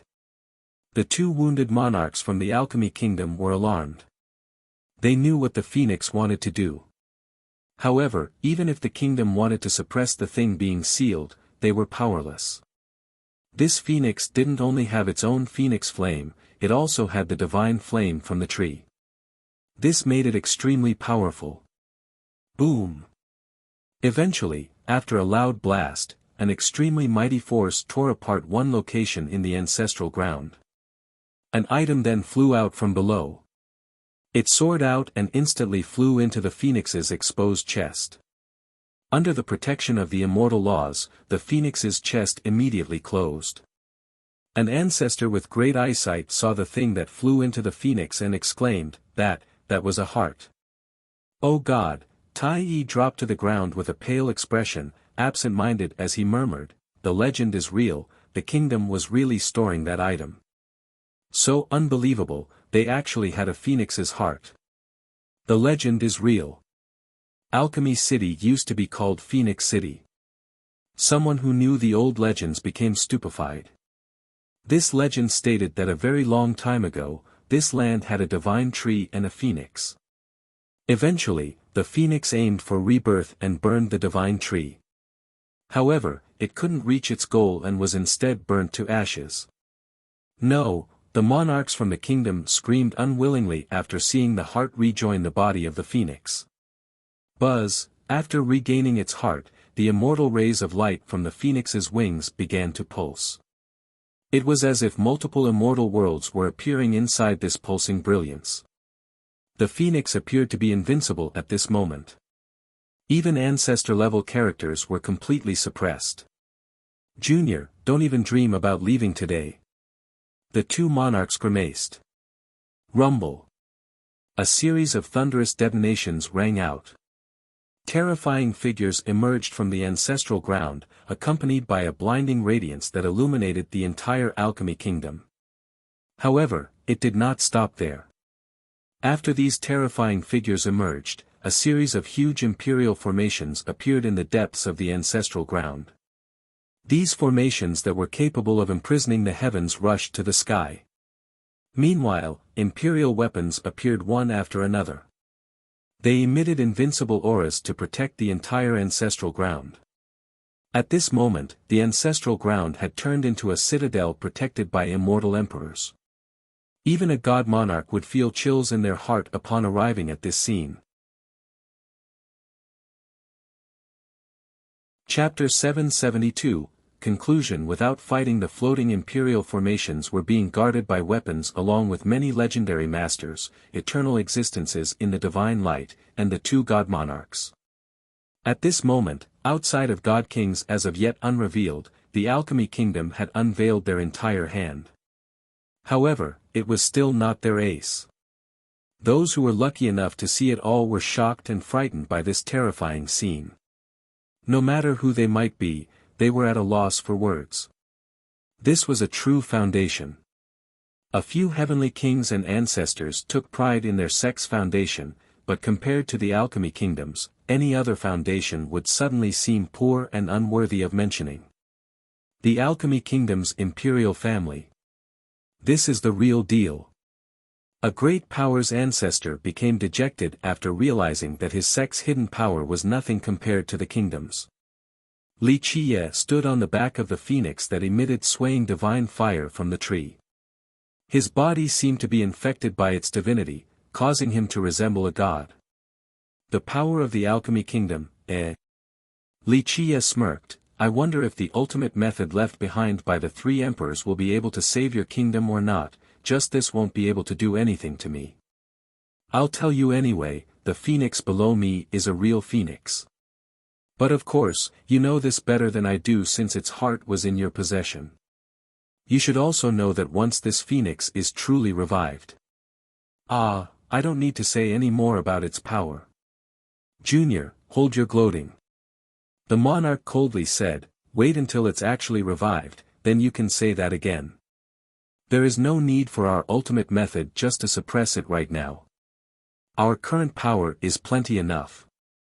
The other god monarch added, Junior, this is the final warning. Hand over the phoenix or else don't even dream about leaving this place alive. All the spectators were holding their breaths. Many of them understood that any cost was worth it to the kingdom if Li Qie handed over the phoenix. It seems like all of you think that you have the ability to hold me down since my phoenix has yet to undergo rebirth. Li Qie smiled, very well, you still have a secret move and my true ace has been prepared as well. Come. Let us battle. Buzz. The moment these words were spoken, endless immortal lights shot into the sky. The phoenix sent out countless immortal laws like inverse waterfalls, climbing higher and higher in the sky. Each law by itself could suppress the heavens. Even before the phoenix attacked, the entire ancestral ground was already trembling. The entire world was shaken from the phoenix emitting its aura as well. Many existences even had the illusion that an immortal emperor was arriving. Archaic eyes opened and gazed towards the alchemy kingdom. This scene left even these ancient existences quiet for a long time. A majestic pillar of light rose from the ancestral ground. Its imperial aura ravaged the earth and suppressed myriad ages. The entire kingdom trembled at this time as all the experts continued to prostrate on the ground from the pressure. At this minute, it seemed like the alchemy kingdom was ready to fight to the bitter end. This was no longer a simple personal feud to them. Li Qie had stolen their phoenix's heart, and they would never let this go. Venerable ancestors, please halt. At the moment when tension ran high on both sides, the prelude to the great battle, a supreme melodious voice came about. An unparalleled beauty drifted through the sky from the depths of the ancestral ground as if she was a fairy from the 9 heavens, kingdom-toppling and intoxicating. Ming Yeshue, a big shot, recognized her and became startled. Fairy Ming. The moment the younger generation saw her, they immediately lost their minds due to her charm. Many of them even forgot about the upcoming battle. The majority of them had only heard of her name and had never seen her in person. However, upon seeing her today, the younger generation was enchanted as they indulged in her beautiful appearance. The ancestors of the kingdom grimaced after Ming Yeshue's sudden appearance when the battle was about to begin, especially after hearing those words. One of the god monarchs frowned and said, "Shuer, it is not the time to talk." Ming Yeshue slightly shook her head. This disciple respects all the decisions made by venerable ancestors. However, Ancestor Wushuang ordered for my arrival, so please, ancestors, harmony is to be prized. So it has eventually come to this. Li Qie sighed softly. In the end, he didn't attack. He had nothing to fear when it came to the kingdom, but he was not willing to massacre them even if he intended to do so since Ming Yeshue came out. Li Qie calmly said, "I need a word with you in private." Ming Yeshue didn't think twice and agreed to his request. This was vastly different from what people expected. Even the monarchs and the ancestors didn't expect this development. Fairy Ming's charm is boundless, even Li Qie was captivated by her. The last generation lamented after seeing this. Many people assumed that Li Qie had lost to her charm, but they didn't know that this was not the case at all. The two of them entered a room at a secretive location, unknown to third parties. Ming Yeshue spoke with sincerity. This trouble was due to a misunderstanding between young noble and my kingdom. I came at the request of my ancestor with goodwill to quell this disturbance. Yeshue, whether this is a misunderstanding or not does not matter to me. Li Qie lightly waved his sleeve. I can pretend that nothing had happened. I can even return the phoenix's heart to your kingdom. Moreover, I can assist all of you, and perhaps, the phoenix can truly be reborn in the future. After hearing this, Ming Yeshue quickly responded, "Your benevolence will be met with appreciation by our kingdom." Li Qie shook his head, "No, Yeshue, there is no free meal in this world. I have a condition." Ming Yeshue took a deep breath as she braced herself with a solemn expression. "What is young noble's condition?" "If it is within our abilities, then everything is negotiable." Li Qie chuckled and gave his answer clearly, "My condition can either be difficult or easy. It all depends on you. I only want you, for you to follow me. I only want you. Such an overbearing statement. Any outsider hearing this would have strange thoughts, inevitably thinking that Li Qie had become fascinated by her. Ming Yeshua didn't think that this was a confession. She was slightly dazed and found another meaning to his words. If I can do something for the sect, if I can prevent this disaster, then I am more than willing to follow you. Ming Yeshua responded in a serious manner, but young noble, you must know that I am a disciple and I cannot make a decision regarding this matter. This isn't something the ancestors decide either. She gently sighed. Li Qie chuckled, this is up to 100 life, right? Ming Yeshua remained unperturbed like calm water at the bottom of a well and nodded, if young noble requires me to go with you, then I will have to ask the forefather. Only with his permission would we be able to agree to your demand. What about the phoenix's heart? Ming Yeshua had to ask. The heart was too important to the kingdom. It was a priceless treasure that had been gestated by the kingdom for countless moons. Its value was no less than an imperial true treasure. I want the heart of the phoenix. Li Qie lightly said, the alchemy kingdom should remember this matter. A few people do not need to play dumb. I'm afraid it is not up for me to decide this matter.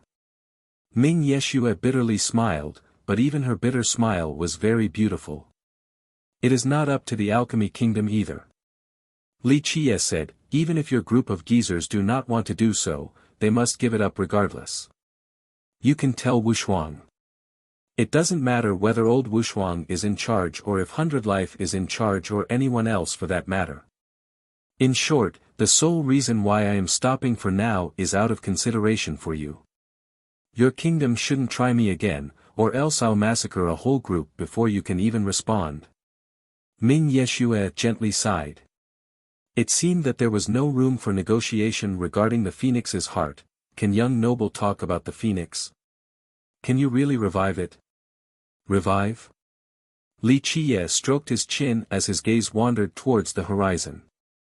The legend regarding Phoenix City was true. In a very ancient age at Phoenix City, there was a divine tree and a phoenix. A very long time later, both of these existences neared their ends. The phoenix burned the divine tree in order to use it to attempt rebirth. Although there were no immortal emperors during this era, this phoenix was a real and matured immortal bird. Its power was definitely no less than an emperor's. However, it still failed to be reborn in fire.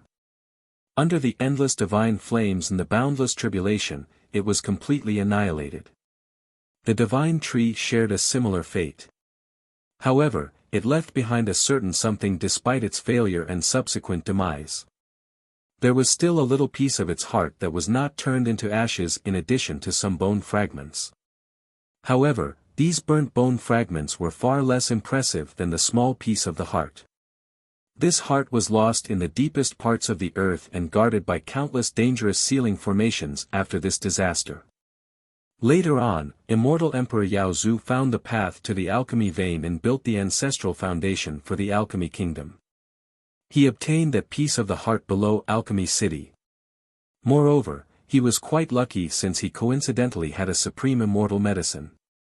He used it after obtaining the heart to actually revive it and formed one drop of Phoenix's blood. With this first blood drop as well as the heart, the emperor was able to use this land to gestate this little heart. After many years of nurturing, a complete Phoenix's heart finally appeared. In a future generation, Li Qie also explored this land. However, he gave up after finding the bone remnants.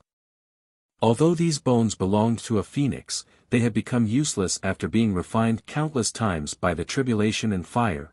They were no different from animal bones. Even an immortal emperor would not be able to instill any divinity into them. However, in this generation, Li Qie had obtained the death scripture, shifting the entire paradigm. After coming to Alchemy City, he specifically chose this mountain, the old roost of the phoenix. He once again found the useless bones underground and used the death chapter to communicate with this land before immersing it in his death energy. The phoenix's rebirth ultimately failed, but its divinity returned to the land. Normally, nothing could revive one's dead divinity. However, the death chapter was able to do so. This was the mystical and frightening aspect of the 9 grand heavenly scriptures. Through the mysticisms of the death chapter, Li Qiye finally reached through this earth with his death energy and allowed the phoenix's bone fragments to reform to defeat the monarchs of the kingdom. This process was easier said than done.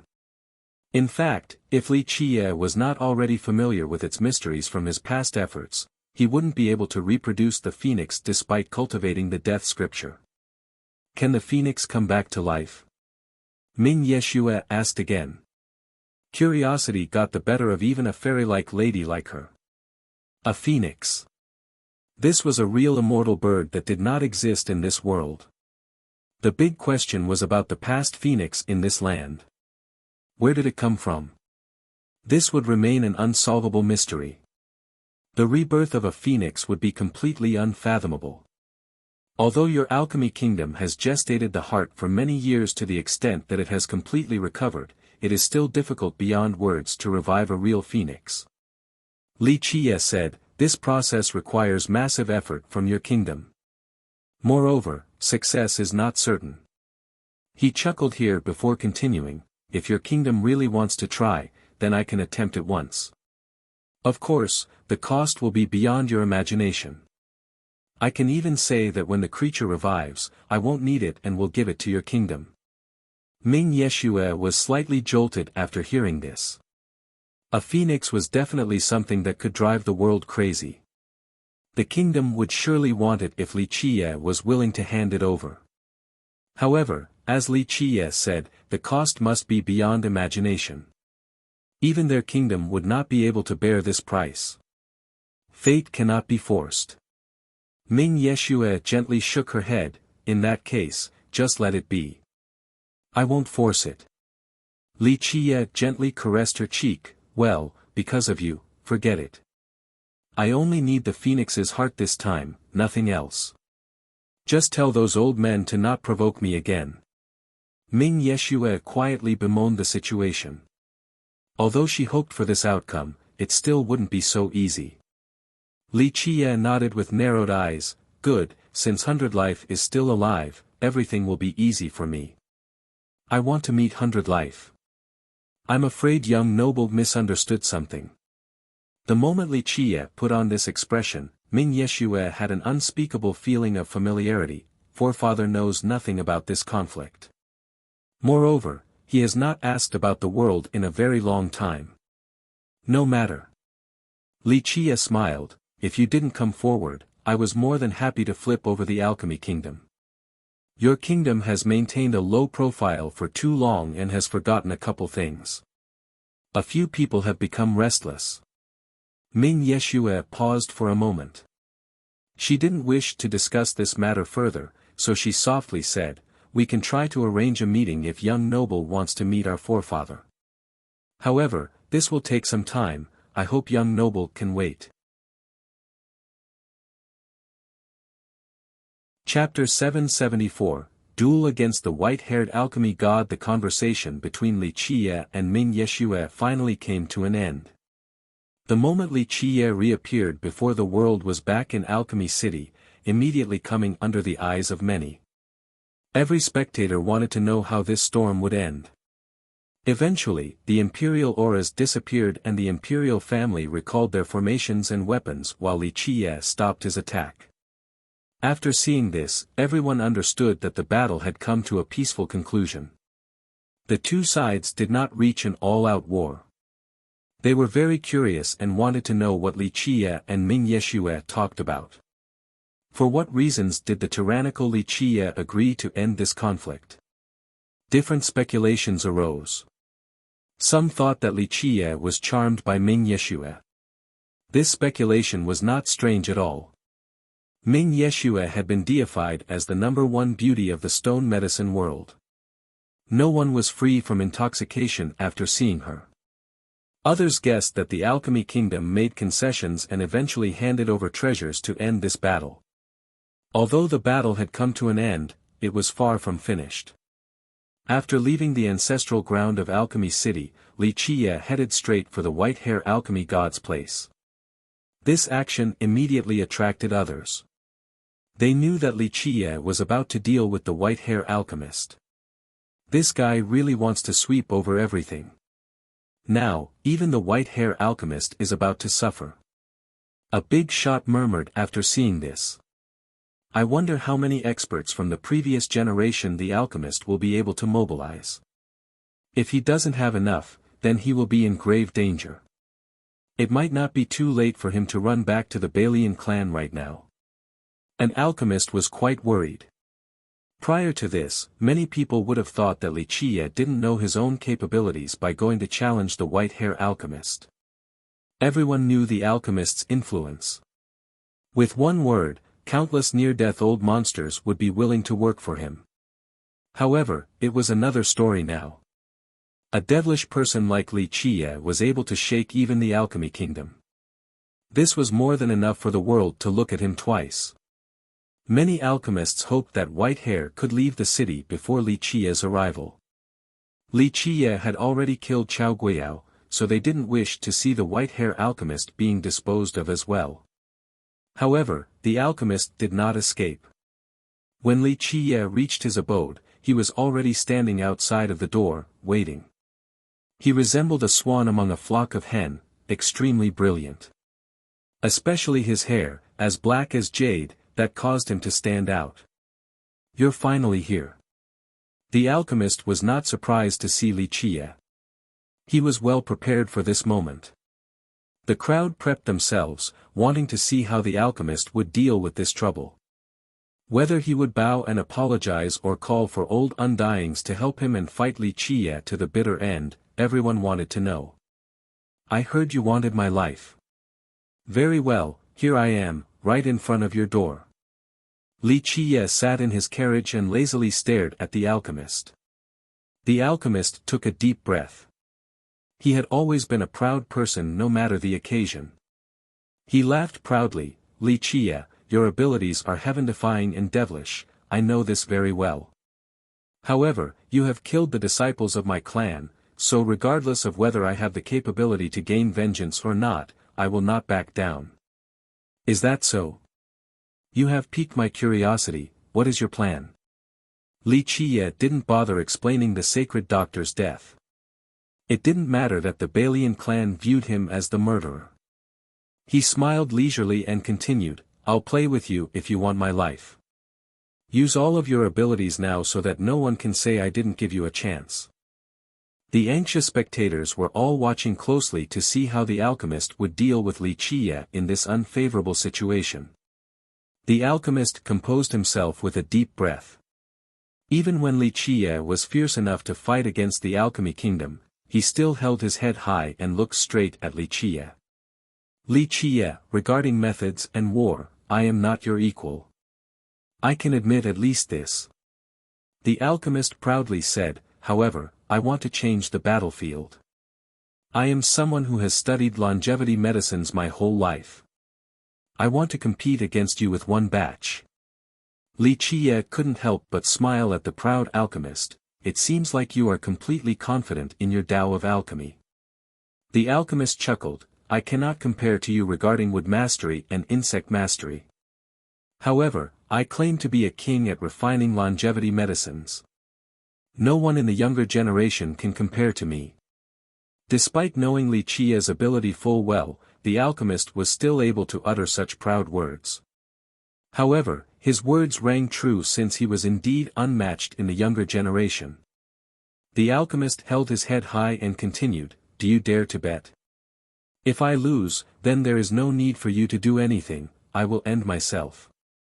If you don't dare, then I am standing right here, come and take my life.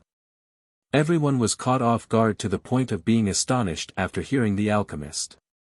No one thought that he would use this type of method. What if Li Qiye refused?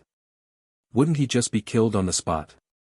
Li Qiye asked, is this a dare? The proud alchemist responded, think of it as you please. In short, if I lose to you in refining longevity medicines, then I will accept my death willingly.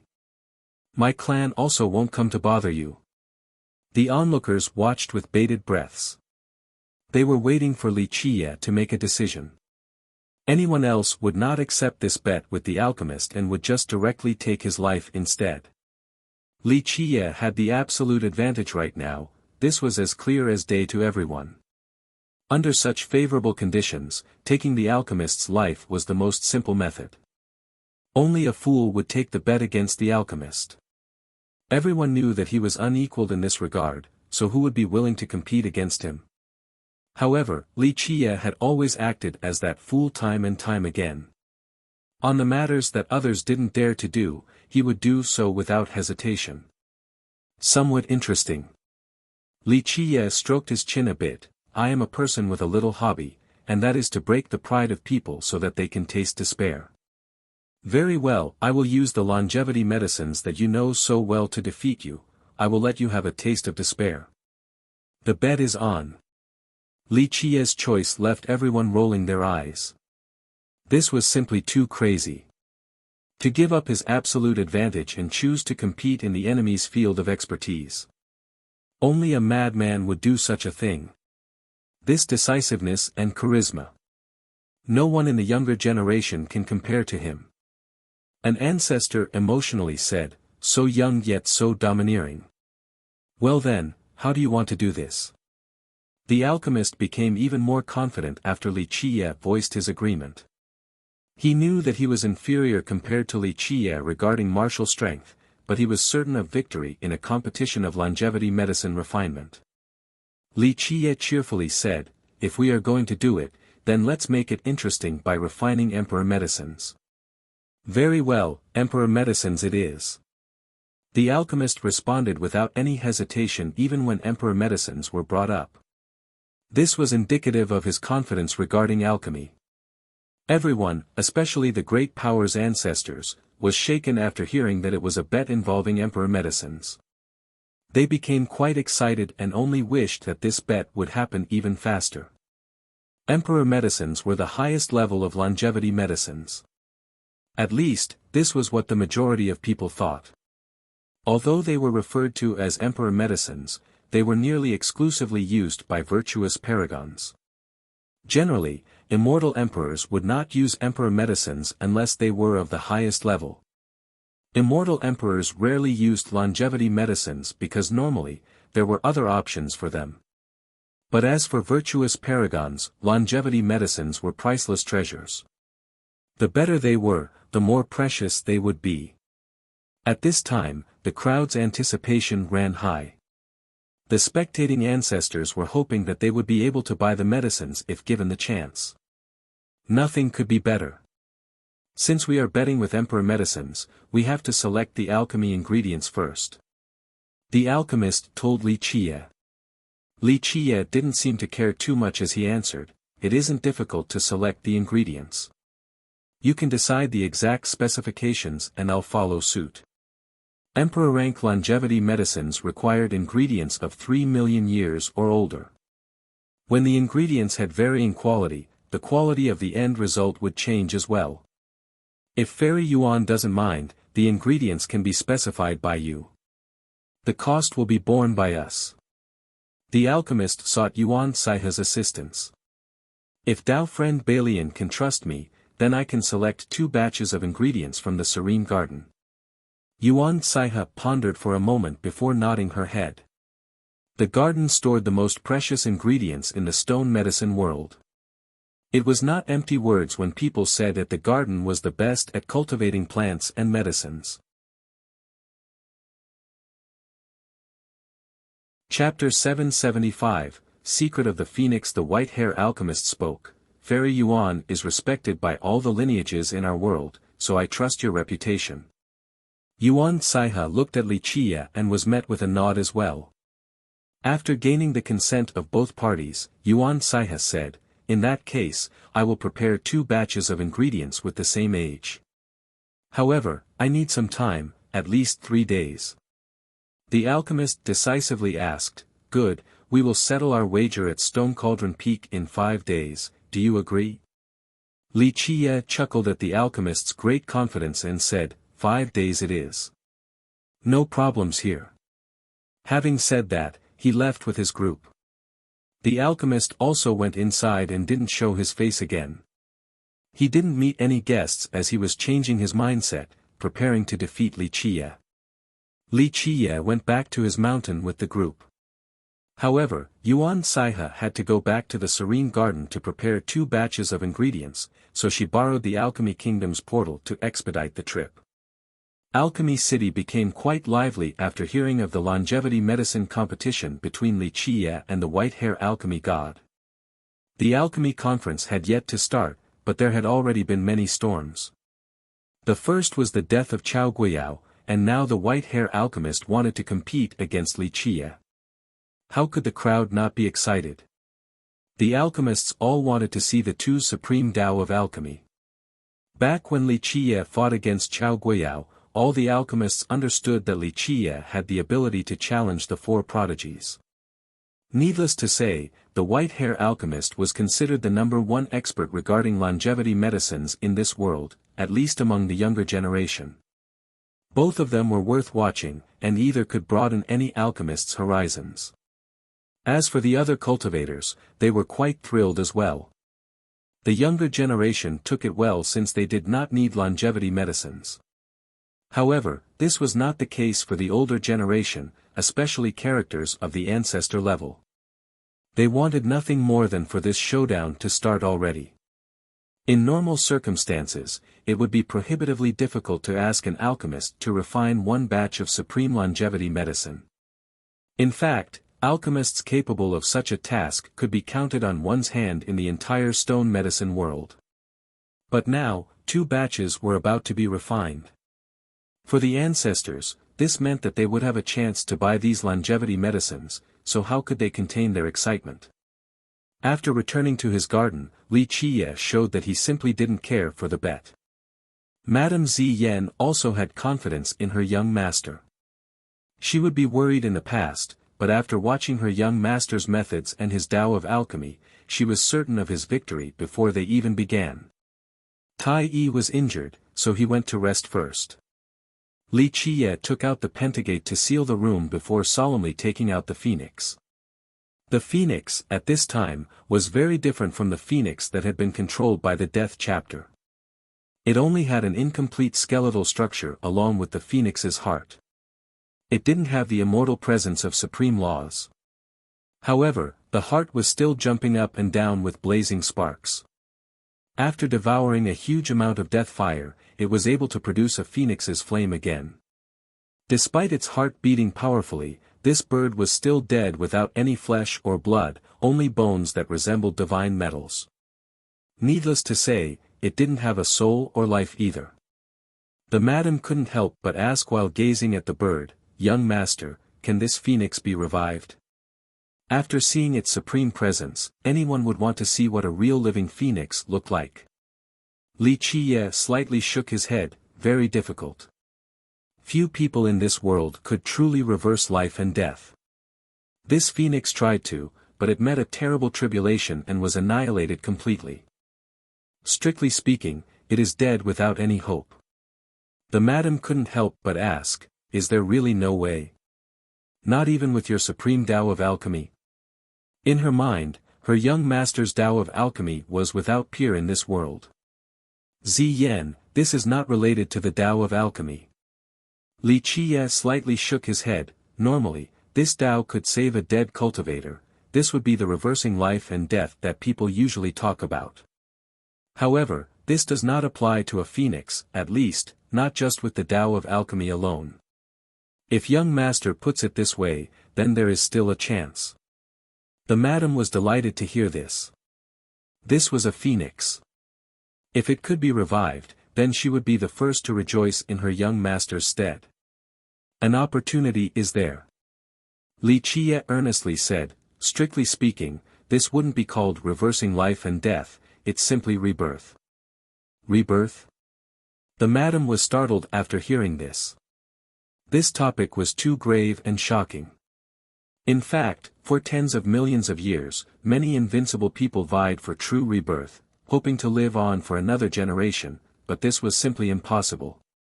Even the most legendary and mighty existences would not be able to live for another generation, let alone others.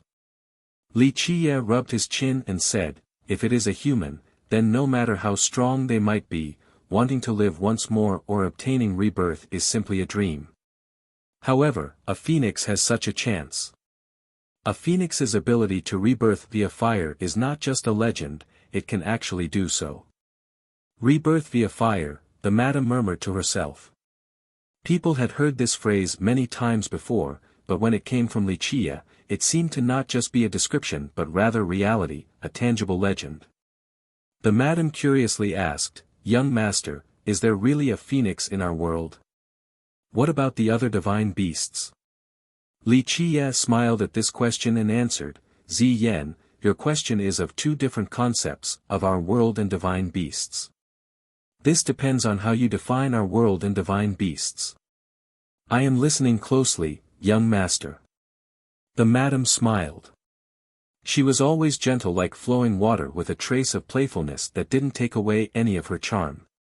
Li Qiye smiled, the world in your view and the world in mine are not necessarily the same. If you are talking about the 9 worlds and pure-blood divine beasts, then I can only say that our world does not have divine beasts. But what about this phoenix? Are you saying that this one is not a pure-blood? The madam slightly jumped and looked at the skeletal phoenix before her. Li Qiye shook his head, no, on the contrary, this is a pure-blood phoenix. Moreover, it used to be an adult phoenix, unbelievably powerful. The madam reacted very quickly after her initial spurt of surprise, this is a pure-blood phoenix.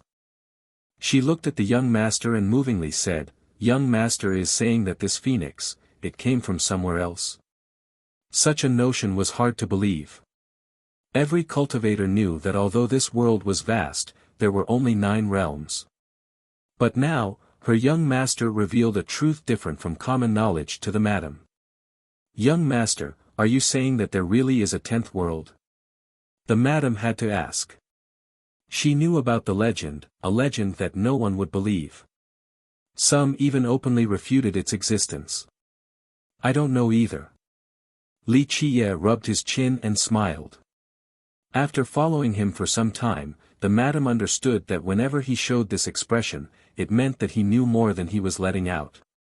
He simply didn't want to say it, that was all. The madam kept on pressing, young master, please continue.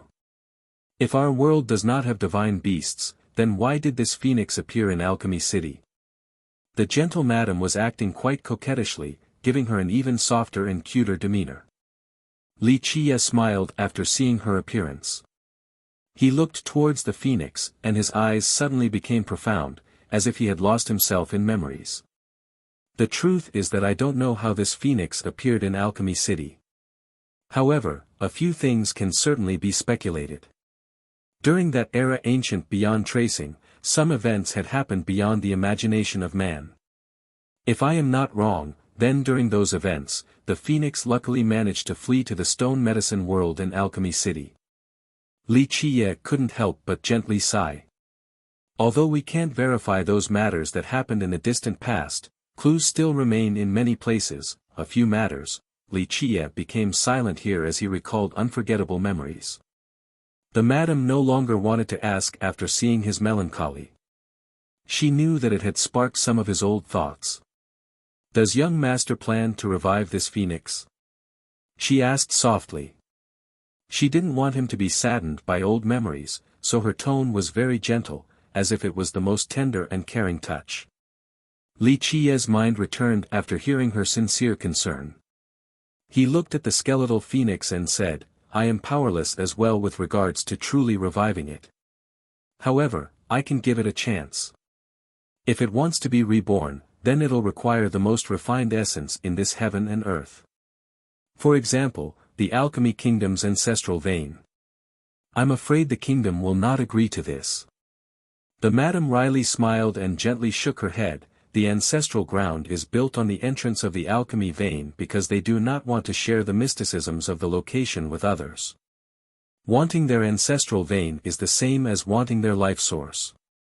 They would rather die protecting this ancestral vein. The white-hair alchemist spoke, Fairy Yuan is respected by all the lineages in our world, so I trust your reputation. Yuan Saiha looked at Li Qie and was met with a nod as well.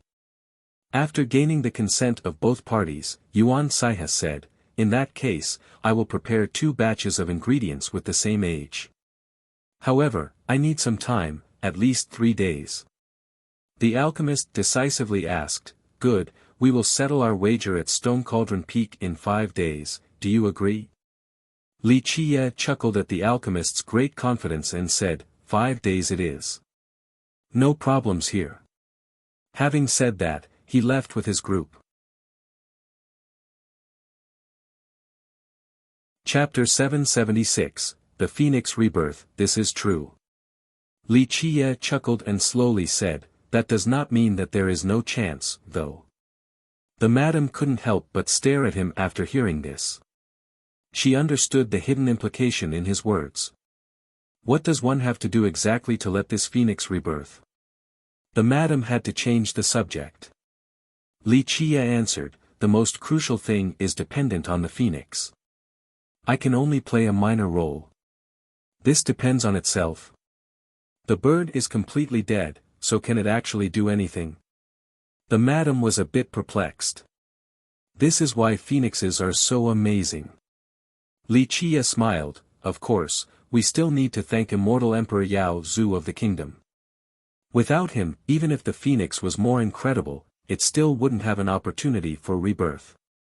Can young master elaborate? The madam was also very curious about the heart of the phoenix obtained by the kingdom. Li Qie replied, during the tribulation of that year, the phoenix could be said to have been completely annihilated. However, it still left behind a very small piece of its heart. The emperor obtained this tiny piece and used a supreme immortal medicine to extract a drop of phoenix blood. This blood drop made it possible for the tiny heart to eventually gestate into a phoenix heart. The madam felt amazed after hearing about such a magical event. She thought that the heart had been complete from the start and didn't know that it actually grew from a little drop of blood. For me, having this phoenix heart will save a lot of effort. This is no different from water following the current of a river. However, it is not the same for the kingdom. In their possession, the phoenix heart will always remain a phoenix heart. Nevertheless, it still has its uses, but they would never be able to revive a phoenix. Li Qie said. Even the kingdom can't accomplish this? The madam asked in surprise. In the stone medicine world, it seemed that impossible was not a word that could be used to describe the kingdom. Li Qie shook his head and smiled, the kingdom is indeed very powerful, but there are some things outside of their reach. For example, the death scripture. Of course, Li Qie didn't reveal this. Just like he said, despite having the heart, the kingdom couldn't revive a phoenix. Li Qie was different than before as well. With the death chapter, he would be able to reignite the death fire and once again rebuild the divinity of the phoenix to give it a chance for rebirth. In terms of a lamp, the heart of the phoenix would be the core of the lamp while the divinity was the oil. Li Qie gently patted the skeletal phoenix and felt the pumping heart. I can refine it and eventually put its body together, then use the heart so that it can rebuild its flesh and blood. He paused for a moment and narrowed his eyes. However, in order to rebuild its flesh and blood and fill it with divinity, this step requires the essence under the alchemy vein. The madam didn't comment on this matter. She understood that her young master wanted to use the essence of the kingdom's ancestral vein. However, he didn't take action because of Ming Yeshua or perhaps someone else. It was definitely not due to the kingdom's power. The madam asked, after reinforcing its flesh and blood, would the phoenix be reborn? Li Qie shook his head, no, in this process, its flesh and blood is not the most important thing. The most important aspect is the soul, or the true fate in the mouths of cultivators. The soul is the source of all. Li Qie pointed at his head and said, for cultivators that reach a particular level, the body can be rebuilt and the physique can be trained again. Even when the fate palaces are destroyed, a sufficiently powerful being can reform them all. However, without the soul, without the true fate, there is nothing. Everything will be gone, nihility is the result, the true fate is everything. The madam could understand this rationale as a heavenly king. This was something understood by all cultivators. A cultivator could survive the destruction of their body, but the destruction of their true fate symbolized true death. When you are strong enough, you can use one drop of blood to gestate a new body. However, you cannot create a new true fate out of thin air. Unless a residual soul fragment remains which allows for repair. However, soul creation is out of the question. Li Qiye paused here before continuing, creating existences with life out of nowhere is something left to the villainous heavens. Only he would be able to do such a thing. For others, including even immortal emperors, this remains a pipe dream. The madam had learned about the topic of life creation before, but she was far from being as involved as her young master. Li Qiye went on, I can use other items and techniques to steal from the heavens in order to gather some spirituality for the phoenix. However, this ultimately would not be its soul or true fate. It has to rely on itself for this. The madam inquisitively asked, what does it have to do to obtain a soul and true fate that belongs to itself? Li Qiye pointed at the sky and said, this secret is known only to the phoenix. A phoenix's rebirth involves a grand secret of the heavens. For millions of years, many invincible existences have researched rebirth, but in its truest form, no one has ever been able to do so. Although there have been those praised for successful resurrection, they were only gimmicks. If the person actually died completely, then they absolutely would not be able to obtain rebirth. Only a phoenix is capable of doing so after true death. This is why rebirth via fire is considered the truest form of rebirth. Thus, the rebirth of a phoenix was widely researched by many masters. However, they merely touched the surface of its profundities. Only phoenixes remain privy to the true mysteries of rebirth. Li Qiye explained. After listening to his explanation, the madam pondered for a long time before calming down. She greatly benefited from this and even felt as if a new door had opened for her. She had never tried to research rebirth before due to a few reasons. She was still very young, far from being affected by this issue. She was also not powerful enough to be able to explore this field. It was only now that she realized just how difficult this topic was for the many invincible beings that had yearned for it across time.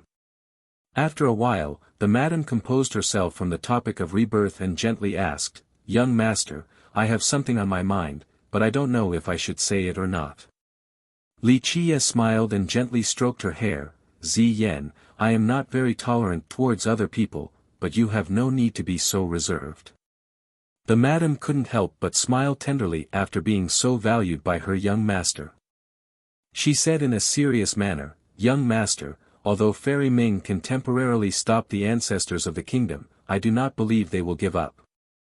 Fairy Ming is not in power and is definitely not powerful enough to deter the ancestors. The worst scenario will be the ancestors rearing their ugly heads again. This might just be a matter of time. The madam ruled her own country and understood this matter very well. She reminded her young master so that he could prepare, lest his overconfidence become his demise. Ziyan, the kingdom is not a problem for me. Li Qiye gently smiled, I do not have to select the alchemy vein in order to rebuild the phoenix's body. There are 3 grand ancestral veins in the stone medicine world, right? Of course, I personally want them to attempt to cause trouble so that I can justly tear apart their ancestral vein. There are a few in the alchemy kingdom that have become impatient, in contrast to the Jianlong clan. Some of its ancestors are quite restless. Li Qiye smiled dismissively, I can't blame them though since they have always wanted to return to the world. However, they have forgotten who had forgiven them and allowed them to exist in the distant past, allowing their land to not become ruins. A terrifying murderous glare emanated from Li Qiye's eyes after saying this. The madam was slightly shaken. These words revealed some information unknown to the world. Until now, the strongest existences in the stone medicine world had been very low-key. The Alchemy Kingdom, the Jianlong clan, and the Beastmaster Citadel, all of these behemoths had been very reclusive. Only the Heavenhoof Ravine was an exception. In fact, many cultivators believed that the kingdom already stood at the peak with nothing else to strive for. Because of this, they hid from the world and chose not to compete. Of course, there were also a few older existences who thought that there was a reason for their reclusion, but no one knew the exact reason. After hearing her young master, Madame Ziyan could faintly pick up some ancient information, an earth-shattering secret behind why these behemoths chose to act this way. Ziyan, you don't have to worry about me. Li Qie smiled, this time was only a warning to the kingdom. It is not difficult for me to actually destroy them. If they don't know life from death, then it could only be said that they asked for it. The madam gently sighed. Although she didn't know what her young master had up his sleeves, she understood that if the Alchemy Kingdom wanted to try again, then it would be a suicidal and self-inflicted end. Her young master was ready. Chapter 777, The Bet Begins. 5 days quickly flew by. Finally, under many eager eyes, the confrontation between Li Qie and the white-hair alchemy god had come. Atop the appointed peak, many cultivators could already be found present, especially the alchemists. These alchemists would never miss a top-level duel like this lest they regret it for their entire lives. The area outside the peak was even more packed, with multiple layers of cultivators. Many experts came flying from the distant horizon. Even the ancestors who didn't want to show their faces had no choice but to be here. If there were things that could tempt these old geezers, longevity medicines were definitely among them. These people absolutely desired this type of medicine. The first to appear was Yuan Saiha. She had prepared 2 batches of emperor ingredients for the duel. They had been meticulously selected and would be able to fully reflect the capabilities of the participants. The white-hair alchemist came just in time before the crowd. His robes were fluttering in the air, giving him a gallant appearance. His dazzling dark hair would be an object of focus no matter when or where he went. It was difficult for others to not notice him. However, his punctual arrival was admirable. In the last 5 days, he could have escaped, but he chose not to and arrived on time. People had to admit that he was indeed an arrogant and proud person with great dignity. In this regard, Chao Guiyao couldn't compare since he wanted to escape right away after losing. Li Qie eventually came. He sat on his carriage as it slowly arrived. Next to him was the madam and Tai Yi as his driver. Today, Tai Yi remained inconspicuous and was still a driver, but no one dared to view him with disdain. Some were even in awe. As an existence capable of fighting against the Xian alchemy ancestor, one could easily imagine his strength. After reaching the peak, all eyes fell upon Li Qie and the alchemist. The entire scene suddenly fell silent as the spectators held their breaths in anticipation for the duel. At this time, another carriage slowly made its way forward. The moment it reached the top, a supreme beauty came out. It was Ming Yeshue of the Alchemy Kingdom. Fairy Ming is also here. The atmosphere changed after the crowd saw her. She immediately attracted their gazes, and many young men swooned head over heels for her. A young man said while intoxicated, "We can finally see her divine looks again. No matter the outcome of this duel, this is already worth it." Ming Yeshue had always kept a low profile and rarely showed her face. Few could see her true appearance, but she recently appeared twice, so how could the younger generation not become excited? Today, I am honored to be the referee for this duel after receiving the request. If the parties are ready, then we can begin. The enchanting Ming Yeshue spoke with a very pleasant voice. Of course, she wasn't invited by Li Qie. The request was from the white-hair alchemist out of fear that Li Qie would renege on the bet. Since Li Qie was so powerful, he wouldn't be able to do anything if that happened, so he asked for Ming Yeshue to be the referee. She was the alchemy kingdom's main descendant. The kingdom was famous for its Tao of alchemy, plus she was quite influential. Nothing would be better than to have her here as the witness. Of course, Li Qie didn't mind at all. If the alchemist absolutely required Ming Yeshua here, Li Qie wouldn't deny his request. The white-hair alchemist took a deep breath. He was in high spirits at this time, giving off a keen aura as if he was the master of all things. He was actually very confident with regards to longevity medicines, everything was within his grasp. The alchemist was at his peak condition. While exuding his readiness, he challenged Li Qie, "I am ready, what about you, Li Qie?" "Me?" The carefree Li Qie lazily said, "I am ready anytime." "If you are ready, then we can start." Seeing as how there were no objections from both sides, Ming Yeshua announced, "Then this duel shall begin." Yuan Caihe opened the 2 prepared batches of alchemy ingredients and displayed them in front of the crowd. These ingredients were all 3 million years of age or older. After they were laid out, the enclosing area was engulfed in a medicinal aroma. Many people were amazed after seeing the 2 batches. A countless number of the crowd wouldn't be able to gather just 1 full batch, let alone 2 whole batches. The serene garden is so incredible, truly worthy of its reputation as the lineage most versed in plant cultivation. One of the spectators praised in astonishment. Under Ming Yeshua's lead, a few famous alchemists from the previous generation checked the 2 batches of ingredients. After their inspection, they found that there were no problems regarding the spirit essences from the plants. Eventually, Li Qie and the alchemist each picked 1 batch. The alchemist became very confident after taking his ingredients. He was ready to fight as he gazed at Li Qie and said, "Let us begin our cauldrons then."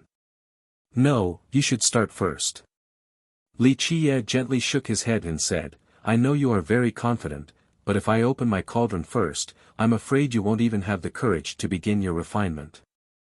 Since this is the case, I might as well let you start first to completely focus on refining this longevity batch. It wouldn't be too late for my turn then, and others can't say I didn't give you a chance." "You." The alchemist turned red after hearing this. The alchemy Tao that he was so confident in was viewed with disdain by Li Qie, resulting in his anger. Even the most powerful alchemist in the alchemy kingdom or even in the entire world wouldn't dare to treat him so contemptuously. The spectators all felt that Li Qie was being too confident. Although many of them admitted that Li Qie had incredible methods and was capable of fighting the alchemy kingdom alone, no one should look down on the white-hair alchemist when it comes to longevity medicines. But now, it seemed that Li Qie did not put him in his sight at all. The alchemist took a deep breath and calmed the anger in his heart before solemnly saying, "Very well, since you're letting me start first, I'll open the cauldron then. I will show you a convincing loss." The alchemist was still a prodigy in the end. He subdued his anger in a short period of time and once again entered his purest peak condition. A bit interesting. This is a real alchemist, pure and full of self-confidence. Li Qie looked at the alchemist and was not miserly with his praise, "I actually do like you. You are much stronger than that Chao Guiyao." Li Qie's words were not lies. Regarding one's mentality during refinement, the alchemist was much stronger than Chao Guiyao. He was even more headstrong and pure when it came to alchemy, while Chao Guiyao spent a lot of his thoughts on schemes and plans. The alchemist formally took out his heavenly cauldron. With a buzz, universal laws fell down like waterfalls the moment they came out, covering everything in the surroundings. The cauldron, amidst these laws, was like a divine mountain, majestic and towering. It emitted an immense aura as if a king was standing there. Just this cauldron alone was enough for others to feel a sense of respect. The heavenly cauldron of the 100 Refinement Alchemy Emperor, even those who had seen it before marveled at its sight once more. The alchemist's cauldron belonged to the old 100 Refinement Alchemy Emperor. This cauldron alone was enough to cause all the alchemists in this world to salivate. Legend states that the emperor was a 100 Refinement Alchemy vine enlightened in the Tao. While he was alive, He was extremely proficient at longevity medicine refinement, and he left behind a cauldron that was a supreme treasure for this. Over the years, countless people coveted this cauldron. However, although this cauldron was unfathomable, not just anyone could inherit it. Even the descendants of the Balian clan were not necessarily able to use it. The descendants from every generation all wanted to inherit this cauldron, but they couldn't gain its recognition. In the clan's history, there were very few descendants who successfully gained its recognition, and the white-hair alchemist was recognized by this cauldron at a very young age. When it came to his incredible and peerless skill in creating longevity medicines, this cauldron played no small part in it. Start. After receiving Ming Yeshua's signal, the alchemist immediately opened his cauldron and added the ingredients. He moved very quickly with great mastery. From the addition of the ingredients to fire control to the refinement process, everything was done in one fell swoop without any help from an assistant. Although the cauldron was hidden so no one could spy on the refining process or the fire control technique, each of his actions available for view amazed the spectators. This was especially true for knowledgeable alchemists. They were reveling in his smooth finesse. Despite not being able to steal the pill formula or fire control technique from the alchemist, his normal actions from adding the medicines and mixing the liquids to fire manipulation allowed for them to learn many things. Before the large crowd, the alchemist remained calm. Each of his actions and changes in his control was full of confidence. It was as if he was not refining pills but rather just taking a leisurely stroll. His style left many alchemists in admiration. They felt that he was not just performing alchemy but rather creating a flawless piece of art. 5 days quickly flew by. Finally, under many eager eyes, the confrontation between Li Qie and the white-hair alchemy god had come. Atop the appointed peak, many cultivators could already be found present, especially the alchemists.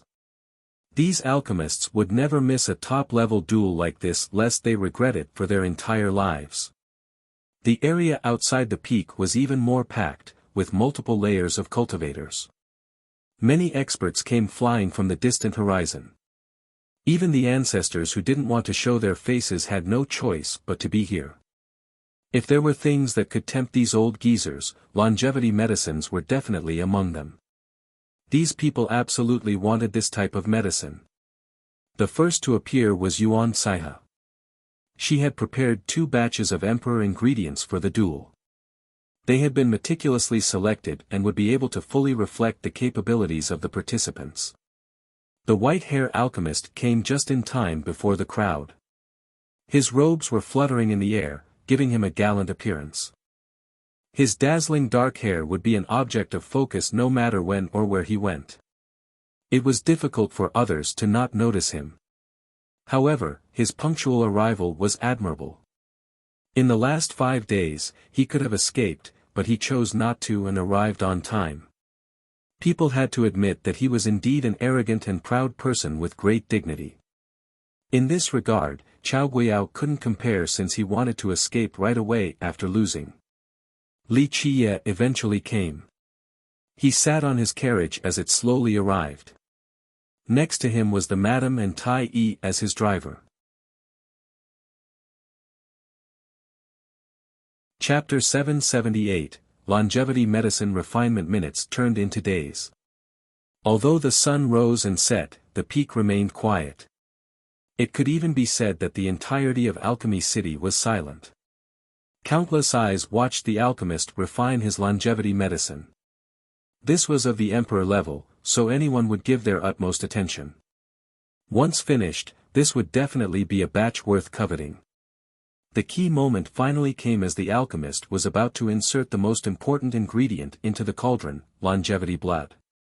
The moment the longevity blood flowed down, a glossy amber shade movingly appeared as if nothing was more enchanting than its radiance. Roar! A fierce roar echoed like an unceasing and ferocious storm, as if a beast wanted to overturn this entire land. This was longevity blood of more than 3 million years of age. This type of longevity spirit was extremely powerful when alive. Even though it was dead, its longevity blood still contained its mighty intent. The blood turned into a powerful spirit that wanted to flip over the cauldron in order to escape. This was a test for an alchemist's abilities. At this time, the alchemist's blood energy soared to the sky. Inside his hand was an alchemy rune. The moment this rune imprinted itself onto the cauldron, it immediately activated the cauldron's great power. This cauldron that once belonged to the great alchemy emperor instantly emitted its power to suppress the howls of the blood. As the alchemist stood firm on this land, his Tao of alchemy emerged with divine trees everywhere along with flowing true fire. The alchemist was using his Tao to connect to the heaven and earth to borrow its momentum. In this moment, Alchemy City's momentum seemed to be at his command. This momentum combined with the cauldron allowed the alchemist to suppress the longevity blood and refine it in a short period of time. Amazing, an alchemy Tao capable of borrowing the momentum of the world. The older alchemists showered him with praises. Some alchemists were awed while others were intoxicated by the white-hair alchemist's techniques. Although they couldn't steal anything, they gained a lot of experience in pill refinement. After the alchemist refined all of the longevity blood, everything seemed to change. In a split second, all of the hills in a 100-mile radius were encompassed by an alchemy energy. Inside this alchemy energy was the aroma of medicinal herbs. Anyone who smelled this aroma would become spirited and refreshed and feel as if they were decades younger. This was an extraordinary feeling. Moreover, as the alchemy energy became denser, roars could be heard resounding inside as if there were divine beasts lurking around. The crowd could feel their powerful presence. The medicine is about to take form. The spectators were even more nervous than the alchemist. Many people wished for both sides to succeed in refining the longevity medicines, regardless of how the competition ended. Finally, clouds gathered in the sky until they formed an ocean. A vortex appeared above the alchemist, emitting a sound that grew increasingly loud. This is not a longevity reduction, it is an imperial warning. If he can withstand the imperial warning, then the medicine can definitely take form. An alchemist from the previous generation exclaimed after seeing the vortex inside the clouds growing bigger and bigger. Longevity reduction, simply put, was a tribulation. The moment a saint or emperor medicine was about to take form, the longevity reduction would become extremely dangerous. If the alchemist was not able to suppress it, then it would devour their life. Moreover, if it successfully devoured the life of the alchemist, then the efficacy of the medicine would actually become stronger. However, a failed attempt to devour the alchemist would result in the failure of the batch. Either way, when the alchemist couldn't control their cauldron and allowed for a longevity reduction to appear, they would lose some of their lifespan. Such a situation was extremely dangerous and could even result in death. An imperial warning was a phenomenon that only occurred for emperor medicines. During the refinement process, even if the alchemist could handle the longevity reduction, this did not mean that the batch would come out successfully. However, once an imperial warning appeared and passed, the medicine would definitely be formed. An imperial warning meant that this batch of longevity medicine had alarmed the high heavens. This indicated that the quality of the medicine was superb. Only great quality emperor medicines would be able to cause imperial warnings. With this imperial warning, this medicine is absolutely of the finest quality. Even the ancestors could no longer calmly remain in their chairs.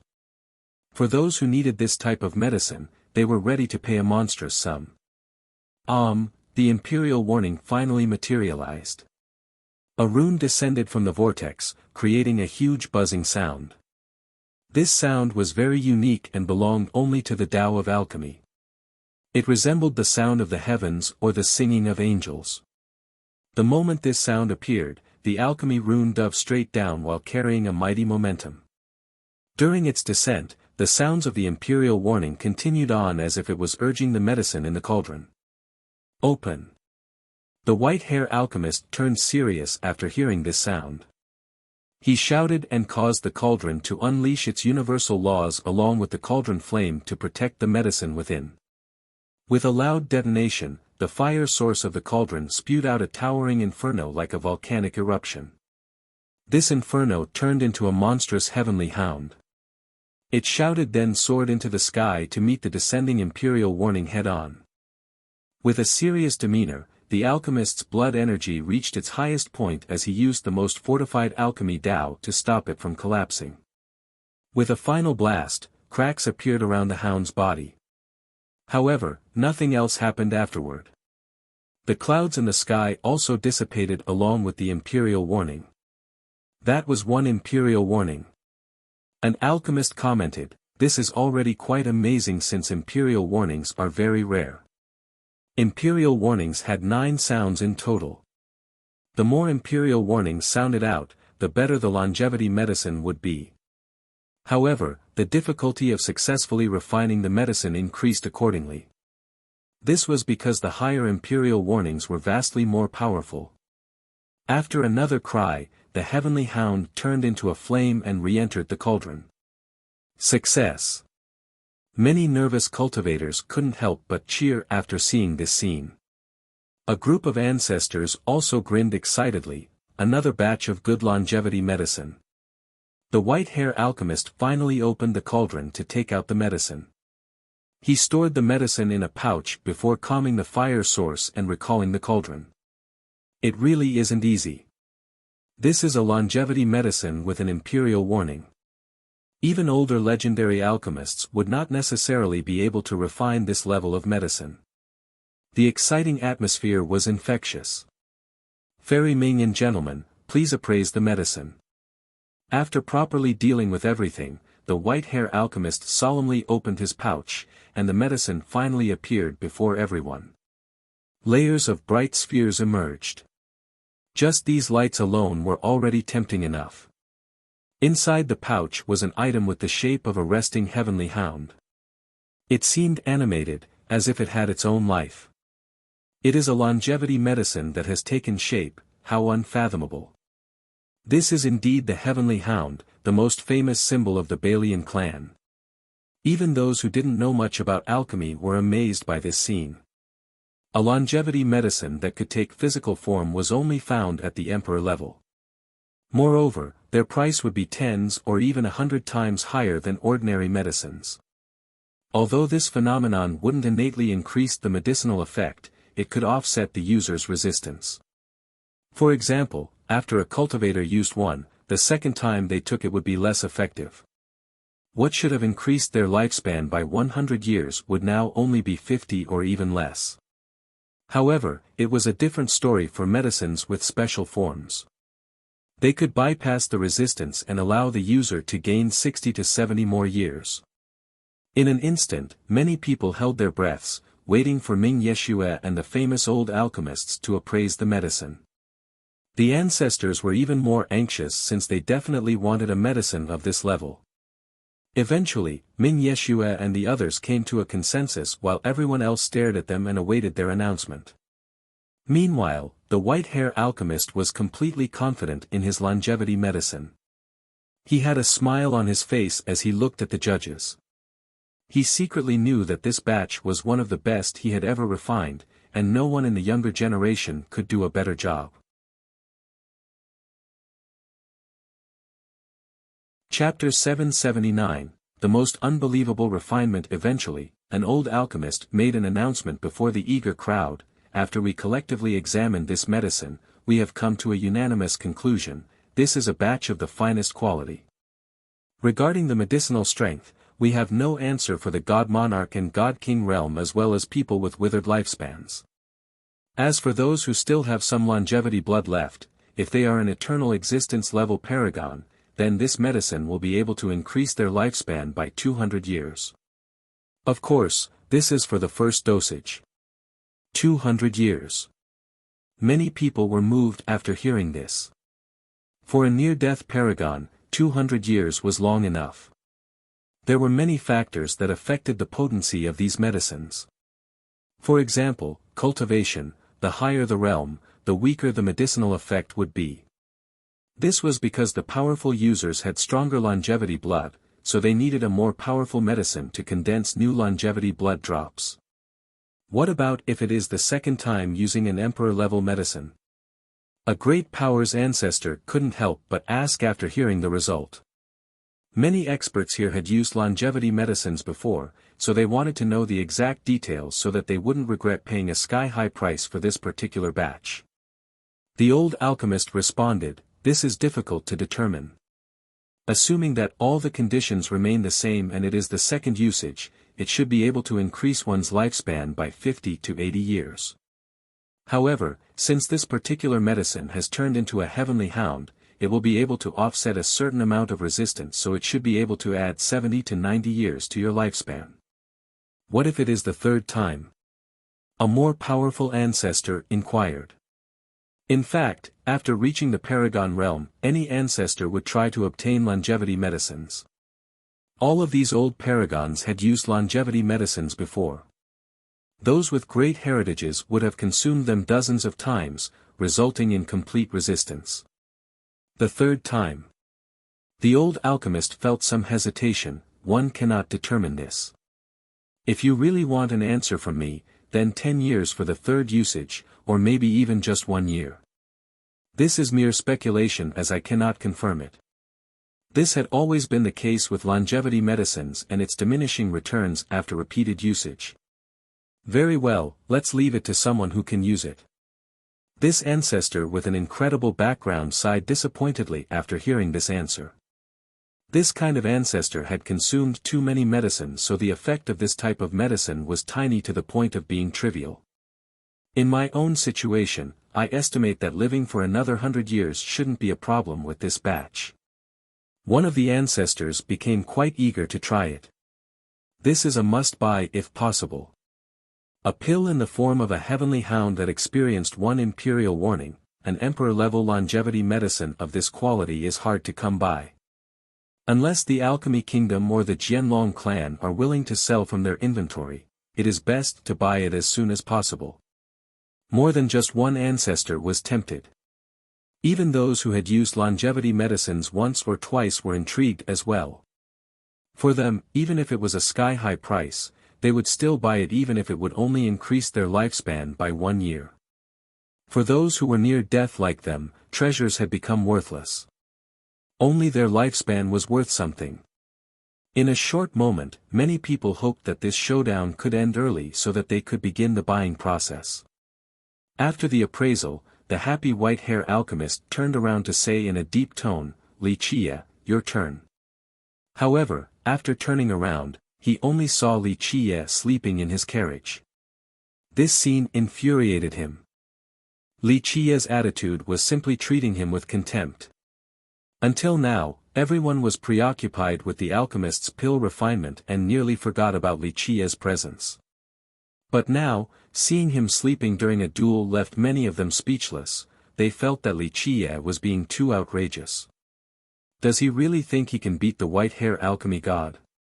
This is an emperor medicine in the form of the heavenly hound with 1 imperial warning. Someone was quite annoyed with Li Qie and snorted. Madame Ziyan, who was waiting by Li Qie's side, gently woke him up. He rose and asked, "How long have I been asleep for?" "For some time now." The madam gently helped him up. "Young noble, it is your turn." Li Qie stepped down from the carriage and looked at the alchemist's emperor medicine while nodding. Not bad, to be able to refine an emperor medicine to this level at such a young age, definitely worthy of being called a heavenly alchemist. However, claiming to be an alchemy god is too egotistical. Li Qie's words left the alchemist annoyed, so he responded with a scowl. The alchemist didn't know that this was already a very high evaluation from Li Qie. This was Li Qie showing his appreciation for talents. "Can you start already?"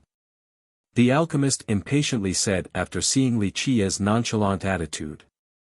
Li Qie smiled and looked at Ming Yeshue. He nodded his head, prompting Ming Yeshue to announce, "You may begin now." Li Qie summoned his myriad heavenly cauldron and casually threw all the ingredients inside with the exception of the longevity blood. Is he insane? Many people were stunned after seeing the swift addition of the ingredients. What kind of alchemy was this? It was common knowledge that even the methods of adding the ingredients was a field of study. When to add certain things, such as holy water, required attentiveness. One wrong step would result in the destruction of a fine batch of ingredients. But now, Li Qiye threw everything inside besides the longevity blood. This was too much to take in. What left the crowd even more dumbfounded was that at this time, Li Qiye's cauldron seemed to be out of power. Its flame was weak and seemed like it could go out at any time as it burned the herbs. Is this still alchemy? The crowd was stunned. This had no semblance to refinement but rather just a simple burning of ingredients. Golden spring water, sacred turtle dew, pure pill fruit, silver maple grass, each of these ingredients was burning from the inside out. What was even stranger was that this flame was flickering as if it was burning with wet firewood. This made the spectators very worried that it might go out any time. This simple process turned out to be very scary. The nervous spectators felt that Li Qiye was crazy for attempting such a thing with this feeble flame. It was akin to torture. Some felt that Li Qiye's failure was guaranteed. They began to feel pain because this was a batch of ingredients over 3 million years of age. Such priceless treasures. Eventually, something incredible happened. This weak flame that could be extinguished at any time finally burned the ingredients, leaving behind the true essences in the cauldron. The golden spring water was turned into a single golden drop of liquid. The sacred turtle dew resulted in a jade-like ointment the size of a fingernail. The pure pill fruit was now a small cup of green water, and the silver maple grass only had a little bit of watery essence left as well. These different medicinal essences completely separated from each other, disappeared, then suddenly fused into one. In the blink of an eye, a newly refined essence emerged from within. Again, people were astounded because no one had predicted this result, especially when essences of different affinities integrated together in harmony without the slightest signs of discord. This process was too difficult to imagine. This is the mythical gossamer flame. Ming Yeshue emotionally stated, a divine flame refines wondrous pills while the gossamer flame tempers heavenly essences. The vast majority of flames are easy to come by, but the gossamer flame remains elusive to all. No alchemist understood Ming Yeshue's comments. Some even found it strange since this type of weak fire was not part of the common knowledge of a cauldron's fire. However, Ming Yeshue stared at Li Qiye in astonishment because she had heard of a particular legend, a legend that was painstakingly chased after by generations of the kingdom's best alchemists. The gossamer flame tempers heavenly essences. This legendary secret technique had only been grasped by one person across the endless eons, the legendary alchemy god. Many alchemists from the kingdom had tried all this time, but no one had ever been successful. However, Li Qiye actually used the gossamer flame to force out the essences. How could Ming Yeshue not be shocked by this? This little girl is still the most knowledgeable. Li Qiye couldn't help but voice his praise. Very few people could recognize his method, let alone see through it. He then threw the longevity blood into the cauldron towards all the different medicinal concoctions. When everyone thought that the longevity blood would become violent and try to escape by flipping the cauldron over, it actually galloped around like a stallion. It playfully jumped around then rolled within the essences as if it was having too much fun. Eventually, the blood rolled around in the essence mix like a stallion rolling around in mud. It was enjoying this blissful feeling. The whole process was not violent with howls, contrary to what the crowd imagined. It was as if this was the natural order of things. The blood eventually joined the different essences like snow encountering spring. It slowly melted in a very warm process with no signs of fierce retaliation. No one could describe their thoughts with words. Shock and amazement were common in those witnessing this scene like snow encountering spring, warmth. The entire process seemed incredibly natural and gave people a feeling of enjoyment. Eventually, an old alchemist made an announcement before the eager crowd, after we collectively examined this medicine, we have come to a unanimous conclusion, this is a batch of the finest quality. Regarding the medicinal strength, we have no answer for the God Monarch and God King realm as well as people with withered lifespans. As for those who still have some longevity blood left, if they are an eternal existence level paragon, then this medicine will be able to increase their lifespan by 200 years. Of course, this is for the first dosage. 200 years. Many people were moved after hearing this. For a near-death paragon, 200 years was long enough. There were many factors that affected the potency of these medicines. For example, cultivation: the higher the realm, the weaker the medicinal effect would be. This was because the powerful users had stronger longevity blood, so they needed a more powerful medicine to condense new longevity blood drops. What about if it is the second time using an emperor-level medicine? A great power's ancestor couldn't help but ask after hearing the result. Many experts here had used longevity medicines before, so they wanted to know the exact details so that they wouldn't regret paying a sky-high price for this particular batch. The old alchemist responded, "This is difficult to determine. Assuming that all the conditions remain the same and it is the second usage, it should be able to increase one's lifespan by 50 to 80 years. However, since this particular medicine has turned into a heavenly hound, it will be able to offset a certain amount of resistance, so it should be able to add 70 to 90 years to your lifespan. What if it is the third time?" A more powerful ancestor inquired. In fact, after reaching the Paragon realm, any ancestor would try to obtain longevity medicines. All of these old paragons had used longevity medicines before. Those with great heritages would have consumed them dozens of times, resulting in complete resistance. The third time. Chapter 780, Heavenly Medicine. When the longevity blood melted, the new medicinal concoction in the cauldron slowly flowed down like a spring. It seemed that at this moment, it had its own life. While watching it flow, others could feel the blood inside their bodies flowing, resonating along to the same rhythm as well. Many were immersed in this scene and forgot that this was a duel. Back during the white-hair alchemist's refinement, the people here were also lost in the process. However, the two intoxicating feelings were completely different from each other. People were lost in the alchemist's refinement technique and great mastery. Each of his actions was full of beauty. Even those who weren't alchemists could understand the meanings behind his movements. Li Qiye's refinement was different. Although people were also drunk in its wonders, they forgot about Li Qiye's actions. No one paid attention to his fire mastery or how he controlled his cauldron. At this time, the only thing in their eyes were the changes in the concoction within the cauldron. It was as if the scene playing out had turned into the most fascinating event in this world. If one was to say that the white-hair alchemist's actions were full of beauty, then the transformation of Li Qiye's medicinal concoction was a supreme work of art. The alchemist's personal skill let people know that he was an incredible legendary alchemist, while Li Qiye was showcasing his medicinal concoction to let people know that this newly refined essence was peerless. As the concoction continued to change, clouds began to gather in the sky. Once the layers of clouds were thick enough, a vortex appeared above Li Qiye and emitted an increasingly louder sound. "The Imperial warning is coming." A person exclaimed in fear, to witness two Imperial warnings within such a short amount of time. This duel is truly spectacular. People were holding their breaths to witness the attack of the Imperial warning. They wanted to see if Li Qiye could withstand the warning's might or not.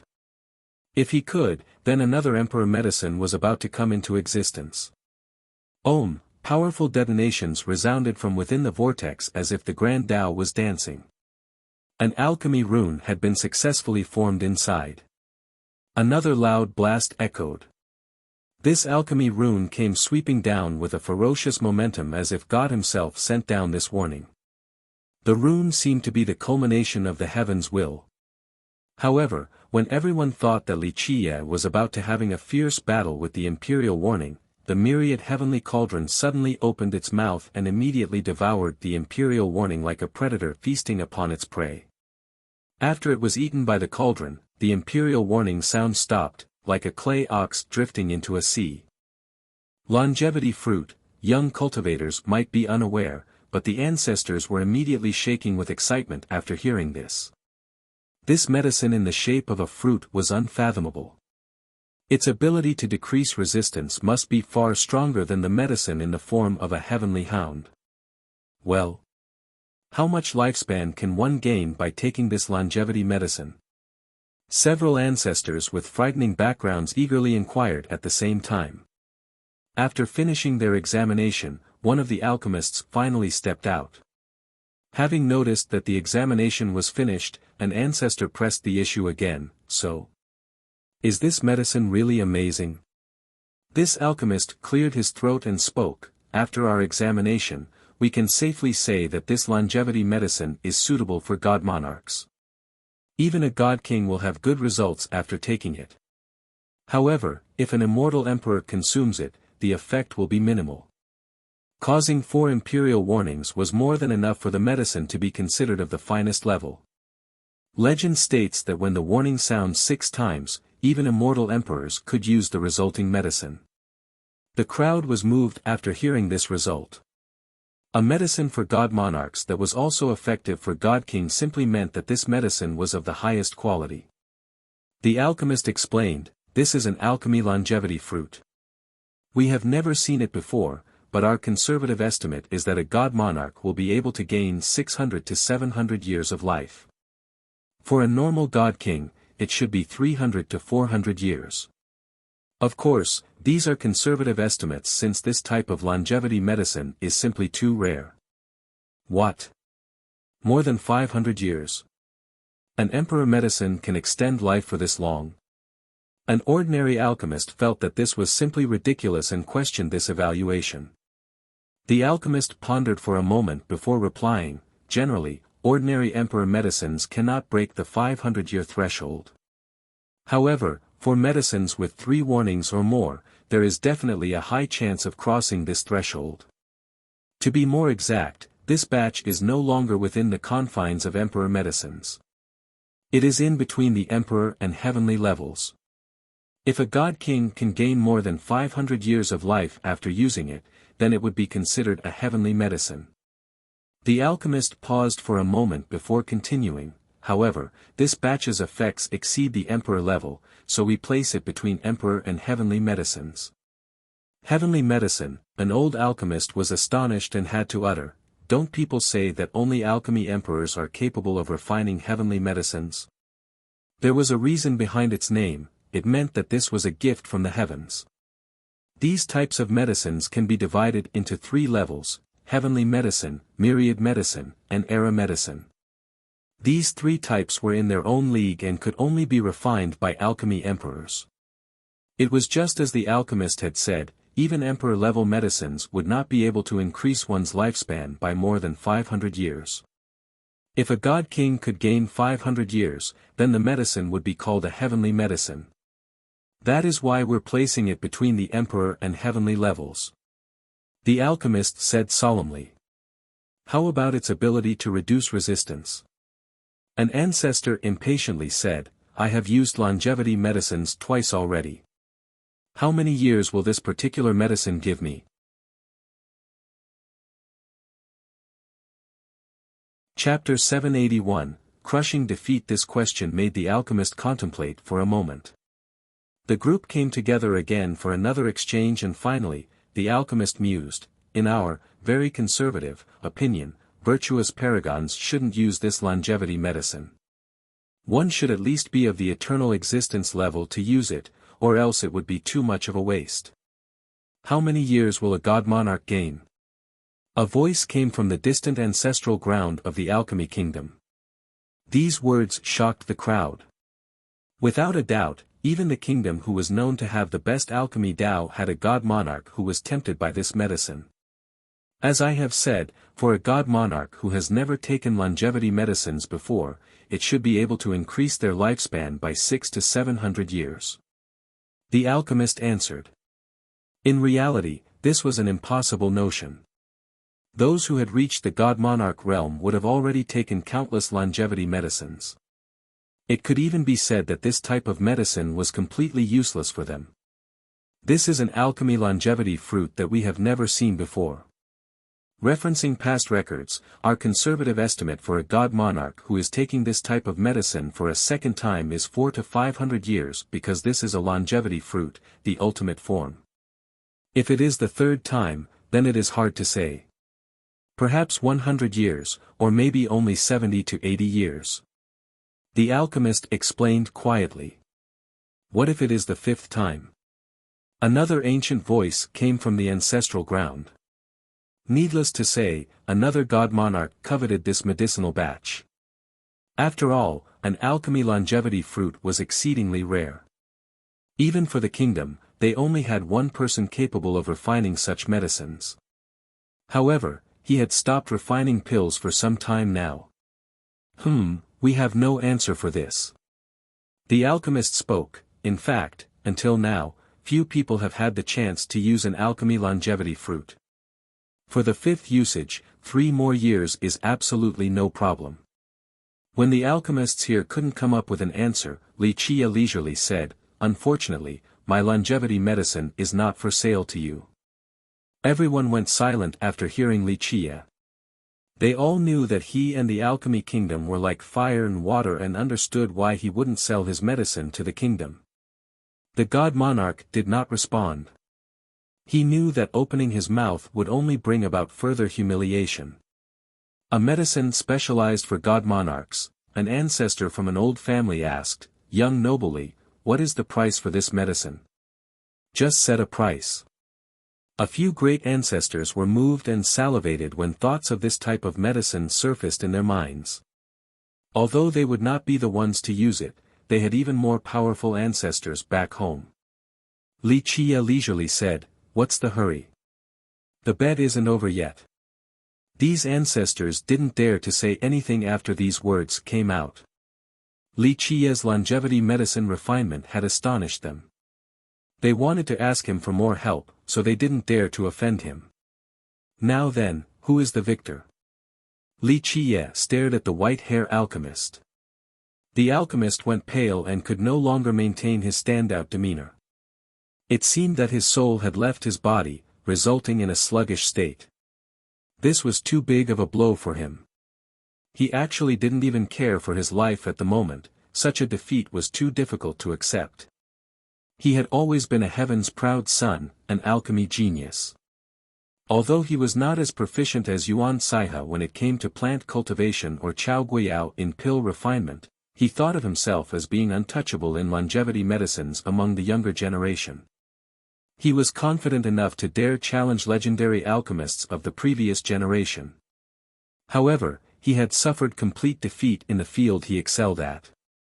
His single imperial warning was enough for him to take pride in, and he was very satisfied with such a result. However, Wuxia refined a medicine that had 4 warnings. Such a blow was unbearable and simply shattered his pride. Losing to Wuxia's might would have been fine since even immortal emperors lost when they were young, let alone him. However, losing to Wuxia in longevity medicine refinement was beyond his tolerance because it was his best area, his source of pride. This defeat completely shattered his confidence.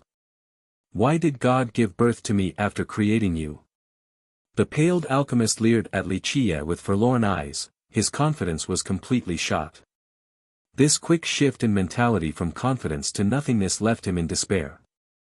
Wuxia simply shrugged, "Isn't this the nature of life? There is always a higher mountain, a broader horizon, a greater man." "I see. A broader horizon and a greater man." The alchemist chuckled with a mournful look, "Wuxia, you are capable. I accept my loss today." This white-hair alchemy god can stay true to his words even in defeat. Having said that, his body quivered, blood dripping down from the corners of his lips. Eventually, he fell straight down as his eyes slowly closed. There were no complaints, he had no fear of death as it had become a form of relief for him. What a pity. Wuxia lightly shook his head while looking at the alchemist's body. In fact, if the alchemist accepted his loss earlier, Wuxia would have spared him. In his eyes, this alchemist was much more likable than Chao Guiyao. Unfortunately, the alchemist was even prouder than Chao Guiyao and couldn't handle defeat. He preferred the peace of death over bowing down before Li Qie. Many people emotionally sighed while the scene remained silent. The stone medicine world had lost a great alchemist. Excessive pride leads to one's demise. An older alchemist gently sighed, there are times when even emperors taste defeat, so why bet with your life? Many here still viewed the alchemist as an extraordinary genius despite losing. They all knew of his arrogant attitude, and many didn't like him when he was alive. He was too difficult to get along with. However, after losing his life, even those who didn't like him felt mournful. The world had lost a great alchemist. After a period of silence, a great ancestor had to inquire, young noble Li, is your longevity medicine for sale? In fact, Ming Yeshue also wanted to buy this batch of medicine for the god monarch in her sect. However, she didn't say anything since she understood that it would only make things difficult for Li Qie. Li Qie took the 2 batches of medicine because the alchemist's portion had become his spoils of victory. He then shook his head as a response to the ancestor's question, don't ask me about this, you should be asking Fairy Yuan. Having said that, he handed the medicines over to Yuan Saihe. The materials were from the Serene Garden, so these 2 batches belong to the garden as well. Take them, it is up to you whether to sell or not. Yuan Saihe was a bit hesitant, but under Li Qie's gentle, insistent nod, she eventually accepted the 2 batches. Fairy Yuan, are they for sale? Just name the price. Many ancestors were happy after seeing the change of owners. This was because many great powers had friendly relationships with the Serene Garden. Moreover, Yuan Saihe was a very amiable person. Buying from her would be much easier than buying from Li Qie. Yuan Saihe announced to the covetous old ancestors, gentlemen, for the sake of fairness, the medicines will be entrusted to the largest auction house in the stone medicine world. The highest bidder will walk home with them. Some were happy while others were worried after hearing this decision. A few immediately left to return to their sects so that they could tell their seniors to prepare enough funds for the upcoming extraordinary auction. Let us go.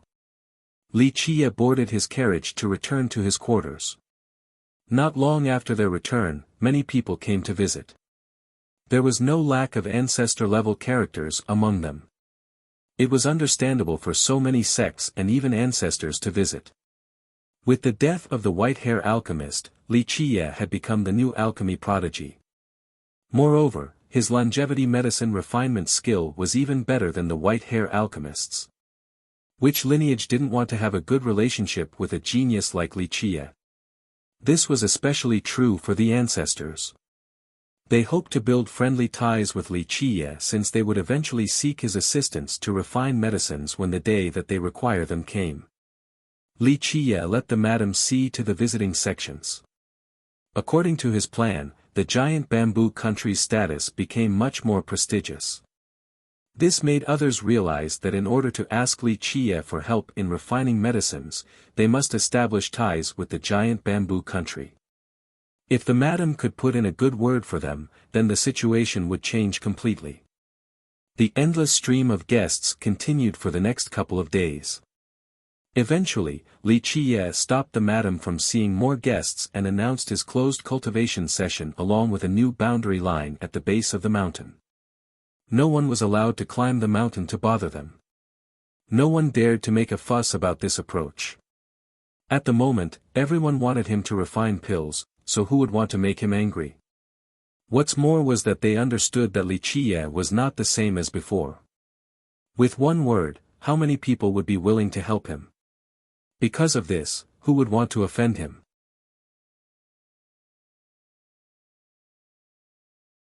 Chapter 782, Heaven Restoration Salve. Li Qie's announcement was also not just an excuse. Before his seclusive session, he told Tai Yi, the materials are ready.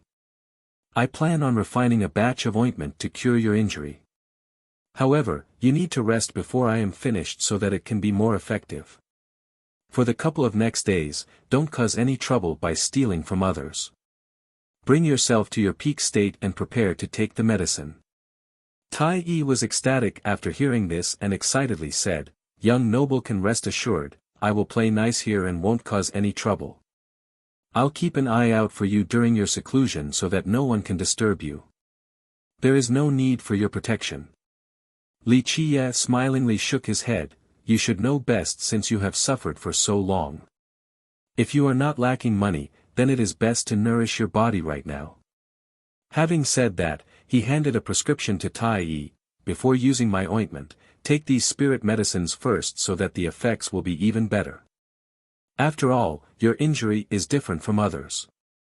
It is a miracle that you have lived until now."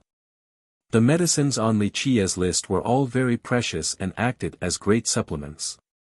After glancing at the medicines on the list, Tai Yi determined that he had the ability to buy them. Of course, he was not lacking money and wealth, so he could afford these precious supplements. Tai Yi hesitated for a moment before asking, "Young noble, can you actually cure it?" Li Qiye responded with a smile, "I can understand what you're feeling. Being tortured for so long has left a mark in your heart. However, do not worry, this is definitely the right cure. I'm not being arrogant when I say this, but if my heaven restoration salve cannot cure your injury, then nothing can cure it. You would have to sit there and await death if that were the case. I can even boast that there is no ointment better than the heaven restoration salve. Even the alchemy kingdom's soul-rending immortal powder is inferior to my ointment. Ah, I absolutely believe in young noble's abilities." Tai Yi quickly replied with a smile. Li Qiye glanced at him with one eye and said, "Don't worry, the reason I gave you this list of supplements is because I don't want you to have to use my ointment a second time. Even for me, this ointment has a price beyond your imagination, so I have to be a bit frugal." Tai Yi was overjoyed and his spirit soared after hearing this. His injury had always been a thorn in his mind. He had used countless ointments and precious spirit medicines, but they couldn't resolve the problem at its root. But now, he finally saw a sliver of hope. After sending Tai Yi away, Li Qiye sealed the room with the pentagate. He told the madam and Yuan Saiha to stay before taking out the prepared materials. Big brother wants to refine some ointment. After seeing the materials, even if Yuan Saiha didn't know the formula, she could still see his aim. Li Qiye gently nodded, "That's right, I'm about to refine some ointment. I might need your help when the heavenly flame comes down. Perhaps you will have to help me control the cauldron and its fire." "Me?" Yuan Saiha was taken aback. She slightly shook her head, "Big brother, I'm afraid I can't do it. I am not versed with pill refinement and am much worse compared to Chao Guiyao and them. I believe in your abilities." Li Qiye smiled, "Not just anyone can be called an alchemy prodigy. Plus, wait until you see my technique. You will understand at that time. This doesn't feel right." Yuan Saiha hesitated, "Big brother's pill refinement technique is supreme, but I am an outsider." It was clear as day that Li Qiye's pill refinement method was absolutely peerless. For anyone else, especially alchemists, they would never be able to resist the temptation of watching it firsthand. However, it was different for Yuan Saiha. Despite being an alchemist, she was a reserved person and didn't compete with others. What would be irresistibly tempting to others was not for her. Li Qiye gently stroked her hair, "In my mind, you are not an outsider. Moreover, the Tao of alchemy is only a hobby to me. If you can actually inherit my alchemy legacy, then I would be more than happy to pass it to you. I have learned many things from Big Brother regarding plant cultivation." Yuan Saiha smiled calmly and spoke in a formal manner, "Since Big Brother favors me so much, I can only obey." Li Qiye nodded and told the madam, "Zi Yan, prepare yourself as well. Maintain your peak state, I will require your help when the time comes." Is it necessary?" The madam was inwardly shaken. This was an unbelievable matter to her. Her young master was nonchalant even when refining an emperor longevity medicine, so she felt that no medicine could possibly trouble him. She couldn't imagine him requiring help during the refinement process. "Yes. Li Qiye nodded and solemnly said, "The refinement of this ointment requires powerful energy to control the most tyrannical flame. I am not certain that I can handle this, so every once in a while, I will need your blood energy to replenish my own depleted blood energy." The madam took a deep breath and nodded, "Don't worry, young master. I will do my best." His trust in her caused her to feel an indescribable sense of warmth. One must know that an alchemist was most vulnerable when they were focusing all of their attention on pill refinement. At such a key period, her young master was counting on her. This was indicative of his trust. "Big brother, what kind of medicine are you trying to refine?" Yuan Saihe had planted countless spirit medicines, and few people were more knowledgeable than her in this regard. She took a careful look at the materials and asked, "And what kind of technique would require more blood energy than you can supply?"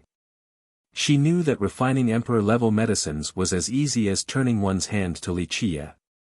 Therefore, refining ointments shouldn't be difficult for him at all. With regards to the materials, this batch is not supreme at all. Although the main leading ingredients are quite rare, they aren't imperial medicines, let alone immortal medicines. Li Qiye chuckled, "There are two crucial points when it comes to this batch. The first is the formula itself while the second is the refinement technique. The second point is the most important." Li Qiye didn't mind teaching Yuan Saihe about the refinement process. This medicinal cauldron of mine cannot be described with mere words. It goes far beyond myriad refinements and heavenly tempering. Each iteration of refinement and purification has to result in the most essential base of the materials. Even a single strand of medicinal effect is tempered again and again. Each transformation is mixed with a perfect ratio. "Big brother, what kind of ointment is this?" After hearing a detailed explanation of the process, even the calm Yuan Saihe was moved. She immediately understood that this was a heaven-defying process. Li Qiye smiled. "A long, long time ago, people used to call this ointment the Heaven Restoration Salve." Heaven Restoration Salve. Yuan Saihe jumped after hearing the name, the #1 medicine in all the realms, the Heaven Restoration Salve. Rumor has it that the soul-rending immortal powder was based on the Heaven Restoration Salve. Li Qiye smilingly revealed, "Actually, the old ancestors of the kingdom had never seen the formula of this salve, they only heard a little bit about the techniques. These ancestors were indeed amazing alchemy emperors. After hearing bits of the process, they were inspired and created their own techniques which eventually culminated in the famed powder of their kingdom. These are the materials for the salve." Yuan Saihe looked at the materials in disbelief and commented, "Legend has it that the salve came from the alchemy god. It is unbelievably supreme. Even when one's true fate is gravely injured and only a strand of their soul remains, the salve can still rescue them. Outside of complete death, the salve can cure anything." "You can put it that way." Li Qiye gently nodded, "Of course, it isn't that easy. Refining the salve requires a supreme Tao of alchemy. Moreover, if only a single strand of soul remains, the restoration process would be very difficult even with the Heaven Restoration Salve in the hands of an alchemy emperor. It is indeed a challenge." Coming from the serene garden, Yuan Saihe knew more about the salve than Madame Ziyan. She was completely astonished as she spoke. Although the salve has been lost for a long time, many alchemists and even alchemy emperors have researched it down to this day. Many of them guessed that the materials for this supreme salve must be immortal medicines or even true immortal medicines. She wasn't the only one who held this notion. Anyone who knew about this salve would be in disbelief. The Heaven Restoration Salve was not refined using immortal medicines. Outside of the rare leading materials, the others could be considered precious, but they were definitely not exceedingly rare. Compared to the fame of the Heaven Restoration Salve, these materials were far too ordinary and cheap. "Those are just rumors." Li Qiye gently shook his head. The salve earned its reputation not from its precious ingredients but rather from the peerless refinement technique. Endless refinement into perfection is the most appropriate way to describe this salve. Heaven Restoration Salve. Eventually, Yuan Saihe commented in amazement, the thing that is restoring the heavens is not the medicine itself, but the Tao of alchemy. Using alchemy to reach the heavens is only a minor path. Using the alchemy Tao to restore the heavens is the grand path. You have entered the Tao of alchemy. Li Qiye smiled, let us begin.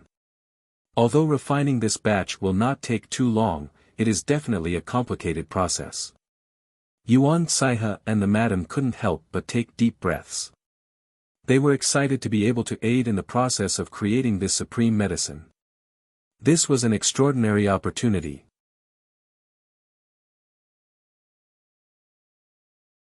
Chapter 783, Medicine Inviting the Heavenly Flame. While Li Qiye was refining behind closed doors, many people wondered what kind of medicine he was refining.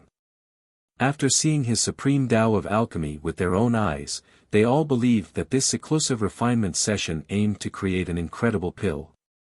Although there had not been any news over the last few days about Li Qiye's mountain, countless eyes were fixated on his abode. Many were excited, and even god monarchs who didn't want to show their faces were paying great attention. This was because he was able to create something that tempted even themselves, longevity medicines. It could even be said that during this period, there were god monarchs who had gathered longevity materials just to ask Li Qiye to refine them.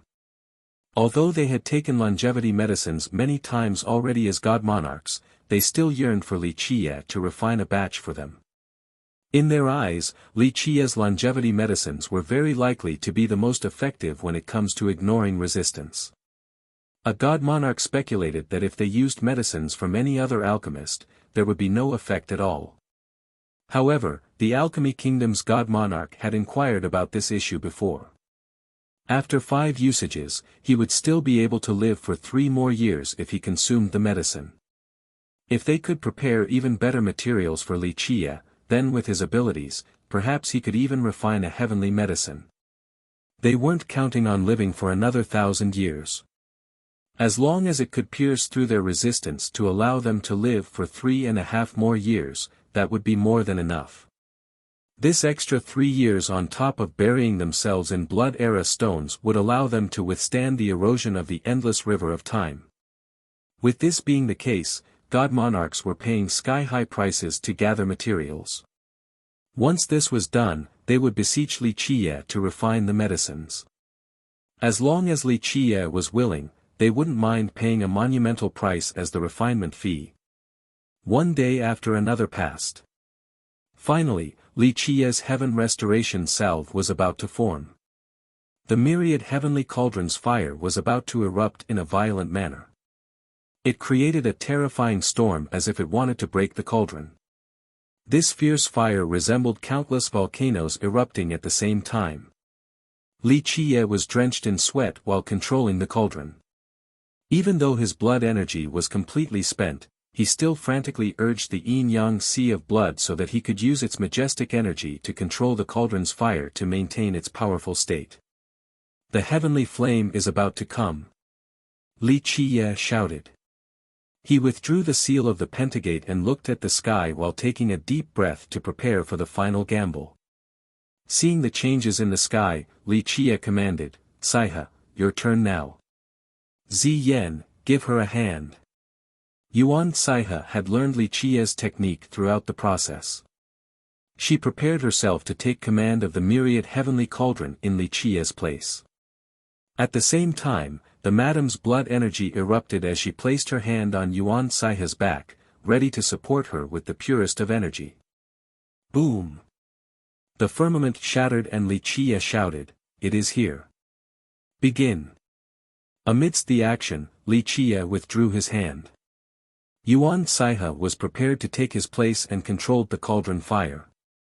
Meanwhile, the madam did not hold anything back as her blood energy surged forward. After obtaining this energy, the fire became even more violent. Heavenly Flame, one of the people who had been keeping an eye on Li Qiye's mountain, saw the shattered firmament and said, Li Qiye is refining an ointment right now. Many people were disappointed because they were hoping for him to refine some longevity medicine. No matter the era, longevity medicines were always very rare and precious. It seems that it's not an ordinary ointment as it brought about the heavenly flame. Despite the disappointment, the shattered sky dome still shocked many people. Alchemy would bring about tribulations. The absence of a tribulation only meant that the particular medicine did not reach such a level. For example, longevity medicines of the saint level and up all suffer longevity reduction while the emperor level medicines undergo imperial warnings. The tribulation of ointments was the heavenly flame.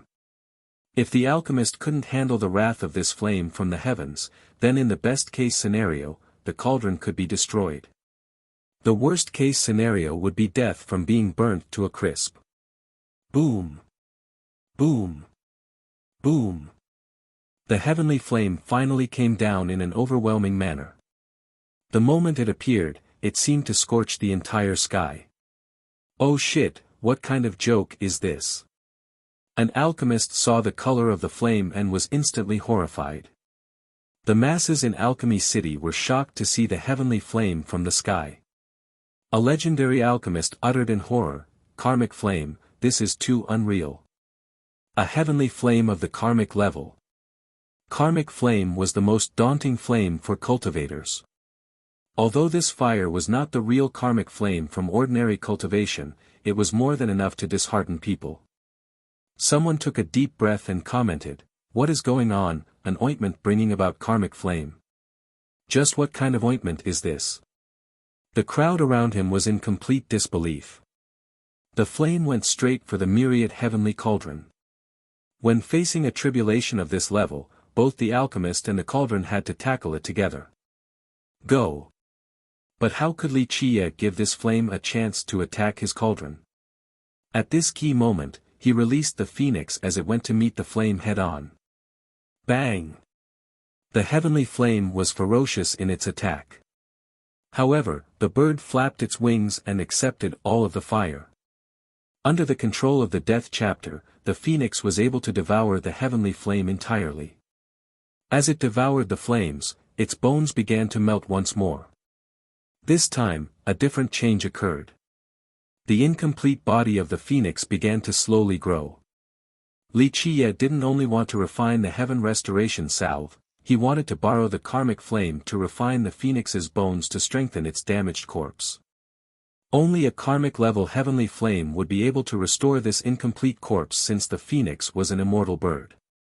Although it seemed straightforward with Li Qie using the death chapter, this process was not so easy. Although this karmic flame was still weaker than the bright flame cauldron's fire, the quantity was vastly different. The heavenly flame struck down like a surging river. An emperor flame couldn't compare to this heavenly flame in quantity. This heavenly flame seemed to be endless, allowing the phoenix to be reborn with a new, albeit incomplete, skeleton. This went on for a very long time, causing the people in the city to be tongue-tied. A karmic flame was already frightening enough, but it also persisted for such a long time. This kid is too scary. To be able to withstand a karmic-level heavenly flame for such a long time, what a devil. Someone murmured after seeing this scene. Eventually, the heavenly flame disappeared, signaling the end of the tribulation. Yuan Saihe and the madam also withdrew their hands, they were both completely exhausted. Finally, success. Heaven restoration salve, I did not think that I would be able to refine such a medicine one day. Even the normally calm Yuan Saihe became very excited after taking out the medicine. Li Qie also smiled as well. For him, this was not only a successful refinement, the phoenix's skeleton was also restored. At this point, the skeletal bird was perfect once more. The broken fragments had been supplemented by the heavenly flame. A golden glimmer flashed throughout the entire bird, making it seem to be made out of pure gold. Its heart was jumping up and down. Finally done. Li Qie was also joyous as he looked at the bird. After this step, reviving the phoenix would be much easier. If we can create its flesh and blood, then the phoenix will have a chance for rebirth. The madam emotionally murmured. Li Qie was able to get 2 birds with 1 stone during this refinement. Not only did he refine the salve, he also restored the skeleton of the bird. It was a great harvest. Good, job well done. Li Qiye said with a smile. The madam and Yuan Saihe happily smiled back as well. This success made them very excited. However, after finishing the job, they were not greeted by Tai Yi. Li Qiye looked throughout the building and found that Tai Yi was missing. This guy is really restless. He actually ran outside. Li Qiye shook his head disapprovingly. At first, Li Qiye didn't care because Tai Yi had always been lurking around. However, after half a day had passed, Li Qiye felt something was wrong. This isn't right. He said, if the old geezer saw the heavenly flame from the sky, then he should know that the salve was about to be completed. The salve was extremely important for Tai Yi, so he should have rushed back after seeing the successful refinement. Yuan Saihe said, Big brother, Tai Yi is a powerful paragon. He should be alright. While Li Qiye was feeling that something was amiss, someone came to visit and insisted on meeting Li Qiye. Under such persistence, Li Qiye decided to meet him.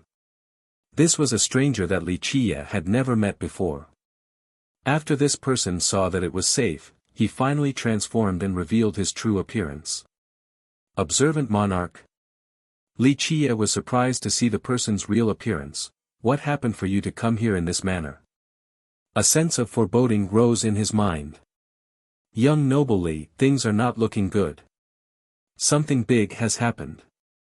The monarch hastily spoke, I came under the princess' order to see you.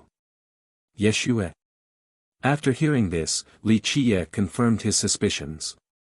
While Li Qiye was refining behind closed doors, many people wondered what kind of pills he was refining.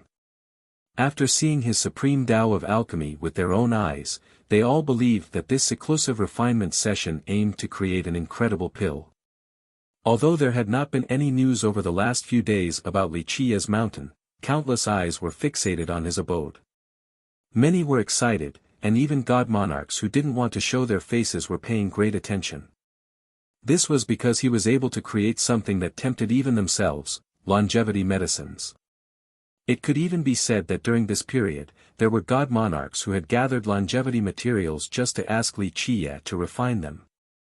Although they had taken longevity medicines many times already as god monarchs, they still yearned for Li Qiye to refine a batch for them. In their eyes, Li Qiye's longevity medicines were very likely to be the most effective when it comes to ignoring resistance. A god monarch speculated that if they used medicines from any other alchemist, there would be no effect at all.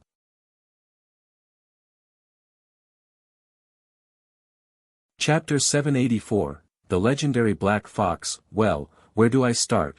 The monarch rubbed his palms nervously with a worried and embarrassed expression. I don't really know the exact situation within the imperial family right now. Li Qiye grew serious. Monarch, tell me what you know. There are no outsiders here, so you can be frank. The monarch pondered for a moment before speaking. In the worst-case scenario, the princess might have been temporarily restrained by the ancestors. After receiving the last message, I haven't received anything new from her, and I can't find grandma by either.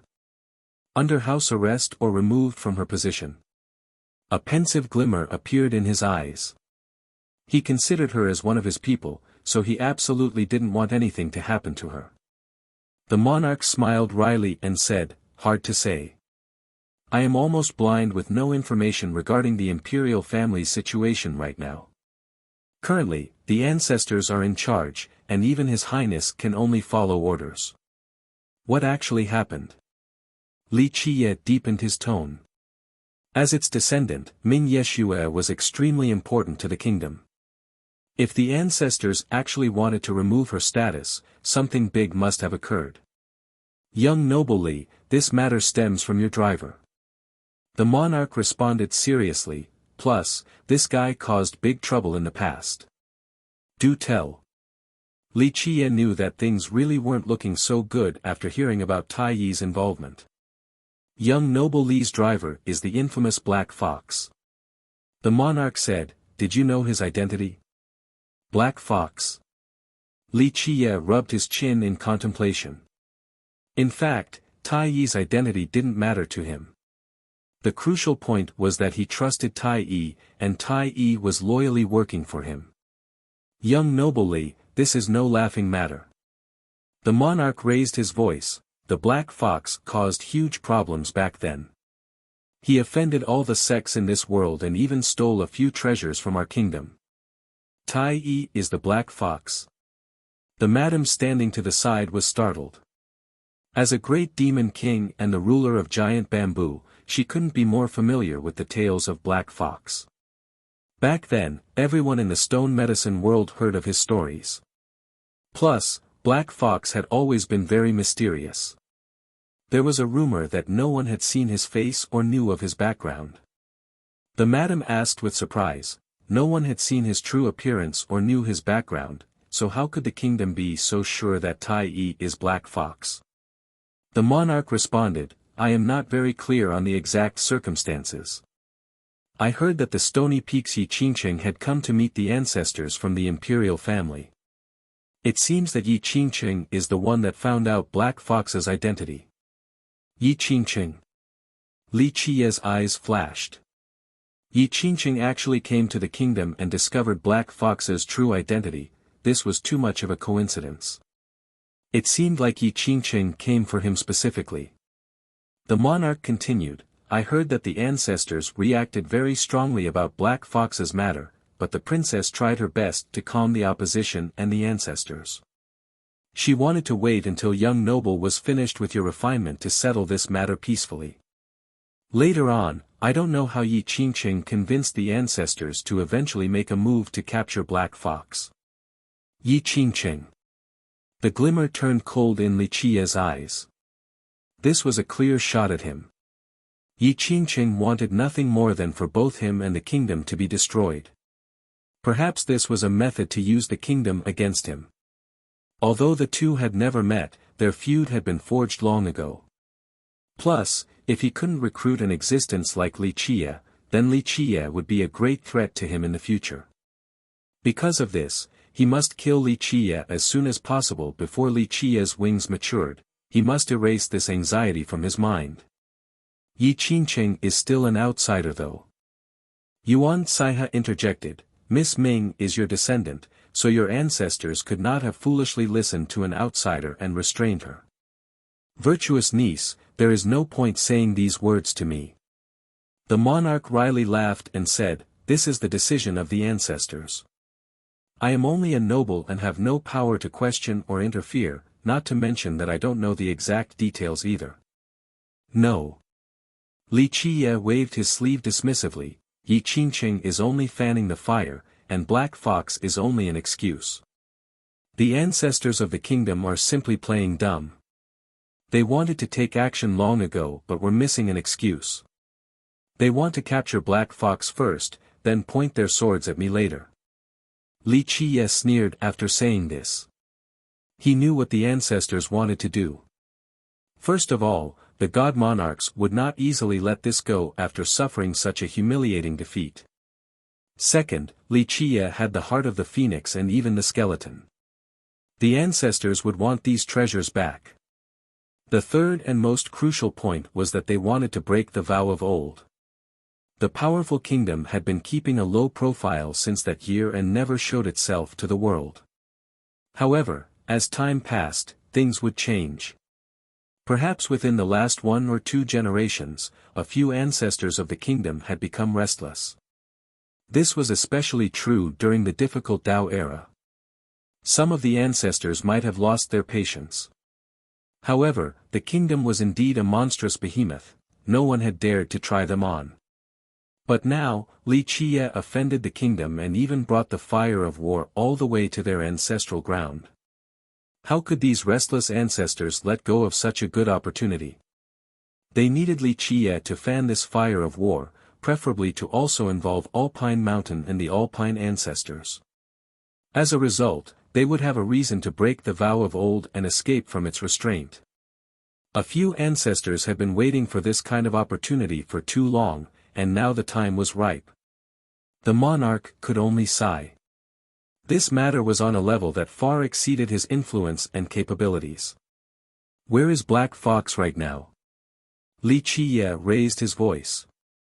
The monarch responded with a wry smile, I don't know this either.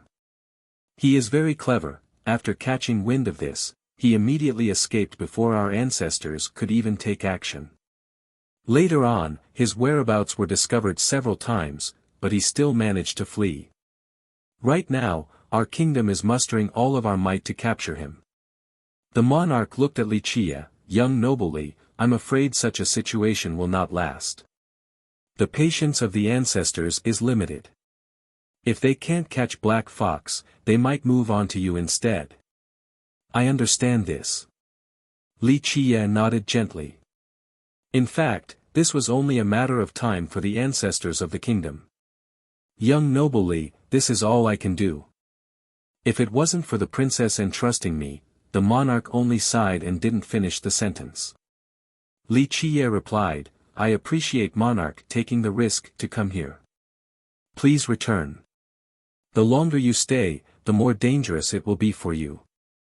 The monarch coming here in secret was a very risky undertaking. If discovered by the imperial family, then a light sentence would be a grave punishment, and a harsh sentence would be treating it as treason against the kingdom and the ancestors.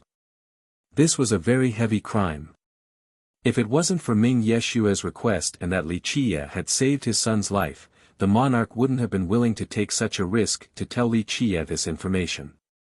After sending the monarch away, the madam worriedly asked, Young master, what should we do now?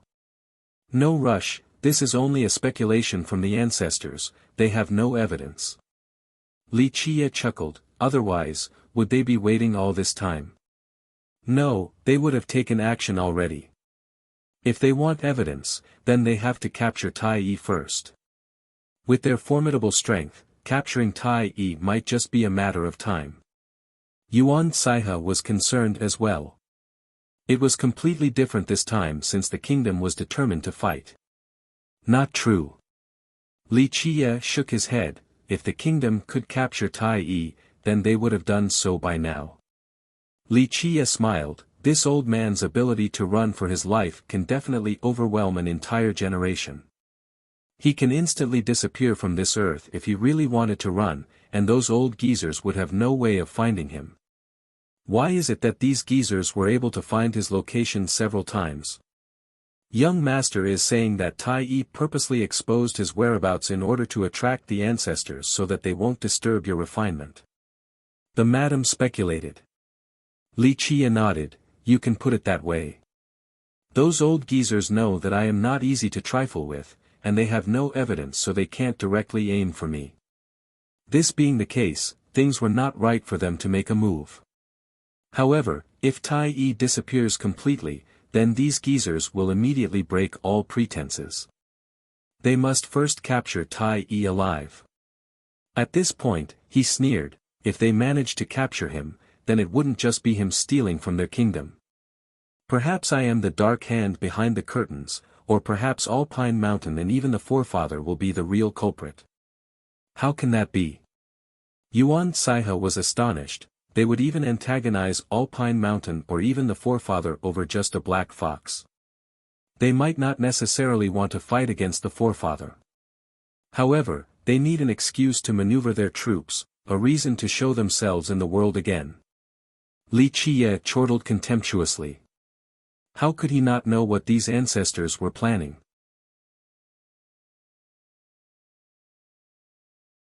Chapter 785, Alchemy Kingdom's Plan. The madam worriedly said, if the ancestors want to go big this time, I'm afraid they are definitely prepared. Maybe even a god king will come out. Don't worry. Li Qiye chuckled, the kingdom is ready, but so am I. If those geezers want to die, then they can't blame me for not giving them any face. I will be more than happy to flip over the kingdom just in time to borrow their ancestral vein. The madam could only smile in response. She knew that her young master wanted to use their ancestral vein to revive the phoenix. Big brother, what should we do now? Leave the alchemy kingdom for now? Yuan Kane was also concerned for his safety. Li Qiye shook his head and said, no, we have to find old man Tai Yi first. He is surely still in the city. After finding him, we'll decide what to do based on the Alchemy Kingdom's response. The madam gently sighed. She knew that another great battle was on its way. It would be a scene of carnage that exceeded imagination. In the recent couple of days, Li Qiye's refinement had created a huge commotion that garnered great attention. However, another matter was very eye-catching as well. The kingdom's scouting legion suddenly appeared. Countless experts came out of nowhere along with several infamous ancestors. What could have happened to warrant this response? Many experts that were staying in the city were startled from the kingdom's strong presence. The imperial family had always been very low-key and people rarely came out. But now, the sudden appearance of this many experts and ancestors was akin to the release of a dam, scaring many people. The young alchemists participating in the conference were frightened out of their minds. They wanted to join the conference to become famous, but before the event could begin, numerous twists and turns had happened. Black Fox has appeared. No one knew whether the kingdom purposely released this information or if someone else found out by chance. In short, their scouting legion's appearance and matters regarding Black Fox immediately spread. Many were in disbelief after coming across this news. It rekindled their memories because Black Fox had faded from the world for a long time. Someone commented in bewilderment, "No way, didn't Black Fox die already? Rumor has it that the kingdom killed him back then."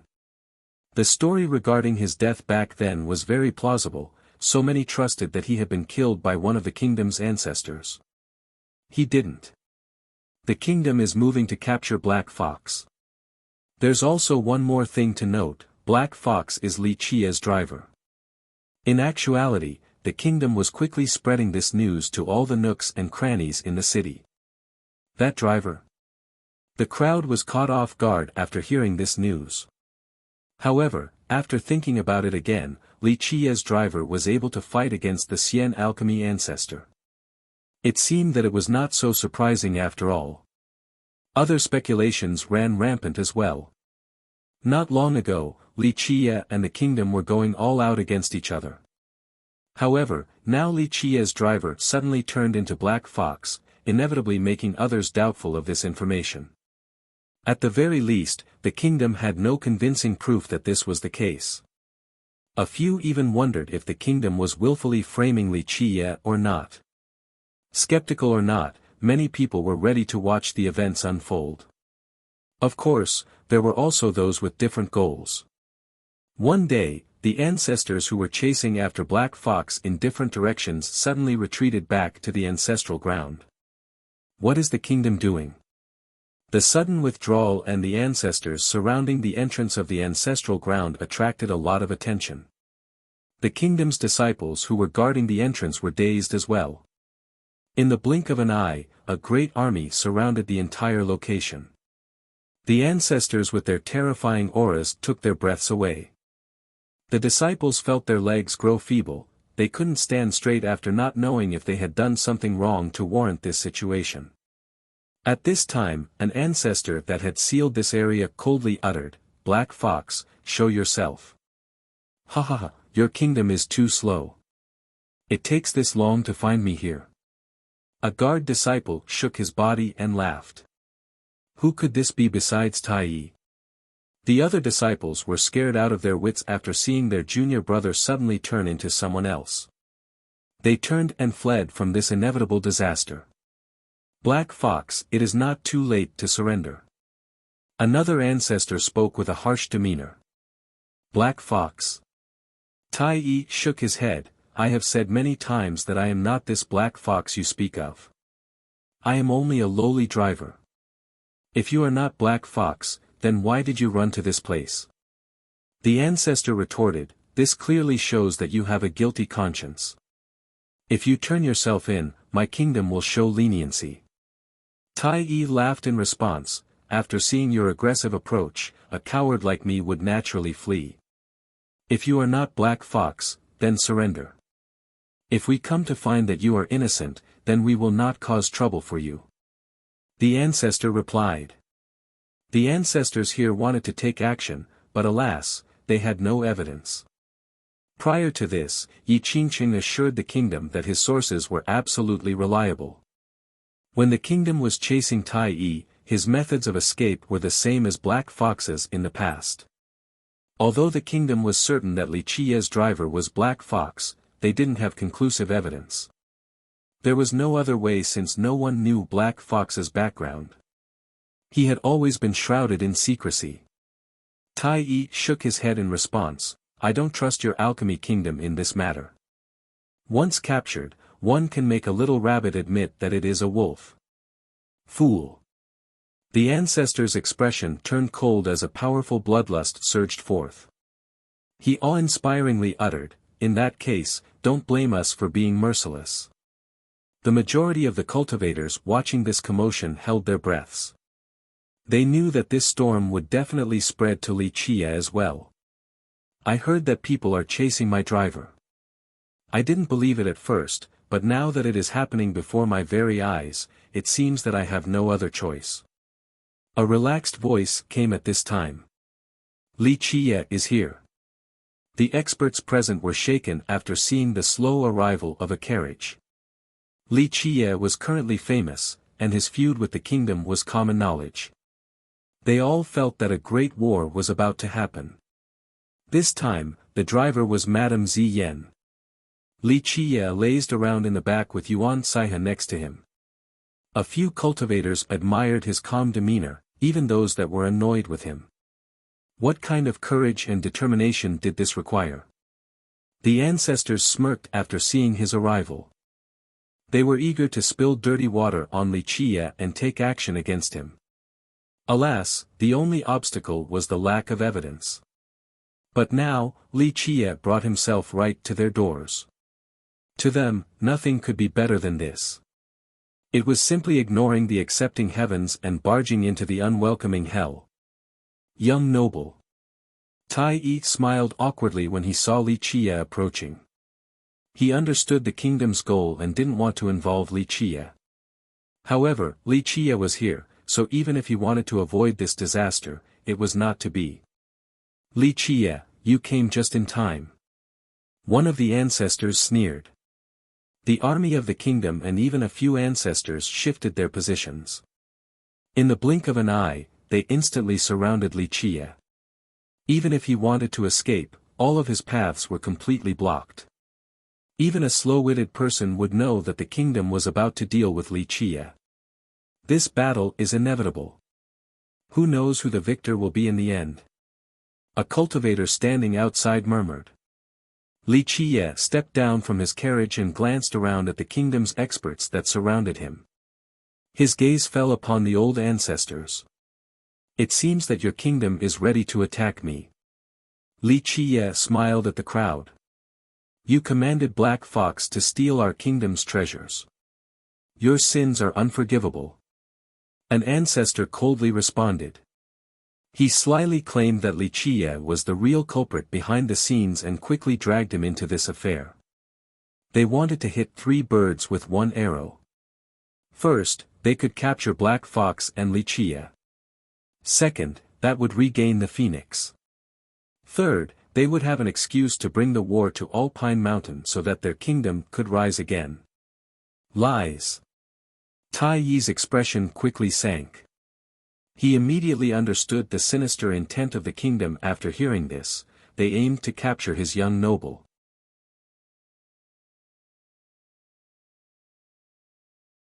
Chapter 786, Immortal Emperor's Cage. The ancestors sneered in response, "Lies. You are Black Fox and Li Qiye is your master. Who but Li Qiye would command you to steal our treasures?" "Bullshit." Tai Yi lost his cool. "You think I don't know your kingdom's nasty ploy? If you have a problem, then come at me. Don't involve my young noble." The ancestor coldly smiled, "Your loyalty is admirable. However, you are only his servant. Li Qiye's ploy for our treasures is simply unforgivable." Many spectators took a deep breath after hearing this. The kingdom not only claimed that Tai Yi was Black Fox, they also insisted that Li Qiye was the mastermind. It seemed that it was no longer important whether Tai was Black Fox or not. The crucial thing was that the kingdom didn't mind paying any price to capture Li Qia's group. So your kingdom is certain that he is Black Fox? Li Qia was neither surprised nor angry at the kingdom's insistence. He remained calm as if this was the natural course of events. It's far from just that. The past invasion and thievery of our kingdom were all part of your plans. The ancestor coldly uttered. Everyone understood after hearing this that the kingdom wanted to push Li Qia off the cliff. They all knew that it was simply impossible for Li Qia to command Black Fox to steal the kingdom's treasures. Take a step back and assume that Tai was indeed Black Fox. When Black Fox was active, Li Qia might not have been born yet. How could he be the one in command? People shuddered after hearing the ancestors, especially the big shots and ancestors from the other lineages. Until now, people didn't sense this behemoth of a kingdom's existence due to its reclusiveness. Although its power was widely spread from word of mouth, very few people were threatened by the kingdom. But now, this new style left these experts with cold chills. They suddenly realized that the kingdom was not just a behemoth, it was an even more terrifying existence, an untethered prehistoric beast from the ancient ages. If one day, it chose to not remain hidden anymore, if one day, it chose to emerge for hegemony, the fierce beast would finally leave the mountain and the flood would finally break the dam. With its power, they would be able to control the winds and clouds at their whim. It was not difficult for them now that they had revealed their intent. Amazing, simply amazing. Li Qia smiled and clapped his hands in response to the slander. The alchemy kingdom is not only powerful, its distortion of black and white is quite eye-opening as well. The ancestor coldly replied, Li Qia, do not tarnish our kingdom. We have always been reasonable and defenders of justice. However, against treacherous villains who have malicious intentions towards the stone medicine world, there is no need to hold back. Our kingdom has the responsibility to maintain world peace. Just the words I wanted to hear from you. Li Qia smiled softly, you know, the more you speak, the less guilty I will feel about destroying your kingdom. Although I am a vicious person, do not blame me for what I am about to do. Blame yourself for maneuvering against me. At this point, Li Qia waved his hand towards Tai. Tai, come over here. If they are certain that I commanded you, then very well, we shall let the alchemy kingdom learn just how ruthless the dark hand behind the curtains is. After mentioning the dark hand behind the curtain, Li Qia's eyes immediately turned fierce with bloodthirst. For many generations, there were countless invincible existences who referred to him by this title. The dark hand manipulating the eras, the monster lurking in the background. Tai hesitated for a moment but eventually went over to Li Qia's side. He didn't want to involve Li Qia in this matter, but it seemed that Li Qia paid no mind. Very good, since both of you have admitted to it, nothing could be better. The ancestor snidely smiled, surrender now and perhaps our kingdom will show you mercy. Mercy? Li Qia looked at the ancestor and couldn't help but laugh, I need your kingdom to show me mercy. Such funny words. Whether I forgive your kingdom or not will depend on my mood. Ignorant fool. You think your dead phoenix can defeat our kingdom all by itself? The ancestor became furious. Their previous defeat to Li Qia was a great humiliation to the kingdom. No matter what, their kingdom must wash away the shame from last time. You're right. Today, I will tear apart your ancestral land. Don't blame me, you've brought this upon yourselves. Li Qia revealed a cold grimace. Bold words, I want to see how your skeletal bird will tear apart my ancestral land. An ancient voice erupted like thunder. Amidst the action, the auras of god monarchs swept through the land, causing countless people to prostrate. God monarch. Someone screamed after seeing the monarchs coming out from the kingdom's ancestral ground, 3 god monarchs. 3 monarchs emerged, 2 of them were the ones who had attacked last time. Their auras rose to the heavens and suppressed the underworld. Their simultaneous arrival caused many people to shiver in fear. Many experts retreated to the distance, not daring to come close. The appearance of three monarchs meant that a grand battle was about to ensue. If you have nothing else to say, then it's time to begin. Li Qiye's eyes turned serious after seeing the three monarchs. In an instant, a death energy lingered around him along with the appearance of the death chapter. Screech! The phoenix cried and flew out. The phoenix's flame ignited as if it was about to burn away the entire sky. It flew in front of Li Qiye as its immortal aura crushed the sky dome. Even a god monarch would have no way to take another step forward. Subdue! The monarchs came prepared this time. They summoned a formation that turned into a huge cage that instantly trapped the phoenix. Endless imperial might swept through the air with the appearance of this cage. The cage resembled an immortal emperor's 5 fingers that seemingly wanted to imprison the bird. A formation personally created by an immortal emperor. Immortal Emperor Yao Zu's formation. A knowledgeable ancestor was shocked. Even a god monarch would instantly become a prisoner due to the formation's power. This sanguine light quickly came together as imperial chains reinforced the cage, allowing it to display its eternal might. A drop of longevity blood from immortal Emperor Yao Zu. An ancestor was aghast when he saw the chains that reinforced the cage like myriad stars condensing. This power was capable of stopping anything in this world. The crowd was truly horrified this time around. The kingdom was really going all out. They didn't only summon an imperial formation, they even offered it imperial blood from an emperor.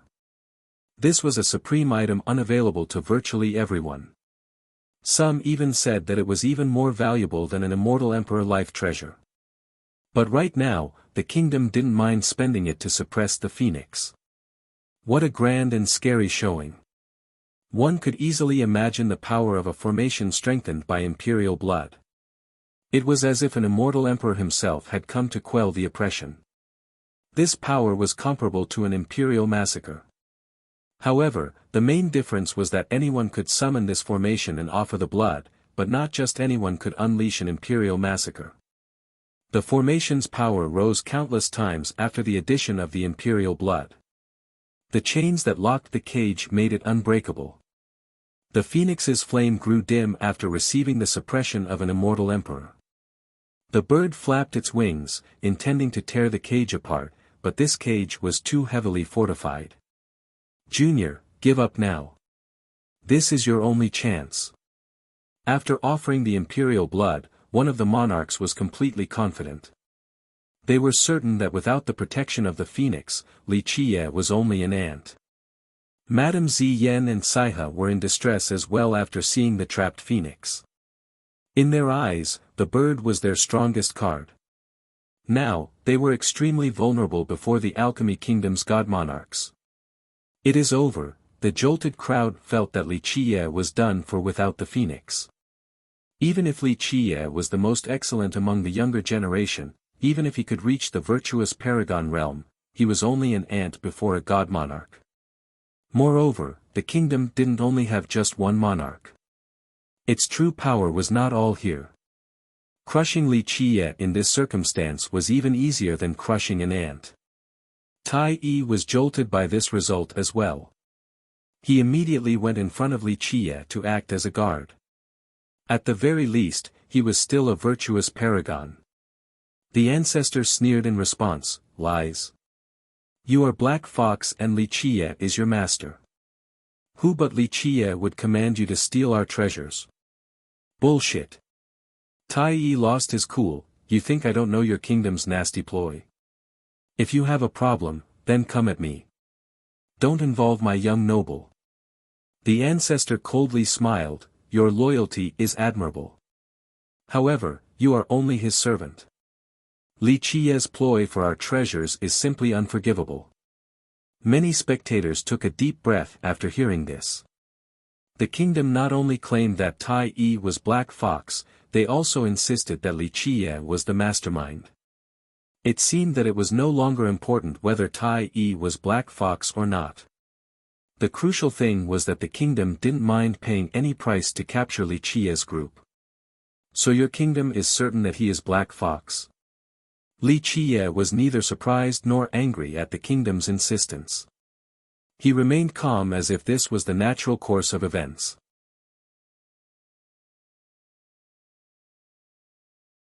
Chapter 791, Tai Yi's Great Mission. Regardless of the conclusion to the conflict, this was good news to many people. They no longer had to be afraid and tremble in fear. Another piece of good news came, especially for the young alchemists participating in the conference. Li Qiye would not be participating. This news instantly caused a furor. Rounds of applause spontaneously echoed within the city. Some were so excited that they couldn't even sleep at night. Haha, hooray! A young alchemist cheered in excitement. You know, I suddenly feel that a fierce person like Li Qiye can be very cute at times. At least a badass like him will not be competing with us this time, so cute. How could the young alchemists not rejoice? Prior to this, there was no chance for them to shine. Although Yuan Saihe and Mu Qiao weren't going to participate, the white-hair alchemist and Chao Guiyao prevented others from thinking about first and second place. As for third place, many people believed that the other disciples from the Balian clan or the state of Chao would seize this spot on the podium. However, with the passing of this storm, Chao Guiyao and the white-hair alchemist were dead, and the disciples of their two respective sects had left as well. Now, Li Qiye, who had the best chance of winning first place, withdrew from the conference as well. As a result, the top 3 places of the conference immediately changed. The chance for potential upsets caused the other participants to drown in happiness. The reason for Li Qiye's withdrawal was very simple. The Alchemy Kingdom had given him the item that Madame Ziyan needed. As for Li Qiye himself, he was too lazy to compete against the other alchemists. Since there was no need for any items, Li Qiye withdrew from the conference right away. He stayed behind in the ancestral ground as its most prestigious guest. The Madame's group accompanied him there as well. The happiest of them all was Tai Yi, because Li Qiye's heaven restoration salve had successfully cured his old wound. The wound that had tortured him for such a long time was finally gone, so how could he not become excited? Tai Yi was recovering in the ancestral ground. For the kingdom, whether he was Black Fox or not was no longer important. Of course, with Li Qiye's command, Tai Yi also handed a few things over and became very obedient. He didn't dare to do any sneaky business. After the successful recovery, Li Qiye called for Tai Yi. Tai Yi prostrated down on the ground and gratefully said, "Young noble has given me a new life. If you ever need my service, just let me know anytime. Rise, I didn't save you because you are a virtuous paragon." Li Qiye glanced at him and lightly said, "I saved you because of the Celestial Peak Divine School. Young noble knows my origin." Tai Yi was startled after hearing this. His origin had always been a secret unknown to the world, but Li Qiye had casually revealed it just now. "Perhaps the world does not recognize your footwork, but it cannot elude my eyes." Li Qiye calmly said, "This movement technique was created by the God King progenitor of the Divine School. This is no secret to me." Tai Yi bowed once more and spoke candidly, "Correct, young noble. My lineage indeed came from one part of the Divine School's great techniques. My maternal ancestor was a descendant from the school. However, for us, the school is a thing of the past. My maternal side is now merely ordinary mortals." Tai Yi paused for a bit at this point before continuing, "When I was young, I aspired to learn more about the Divine School and its past. I traveled to many places as a result. It wasn't until quite a while later that I was able to obtain part of the Divine School's legacy out of sheer luck. From then on, I began my path of cultivation." "So you stole the treasures from the big sects in order to revive the Divine School?" Li Qiye flatly said. Tai Yi couldn't help but cough and awkwardly respond, "My thoughts back then were very simple. I wanted to revive the school, but I didn't have any treasures or weapons. However, my movement technique was supreme, so I came up with this idea. However, my experience was shallow and I was lacking in cleverness. After stealing a few different treasures, I realized that reviving the school was impossible. Even if I rebuilt it, the day my identity inevitably gets exposed would be the day a disaster strikes the new divine school. Later on, I was wounded by the ancestors of the Alchemy Kingdom. This injury continued to haunt me, so I lost the ability to revive the school, thus having no choice but to give up on this goal. After revealing this, he slowly revealed a bashful expression. It is all in the past, just let it go. Even if you rebuild the school, it will not be the same as before. Li Qiye gently shook his head. Tai Yi softly sighed as well. Young noble is right. I understood this rationale later on. I was just young back then and wanted to rekindle my ancestors' glory, that's all. Li Qiye looked over Tai Yi for al. The lady was about to tear the ancestral ground to pieces, but the three unrivaled figures took action to suppress her. This level of pressure was unbelievably daunting and was capable of destroying stars or shattering the stone medicine world itself. The lady remained unafraid against this pressure. She flipped her palm, causing myriad laws to bow down. There were only two words in this world that could describe her invincibility with the flip of her palm: Emperor Suppression. Even if the emperors were in this world, this lady would still be able to suppress them. It was as if no one had ever been able to block her path. The three figures didn't dare to take the initiative against this imperial suppression. They lifted their hands as three true treasures from the kingdom flew out into their grasp. With the true treasures under their control, the might of these emperors reached the highest level. The entire world shook before their power as if it could collapse at any time. This is insane. Are they trying to destroy the entire world? Even the oldest existences were scared out of their wits while the rest of the world quivered. Is this a fight between emperors? The people prostrating on the ground started to pray for this battle to not start. Its inception would result in the destruction of not just the Alchemy Kingdom, but the entire alchemy realm or even the whole world. The lady flipped her palm once more and instantly grasped the entire ancestral vein. The endless worldly energy and essences all flowed towards her, allowing her to reach her peak state. Despite having their true treasures, the three figures didn't dare to attack. The reason was very simple: the moment they attacked with their weapons, it wouldn't only hit the lady, but also destroy the ancestral vein. That would signal the end of the kingdom. Once it escalated to this level, what was the point of winning or losing? Please spare the Alchemy Kingdom, my lord. As the kingdom's fate was hanging by a thread, an old figure appeared inside the endless light of the kingdom. This old figure called towards Li Qiye, shaking Li Qiye to the core. My lord, please spare the Alchemy Kingdom. This old figure continued to cry out and raised an item while kneeling on the ground. Li Qiye's expression relaxed after seeing the kneeling old figure and the item in his hands. Eventually, he softly sighed.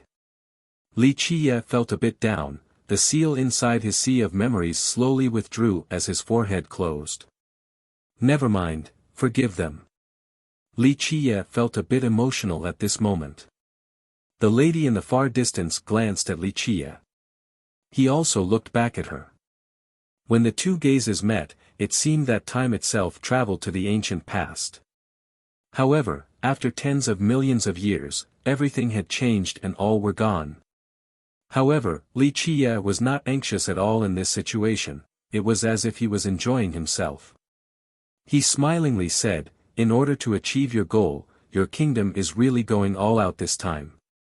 This was indeed the case. Imperial blood was priceless and would be gone after a single use. The kingdom's expenditure this time was more than enough to show their determination. Nevertheless, capturing Li Qiye and obtaining the phoenix was still worth it for the kingdom even if they had to spend imperial blood. I am merciful and will give you one last chance. Li Qiye looked at the monarchs and dismissively said, "Surrender now or suffer the consequences." "Stop blustering, I will take you down, brat." The monarch who fought against Li Qie last time grimaced. With great murderous intent, his giant hand came grasping at Li Qie. Without the phoenix, Li Qie was only a junior to him. Even if he was strong, he would only be an ant at best, he couldn't reach the apex. Li Qie's eyes turned cold after seeing the oncoming palm. In a split second, Li Qie's forehead opened. A seal emerged from his sea of memories and instantly lit up the surroundings. Right when the monarch's hand was about to catch Li Qie, space suddenly trembled. A fair hand from the deepest location of the Alchemy Kingdom's ancestral ground flew out. It lingered in the sky and flicked one finger.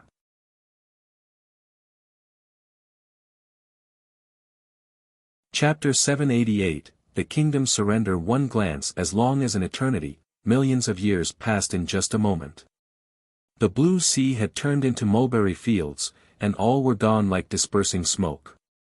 Back in those days, crying and smiling, losing in dark times yet still persistently treading forward, never admitting defeat until the apex, eternal invincibility. All of this had become meaningless. Back in those days, during her moments of tears, he silently stood by her side. When she swept through myriad realms, he was a quiet companion. Then one day when they stood at the peak with no opposition, the two of them broke apart the firmament and went their separate ways to never see each other again.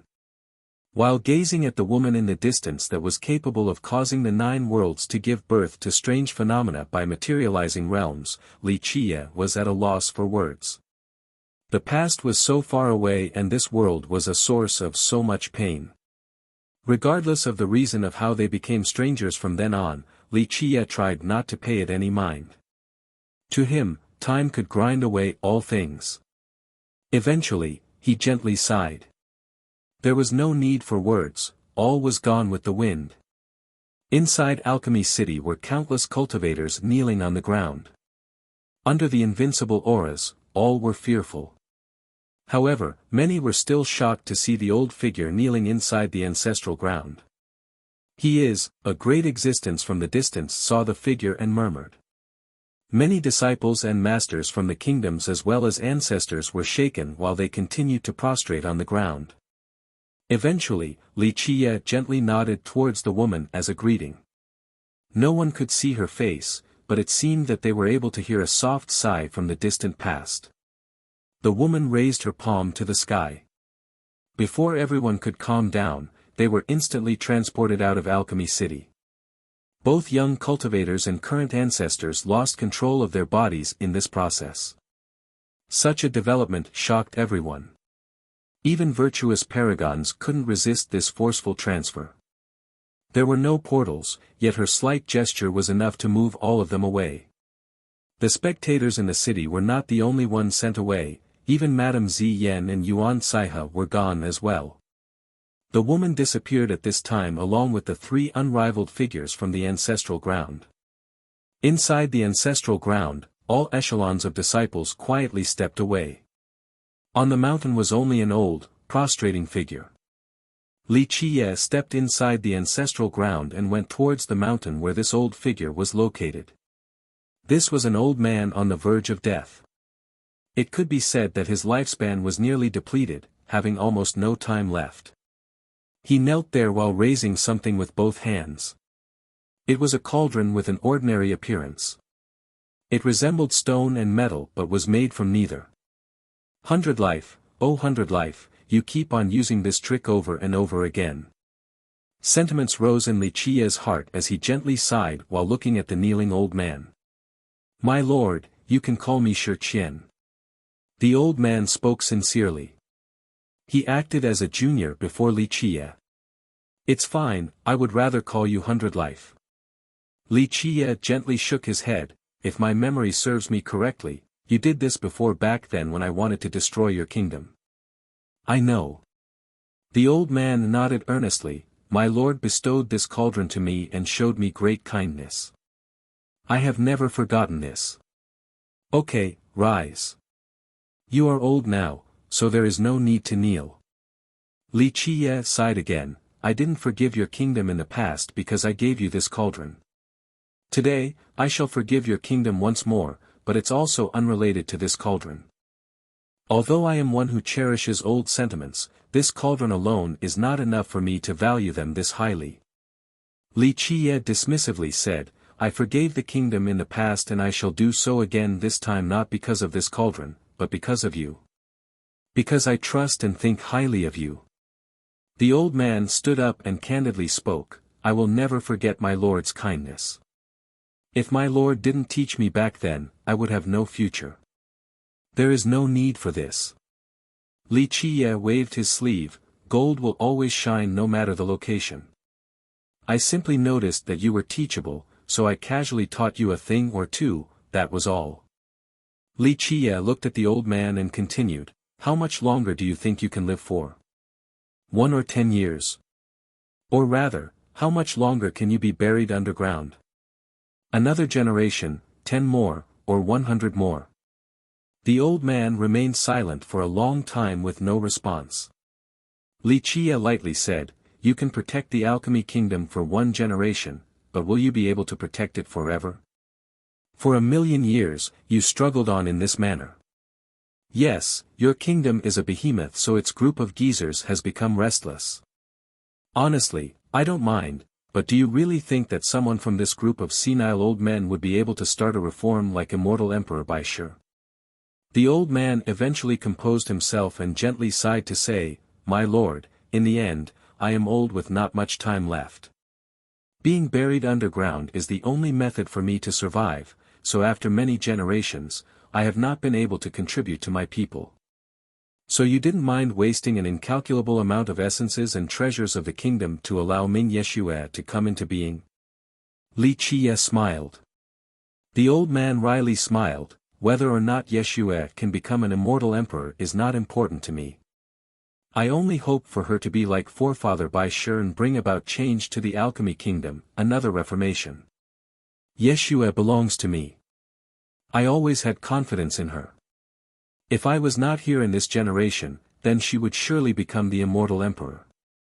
However, I am here, so I shall take her away to the place where immortal emperors should go. Li Qiye uttered. I'm too old and won't have the chance to go take a look. The old man was dejected and sighed in disappointment. Li Qiye shook his head and smiled, I hold you in high regard even now. You had the ability to become the immortal emperor back then. Alas, you were born in the wrong era. To be in the same generation as Hong Tian is a predestined tragedy. Even someone with peerless talents back then didn't have a chance. No one could do anything during the overwhelming era of the Empress. The old man said, although I competed for the heavens will with the Empress, I lost convincingly. Even if the Empress didn't claim the throne to suppress myriad realms, no one would have been able to overcome her during that era anyway. His expression turned into one of admiration after saying this. Unfortunately, the alchemy kingdom did not have the same thoughts as you. Li Qiye commented, otherwise, I wouldn't have let Hong Tian suppress your kingdom for an eternity. The old man smiled bitterly, and a long silence ensued. If Li Qiye didn't show mercy back then, the kingdom would have ceased to exist. This was something he would always remember. Li Qiye looked at the ancestral ground and slowly said, I have not set foot on this land for a long time, let us take a look. The old man did not object and immediately went with Li Qiye to enjoy the beautiful sceneries. This place had been split apart earlier, but it was perfect once more without any signs of damage. Even the shattered earth had recovered in just a short period of time. This was the magical property of this land that hid the alchemy vein. Although the kingdom's ancestral ground was not the source of the vein, Immortal Emperor Yao Zu used a great method to connect this place to the alchemy vein so that the kingdom could enjoy the focused essence of this world. Although it was far from being comparable to the source, it was already incredible. It was difficult for the kingdom to not become powerful when it occupied such a location. Sacred springs were overflowing as they walked throughout this land. One could see treasure grasses in every corner and spirit birds soaring in the sky. One could be sure that there were divine turtles diving to the bottom of the rivers. It was a peaceful and holy land. Anyone would be overwhelmed with greed after seeing this priceless earth. Treasures were everywhere along with bountiful spirit medicines. Herbs that eluded the world were abundant in this land. The old man took Li Qie everywhere to view the ancestral ground's beauty while the kingdom's disciples quickly hid without daring to come out. Even its ancestors didn't dare to breathe loudly at this moment. No one was stronger than this old man before them. The majority of the ancestors in the kingdom were only juniors to him. All of them held him with reverence. Even ancestor Wushuang, who was older than this old man, was very respectful to him. Only the ancestor-level characters knew about this old man's earth-shattering identity. Very few people in this world even knew that he was still alive. If outsiders knew about his identity, they would be frightened breathless or even scared to death. The other ancestors were trembling in fear. When even their forefather kneeled down, they wouldn't dare to oppose Li Qie any longer. Among them, only 2 of the oldest ones knew what was going on. They thought about the past and grew even more fearful. They commanded that no one bother the forefather and Li Qie. Any who watched or listened without permission was to be killed without exception. They understood that their kingdom had finally provoked a legendary taboo just like back then when the kingdom faced complete destruction.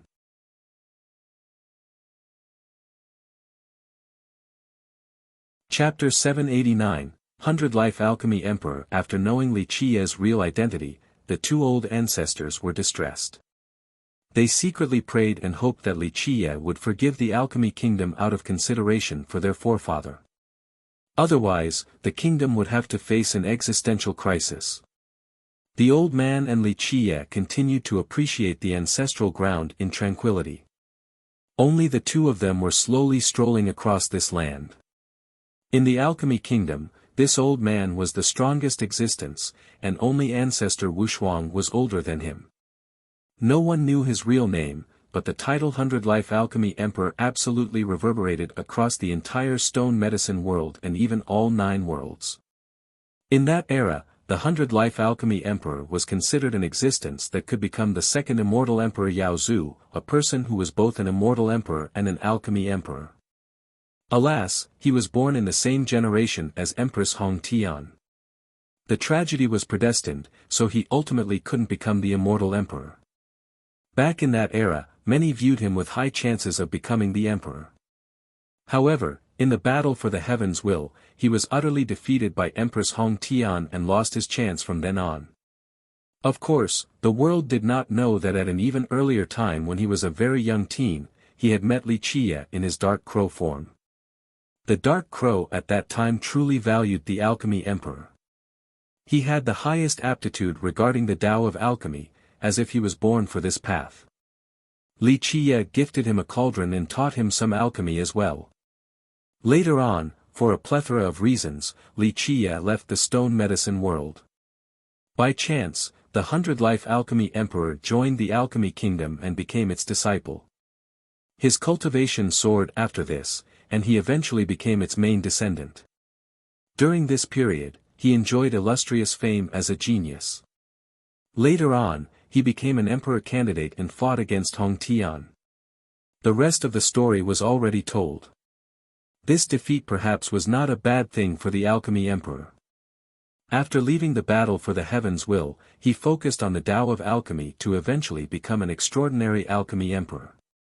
Some even said that in the Tao of alchemy, he was definitely comparable to the alchemy kingdom's progenitor, immortal emperor Yao Zhu. He created many miracles for the Tao of alchemy as an emperor and was praised by the 9 worlds as its supreme alchemist. A very long time later, he disappeared from the world. Future generations all thought that he had died, but a very few knew that he was still alive and was buried in the deepest parts of the kingdom, never to show himself again. Even the kingdom's disciples didn't know that they still had a living alchemy emperor. Only ancestor-level characters knew that they still had an alchemy emperor who was also an emperor candidate. An emperor candidate was an existence recognized by the heaven's will. The path of the Grand Era had god-kings while the equivalent of this on the path of the heavens were emperor candidates.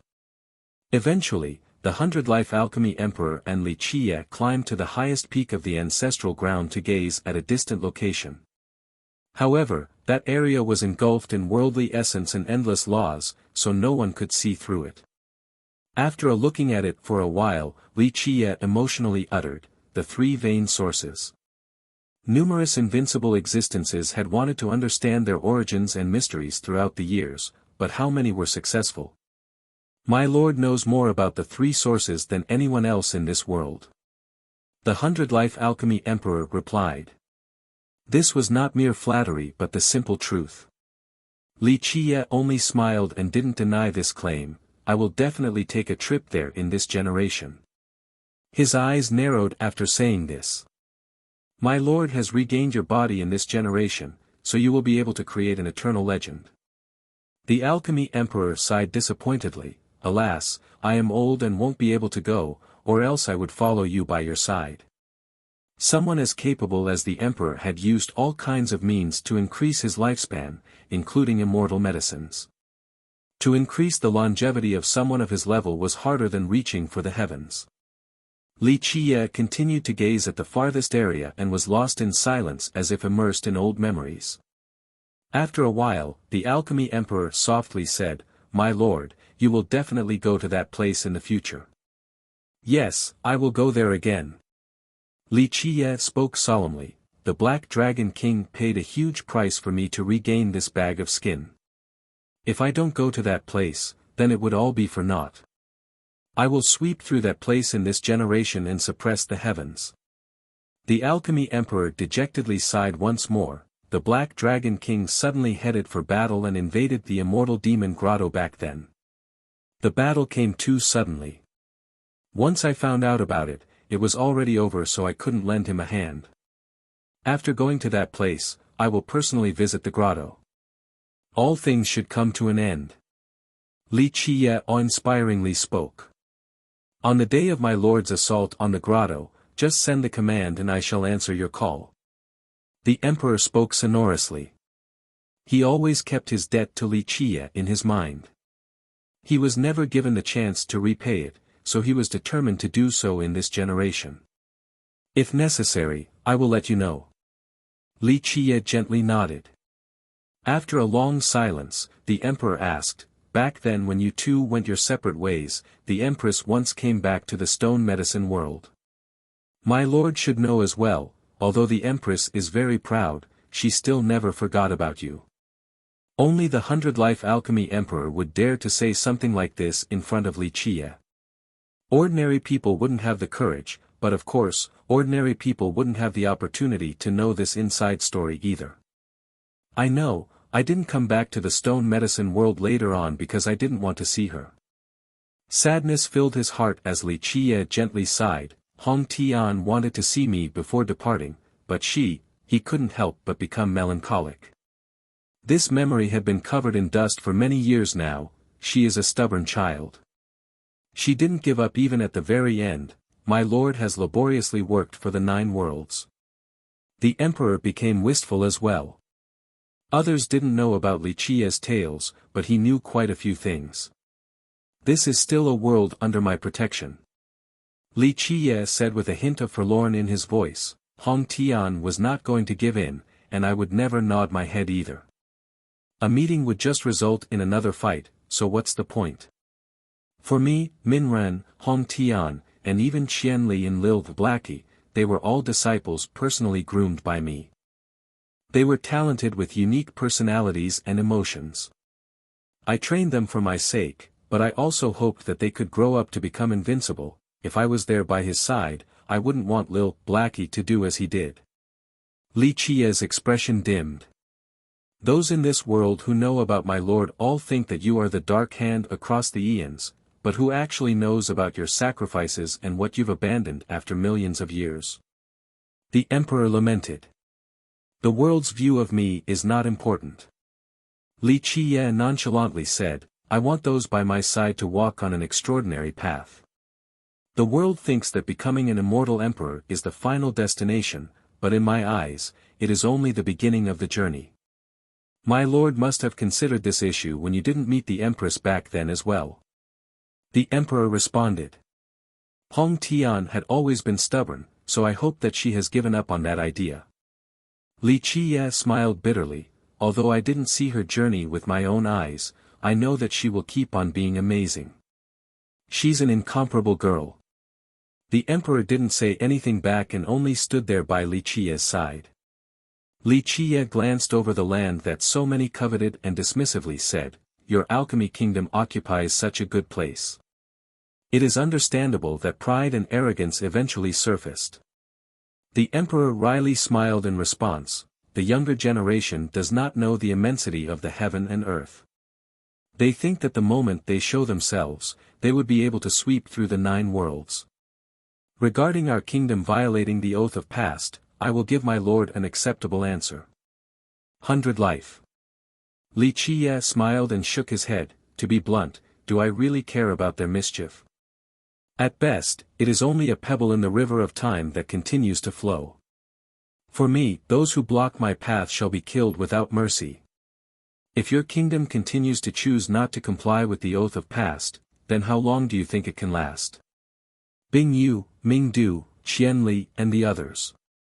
The moment your kingdom tried to do anything back then, it would have met one of them. At that point, it would be completely annihilated. Even if you continue to live, 100 life, how many more times can you plead to me, and how many more times will I choose to forgive your alchemy kingdom? Li Qiye looked at the alchemy emperor at his side before continuing. This land has made many people drool in greed for countless years now. These words might be difficult to hear right now, but I did want to let my people build an eternal foundation on this land. However, I didn't carry this thought out.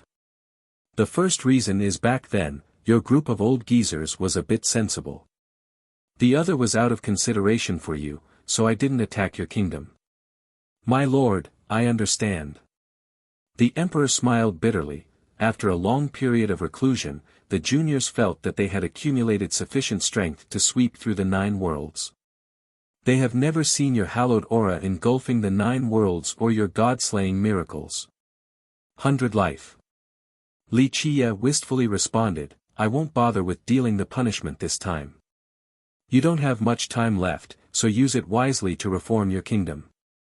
Otherwise, I won't be so considerate the next time the kingdom gets in my way. You're tuning into the Han Li's Wuxia Chronicles YouTube channel. We're so grateful for your support, and don't forget to subscribe to join us on this incredible journey through captivating stories. Your generosity through donations truly makes a world of difference, as it's the primary source of revenue that allows me to expand and enhance this channel for you. Thank you from the bottom of my heart for being a part of this adventure.